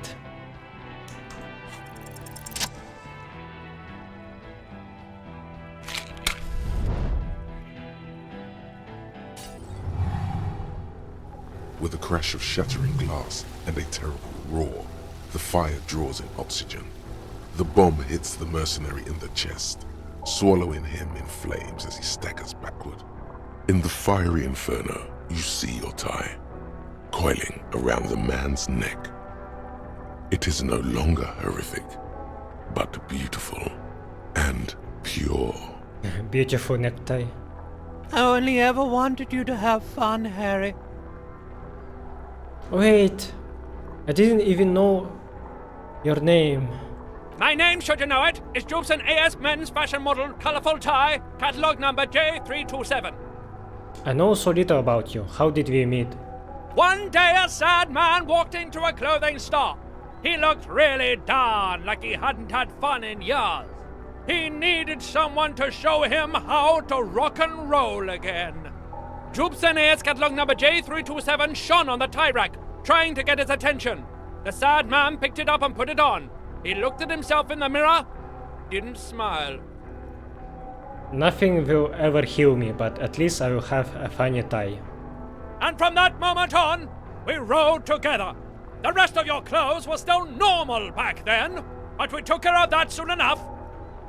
Did we have any fun? Truthfully, not a lot. I did everything a multi-pattern necktie can do to help a man. I mean, I tried to get you to do all the fun things. Drink beer, drink wine, drink cider. Go to parties with young people around and drink beer and cider. Do drugs too, so you don't fall asleep. You had some fun, but not enough to heal you. What is wrong with me? Your heart is broken, Bratushka, and it cannot be mended. Believe me, I've tried. Am I going to stay like this forever? No, you're going to be mowed down by gunfire from the 2 remaining mugs. So no, not forever. Who broke my heart? You both did, Bratan. Deep down, you know it was both of you. Ah. Both of them, huh? What is going on with that guy? This guy? Well, his face has cracked open into a scream of terror. It looks like he's performing some sort of a shamanistic dance that requires you to be on fire. Yeah, his body contorts in a very disturbing manner. There's no mincing words with this one. He's dying a horrible, painful death as you're talking to your tie in your head. Oops, I think I made a mistake if he's dying. Smells like a steak on the grill. The burning flesh in your nostrils. May he find peace by his stepbrother. It's good to see you still have capacity for compassion, my friend. Deep down, you are a good man. Goodbye, necktie. See you on the other side. The necktie disintegrates into molten heat, its last remaining embers letting out a pop and crack that sounds like... Harry, for God's sake! Watch out! Oh fuck. To your right, the killer raises his rifle and takes aim at you. His moves are steady, but the long barrel of the rifle sways slowly. I made a mistake. I should have believed in my diplomatics. I thought that this maybe would discharge the situation. Man. An Easter AR-FA-7, built for taking out light armored vehicles. It will devastate you. Wait. Okay, so it's not a breech loader. Who fucking did this? Kim, where is Kim? From the corner of your eye, you see the lieutenant raise his pistol and aim it at Rude. He's trying to find a straight line of sight before the rifleman can take you out. In the background, the leader is still on fire. Blink, think. You stare down the barrel of the gun. You see Rude's mask behind it, his eyes in the slit of the helmet, like a camera lens, focusing on you. Absolute destruction. Is there anything we could use to protect this frail body? That gun will tear us to pieces. He's drunk. Drunk fighters overcorrect. Move right, he aims further right. Get him to overshoot. 17%, dodge his shot. A low shot rings. You feel a tapping, like rain on your chest plate. Heavy drops of rain. Then the sound of dice rolling as the cuirass distributes the shot evenly from plate to plate. You got hit. The armor took most of it, but still your ribcage burns. Feels like blood is slowly seeping into your lungs. Wait, if I didn't have this armor on me, would I die here? God, please. The lieutenant says quietly, without trembling. He aims, face pale. He's aiming for the eye slot in Rude's helmet. An extremely difficult shot. He has to. The rifleman will fire at you again. 2 shots ring at once. One from the lieutenant's pistol, and the other from DePaul's. It's aimed at the lieutenant, but it misses. You hear a scream behind you. Oh fuck, he actually killed Rude? Man, I fucked up so bad. This is not the peaceful solution Joyce asked me to search for. Kim, did he hit the rifleman? Blood gushes from the helmet's eye sockets as Rude staggers back, disoriented. The sounds coming from his helmet are not human. An unbelievable shot from the lieutenant. The helmet looks like the face of an ancient god of war, crying blood. Who screamed? Glenn, dying in a puddle of blood behind you. His mangled torso has 2 gunshot wounds. Blood gushes out of them like red geysers. Oh God, watch out. You see 2 crazed eyes stare at you through the burning meat and the flames. With his face boiling off, the man raises his pistol at you. Then he squeezes the trigger. Look the burning man in the eye. The look of vengeance framed by melting skin. This is the last thing he will do on Earth. But he will do it. He will end you. Here it comes. Death. Impossible. Evade the shot. Let it happen. I'm gonna let it happen, and maybe I will get a game over and redo this.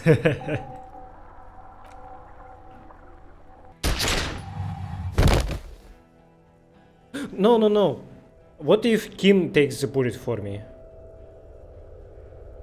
You simply blink, then something inside your pelvis explodes. Your entire lower body is on fire and your legs can't support you. You fall down like a rag doll. The pain is too immense to scream. It pushes the air out of your lungs. Everything goes dark. A distant blur as you recede into it. Listen through the darkness and the pain. The Hardy Boys are screaming, fighting, dying. Someone jumps over you. Nearby gunfire shatters glass. This is my fault. Fuck. Stop! The cop! Protect the cop! He's down! Touch your lower body. Feels slick and warm with blood. The pain is too strong to know what has happened there. Even clutching to your consciousness takes everything you got. What parts of me are missing? Most of what's down there. Did I lose my legs? Oh God. I don't care, fuck me. You can also feel the bone where the bullet went in. Something very sharp, like broken teeth under your fingers. Try to open your eyes. What do I see? Nothing. A persisting darkness. Dancing lights of pain. Distant shadows cast by them. Like a hellish play. You're bleeding out. Out of it, a silhouette appears, crouching over you. You hear a familiar voice filled with urgency and fear. No one wants to do anything with me. No one wants to party with me. Of course I get gunned down and die. Sorry, fuck. Kim, I lied about not remembering who I am. I made it up. I remember everything. There is a black echo. It smells like apricots and it's always there. Yes, keep talking. Stay awake. Look at me.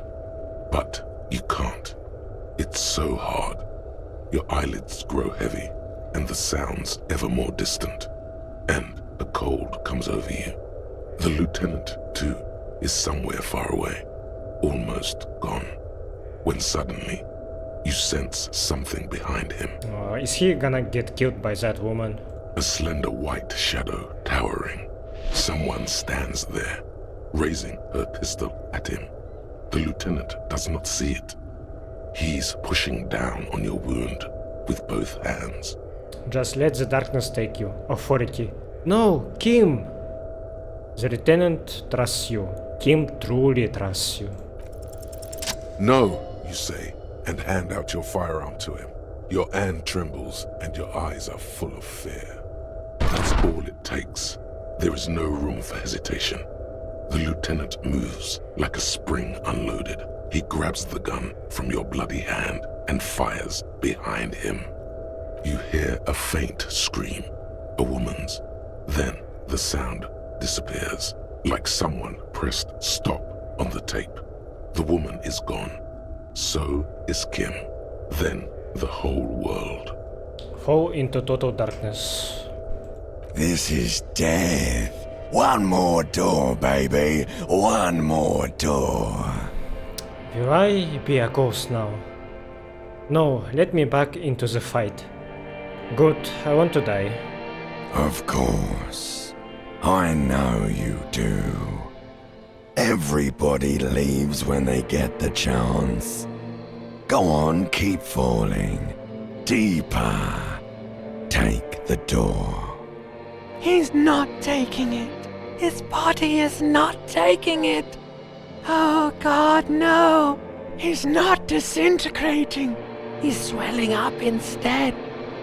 Over the hours, hurting, moaning in his sleep, and rotting, and being disinfected, and smelling of drugs, and feeling saliva in his mouth, drifting in painkillers, thrashing in his wound sleep. He can't go. Not before the case is solved. There is a radio in the distance. A radio of the world. Playing sounds. Good morning, Elysium. Soon you will return to the world. Hours turn to days. Soon we will get up again and go through it again. Finally we know what the infernal engine was outside. The clarion call. The engine of a caprice Kinema. No, it was him. He is the infernal engine. Can't you see? He never stops. He only gets worse. Life gets hard, but we go on. So I guess Harry survived this somehow. All Grenell You mercenaries see are the dead. lieutenant's familiar shape in the orange jacket. It turns double, then triple, from the pain. Kim. Sunrise, Parabellum. The lieutenant says he is in the middle of a freshly cleaned room with the fan above his head like a halo. His face is covered in bruises, like in his portrait.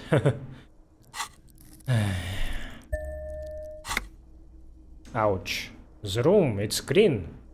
The peace jacket, Kim, you took it off. What did you say, Sunrise? Mr. Gart cleaned it. It took him an entire day.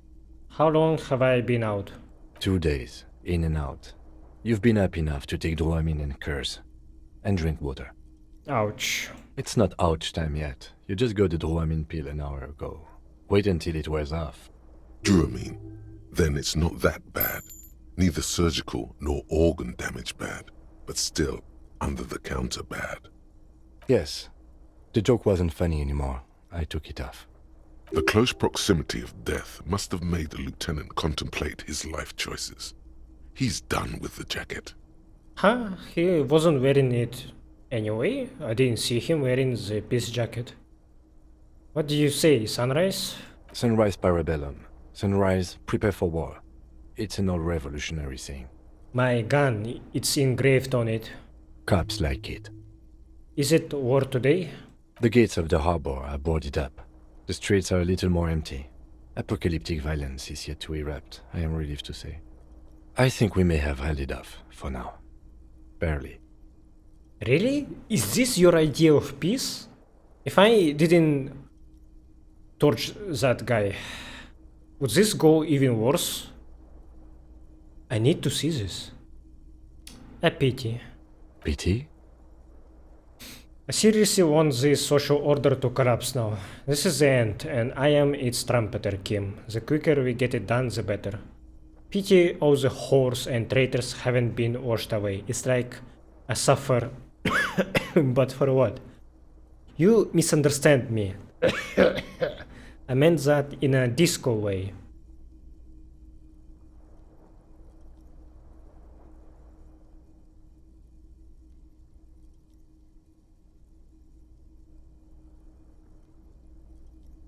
Cool. What happened? What happened? You threw an improvised petroleum bomb at the Major. A firefight ensued. That I made me do it. He does not answer, and searches for something in his coat pocket instead. Fuck. Okay. If I was correct in not trusting this necktie from the start of the game, like I was, if this fight would go...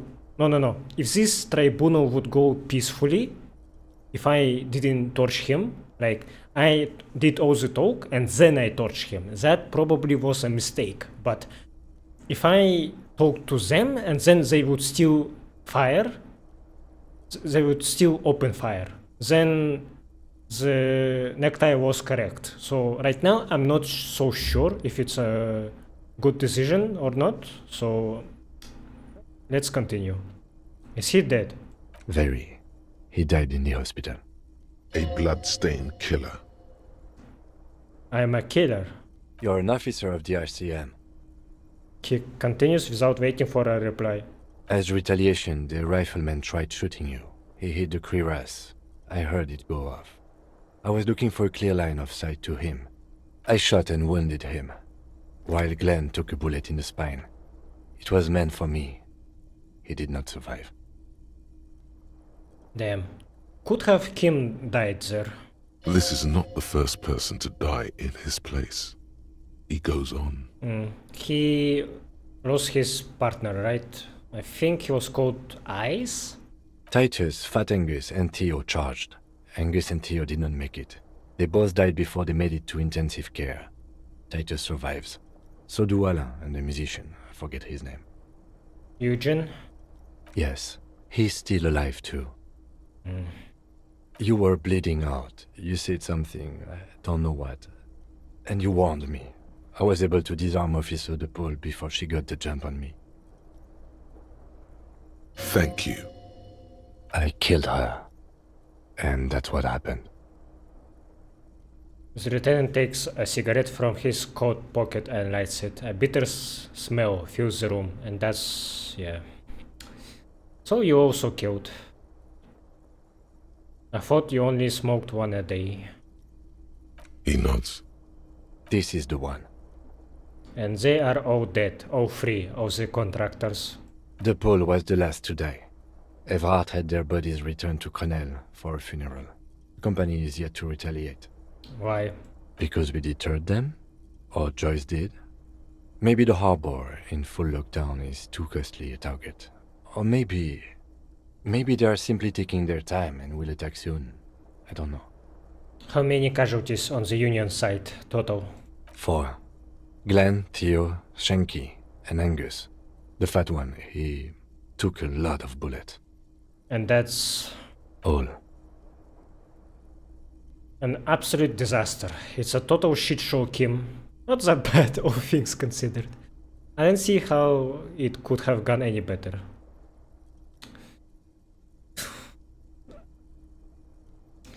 Most important mistake probably was not arresting Klaasje. Fuck!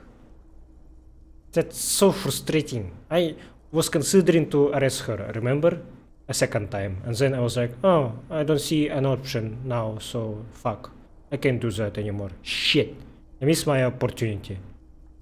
If we did arrest her, then maybe we could have been like, it was Klaasje, and then maybe they would stop this confrontation and do this more civilized, in a more civilized way.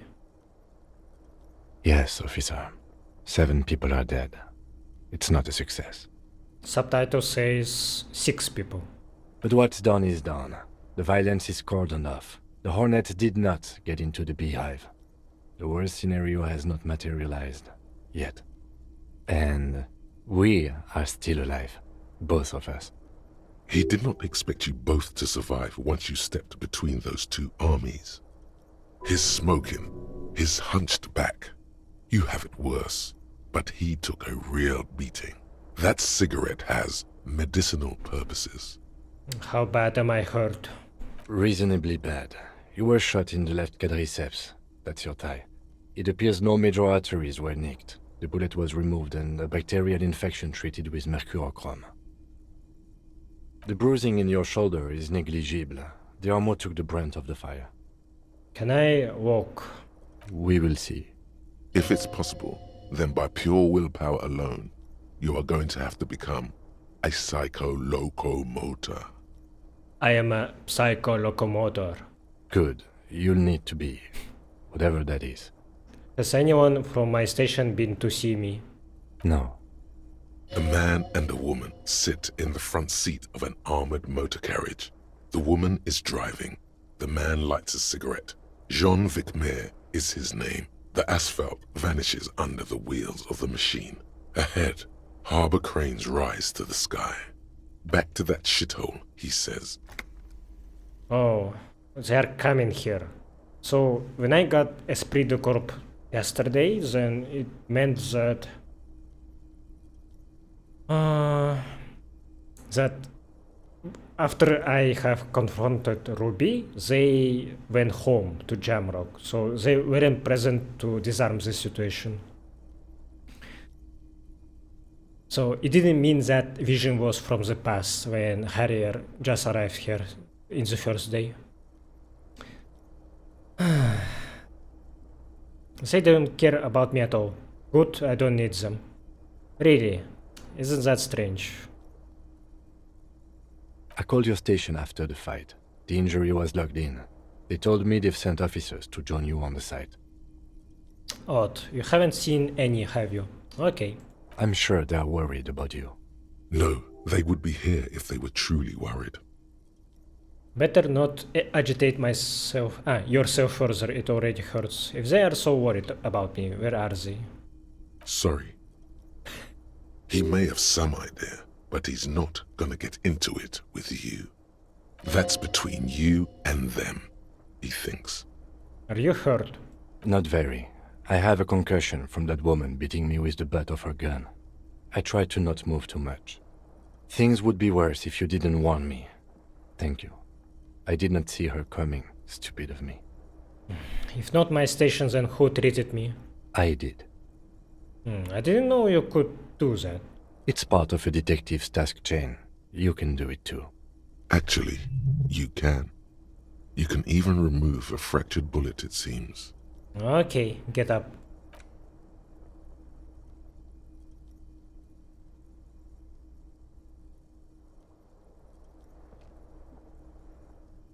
Easy now. The return turns double again before your eyes, an orange hue of pain. How are you? My disco days are done. I feel fantastic, let's rock. Who cares? Who cares about me? It doesn't matter. I'm very bad, Kim. Things are very bad. Your disco days should have been done quite a while back, Lieutenant Liefreiter. What happens now, Kim? I honestly don't know. We still don't know who killed Lily. But I don't know either. Good, because I totally do. Do you? Because we can't talk to Evrard. The harbor's in lockdown. Everyone in there is outside our grasp now. Joyce has left too, thanks to our meddling. I don't think it was a good idea. I don't know what to think. It might not have been a bad idea. There is a pin somewhere in the machine. Something is keeping Connell from sending in a death squad. He looks out the window. Maybe it's her. Maybe she kept her hand. Either way, Ruby's gone, and Klaasje too. We really should have arrested her, you know? Wait, you have checked? She's really... Guard confirmed she left 20 minutes prior to the tribunal showing up. Who did it then, Kim? Who killed the hangman? I don't know. I think the theory you presented, it's someone else outside our circle of suspects, was right. It better be. Everyone within the circle is either dead or gone. Honestly, I think our investigation has not produced a single credible suspect. This is because I'm a La Puta Madre Spion, isn't it? The fucking Maybell skims the flowers. What about the hole in the arch wall? Someone was checking her out. I don't know. That's been there for years. What? They were on the roof. I did not catch them. Fucking butterfingers. The flowers. Yeah, I didn't catch them. Every piece of garbage in the city is not connected to the case. You don't have to catch everything. He's wrong. No, Kim. Every piece of garbage in this city is connected to this case. Okay.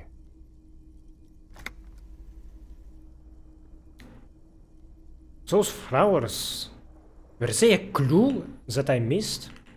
Don't be narcissistic. Half the cops in Revachol West are his peonies. Even if you are, it is not a decisive factor in this case. That does make some sense. The goddamn footprints. Yes. God cursed the footprints, not solving the case for us. Au diable. There's still a 28% possibility the shot came from a distance. We should go upstairs, rethink the ballistics in situ. I agree with this. What else? See? There's that. You can do ballistics. An antique bullet from a Belemagraph, 4.46 millimeters. How hard can it be to find one? How hard can it be? It's extremely easy. There are thousands lying around. We found one. All completely unusable. It's precisely how easy it is to find one that makes the bullet useless. There are all these old bunkers and weapon caches, Revolutionary era. We could find thousands more if we wanted. All of Revachol is full of them. But they seemed so mysterious. I can't believe they're fucking useless. No need to be melodramatic. You know what I think about solving crimes? He arches his brow. The ceiling fan patiently spins overhead. Solving crimes is hard. Solving crimes is almost impossible. Solving crimes is super easy. Actually, I want to talk about this crime some more before I tell you what I think about its hardness. It really is very hard. He sounds surprisingly weary. That's right, let's give up. Time to start drinking. Say nothing. You're not ready to give up, are you? No. Are you ready to limp? I'm ready. Good. Where do you want to limp to? The lieutenant did mention doing more ballistics. We should check Mrs. Katarzyna Alasia's rooms upstairs. Why not? Another look at the window, perhaps? The one he was shot through. I don't know. I can't think of anything better.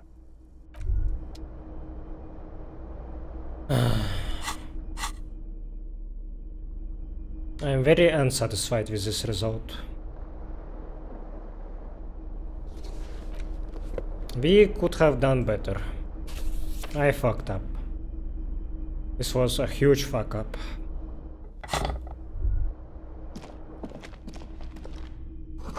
You see gleaming white enamel, no bottles inside. Look, the door is open. You can walk right into Kim's room. The bed's a little nice. The fan stands still. The switch must be... The lights are on. The lights... Newly replaced grass shining in the morning light. You hear traffic outside, back in the world again. The stereo 8 player has been reunited with its right speaker. The bathroom mirror has been wiped completely clean. You see the reflection of your face in the mirror, such as it is. A regular, clean-shaven police officer.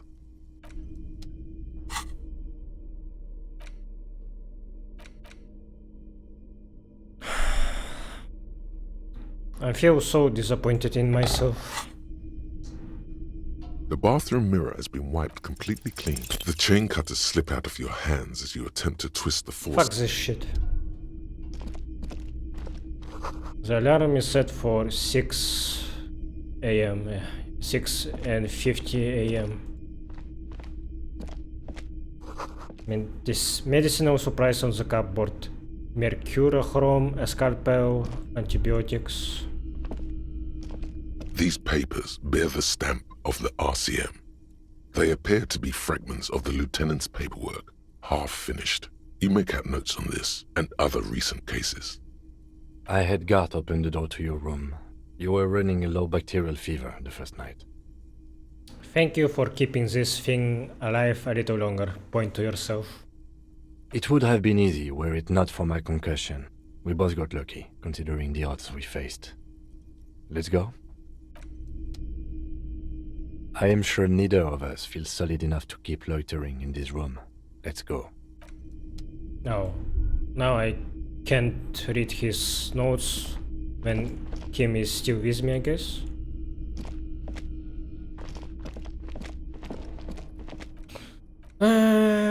Feel like a failure. I'm gonna do ballistics, and then if that doesn't help... Ouch, that leg hurts. Maybe if you don't run, it will be okay. I will do ballistics, and then I will fucking load my save and see if peaceful solution would still get people killed. I can't sleep today until I see what happens. Looks like she's left something on the table. Next to the stack of bills, you see a note, a few lines jotted down in large, uneven handwriting, just as the writer was about to rush out the door. I'm sorry, I fucked everyone over. P.S. I didn't kill him. P.P.S. Gift upstairs. A gift? The lieutenant turns to the staircase suspiciously, looking for any signs of another presence in the shadows above. What could this gift be? I am not drawing my gun, yet, but I don't like gifts. Relax. Not everyone is out to trap you. Seems she left in a hurry. It's hardly surprising.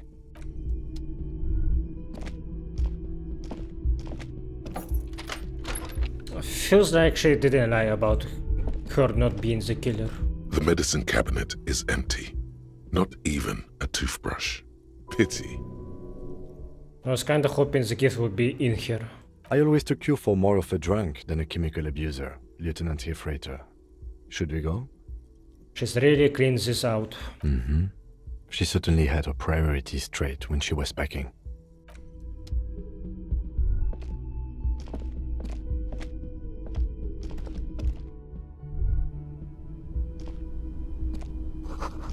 A red thread made of nylon. It leads out of the room and onto the roof.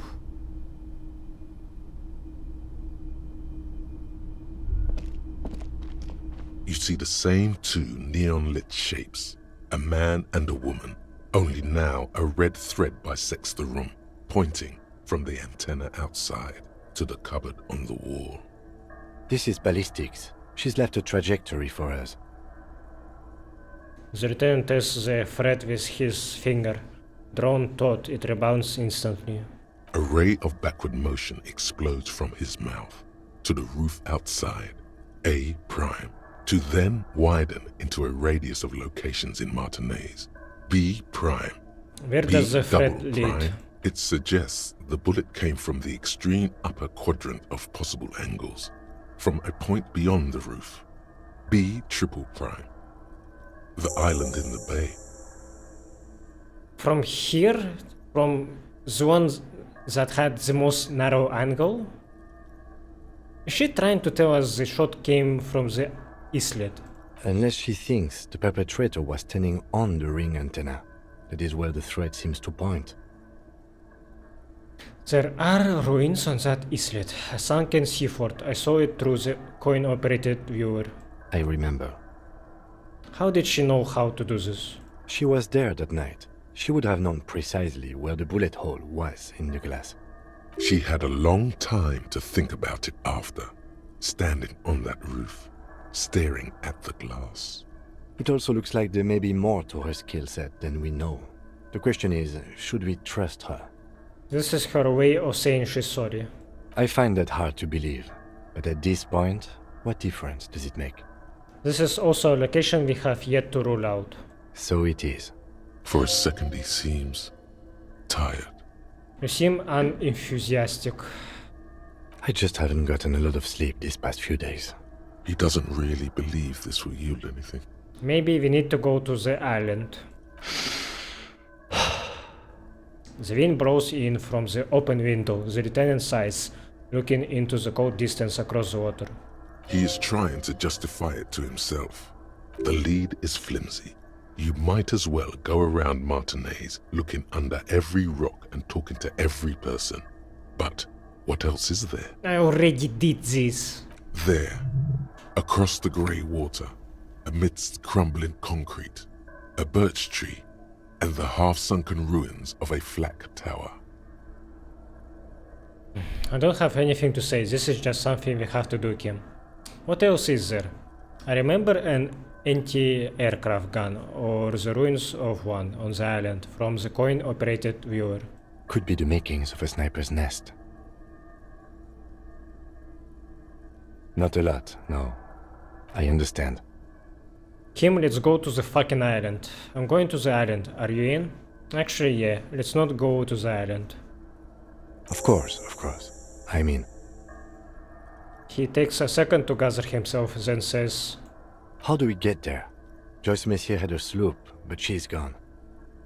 I have no idea. Don't we have a boat? Liliane, the net picker. She's steering her boat. Ah, yes, of course. The village. Let's go.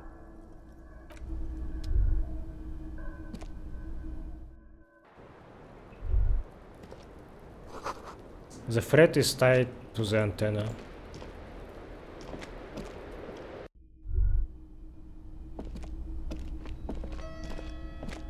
You clearly see footprints. Jackpot. These, unlike everything else. Yeah.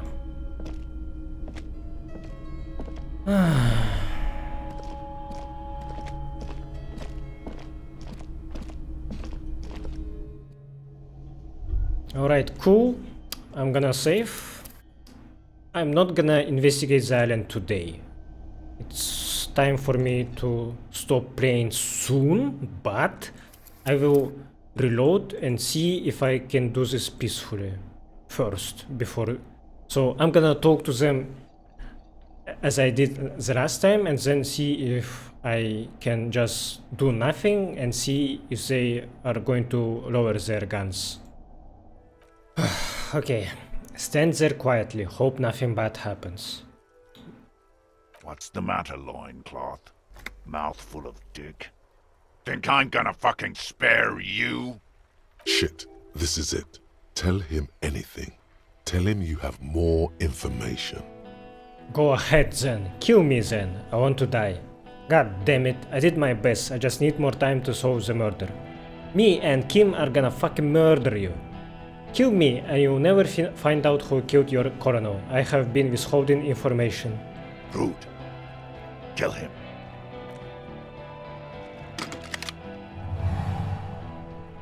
The porcelain man raises his rifle and takes aim at you. His hands are steady, and the long barrel of the rifle sways slowly. Wait, is this still happening? An Easter AR-FA7, built for taking. This is still happening. He's trying. You steered absolute. Is there anything? He's drunk. Drunk fighters overcorrect. A low shot rings. You feel a tapping, like rain on your chest plate. Heavy drop. You got hit. God, please. He's aiming for the eye. He has to. 2 shots ring at once. One from the lieutenant's pistol, and the other from Depot. Blood gushes. An unbelievable shot. The helmet looks like the face of an Glen, dying in a puddle of blood. Oh God. You see 2 cold eyes looking at you through all the smoke and panic, and a pistol raised, aiming at your chest, point blank. Then the man squeezes the trigger. A look of happiness. His eyes seem unnaturally bright, shining like stars. Something in the fear must distort him somehow. He is evil, and the end. Here it comes. Death.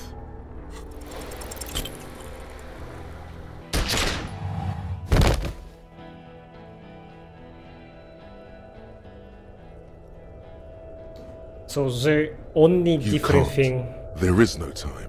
Something inside your pelvis. The pain is too immense to scream.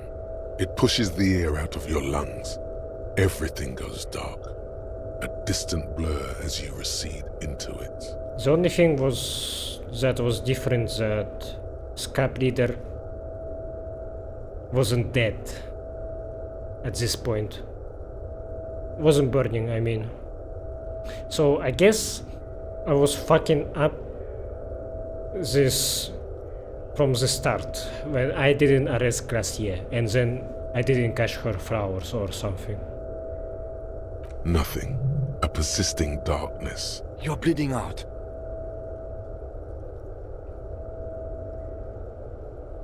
Stay with me. I can't forget it, even when I drank so much. I shouldn't have caught her, now she hates me. She would have started loving me again, but I caught her and now she won't. Yes, keep talking. You hear me? Stay awake. Kim, I think he's going to die now. But you can't. It's so hard. Your eyelids grow heavy, and the sounds ever more distant. And a cold comes over you. The lieutenant, too, is somewhere far away, almost gone, when suddenly you sense something behind him. A shadow towering. Someone stands there, raising his pistol at him. The lieutenant does not see it. He's pushing down on your wound with both hands. No, you say, and hand out your firearm to him. That's all it takes. There is no room for hesitation. The lieutenant moves like a spring unloaded. He grabs the gun from your bloody hand and fires behind him. You hear a roar of pain, a death scream. The sound disappears like someone pressed stop on the tape. The hulking figure, too, is gone. And so is Kim. And the whole world. Let's see the difference. You see the lieutenant's familiar shape in the orange jacket. Sunrise, Parabellum. Okay. Their armor didn't protect them from Kim's shots. I guess he got 2 headshots, that's why? Oh, did I miss a conversation about who is a ref and who is not? How are you? Yes, we have also completely failed, but that's okay. What happened? We tried to take the diplomatic route and hoped they wouldn't attack first. They did. The Major gave the command. What happened then? As retaliation, the rifleman tried shooting you. He hit the cuirass. I shot and wounded him, while Glenn took a bullet in the spine. It was meant for me. He did not survive. This is not the first person to... Titus, Fat Angus, and Theo charged. Angus and Theo died before they made it to intensive care. Titus died in the hospital yesterday. Alain and the young musician, I forget his name, they are all that's left. Oh, Titus dies if I didn't shoot first. Yes. You were bleeding out. I think you said something about your wife, and you warned me. I was able to disarm the Major before he got a jump on me. Thank you. I was not able to kill him, as I should have. Colonel took him. A stray bullet killed the Pole, though. And that's what happened. Stray bullet killed the Pole. Ah. Titus is dead. Yes. And he's in a private hospital across the river. Colonel claimed him from the local butcher shop where Titus died. Turns out he's insured. Okay. Scap Leader survived. We won't get to him anymore. The good news is he's not coming here either. I did some damage. 5. Glenn, Theo, Shanky, Angus, the fat one. He took a lot of bullets. And Titus. All. Let's face it, officer. It could have gone a little better. You could have been armed. It was my mistake too. I should have attacked. Fuck. Attacking first was a better move after all. But what? Okay. I was fucked since I did not arrest her. From that point of the game. Man. Okay. Me...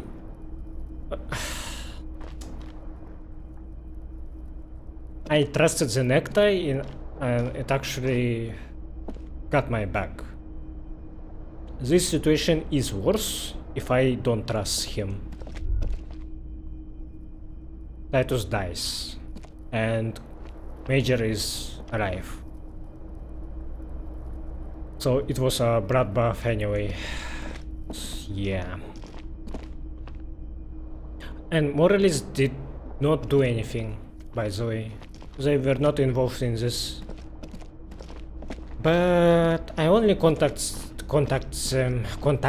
them today, so maybe they didn't have any time to do anything, yeah. Fuck. I guess that's why this game is so replayable. Now that I have more context, I can maybe prevent this conflict from happening at all, somehow. But fuck that, I'm not gonna record another playthrough of this game. Maybe I will play it on my own time, or just watch a playthrough on YouTube to see what I miss, but yeah. I will continue playing next time, explore that islet and see what the fuck did I miss. I wasn't able to investigate that islet at all before this Mercenary Tribunal. Maybe because I didn't have Klaasje arrested, yeah. She distracted me enough to start this shit show. Damn. Should have trusted my drama, huh? Drama was offended that it was deceived and was like, arrest her, and I was like, no, I didn't trust my drama. I blame myself for this mistake. Yeah, totally. Anyway, this episode was super long, I imagine. Yeah. So I'm gonna end it. Where is my save? It was this one? No. Where is my save? Huh?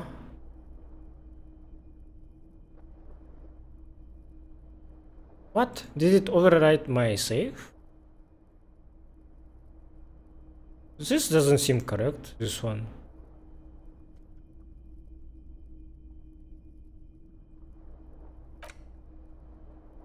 What time is it? Ah, actually maybe it is correct. Ah, yeah, this one is the correct one.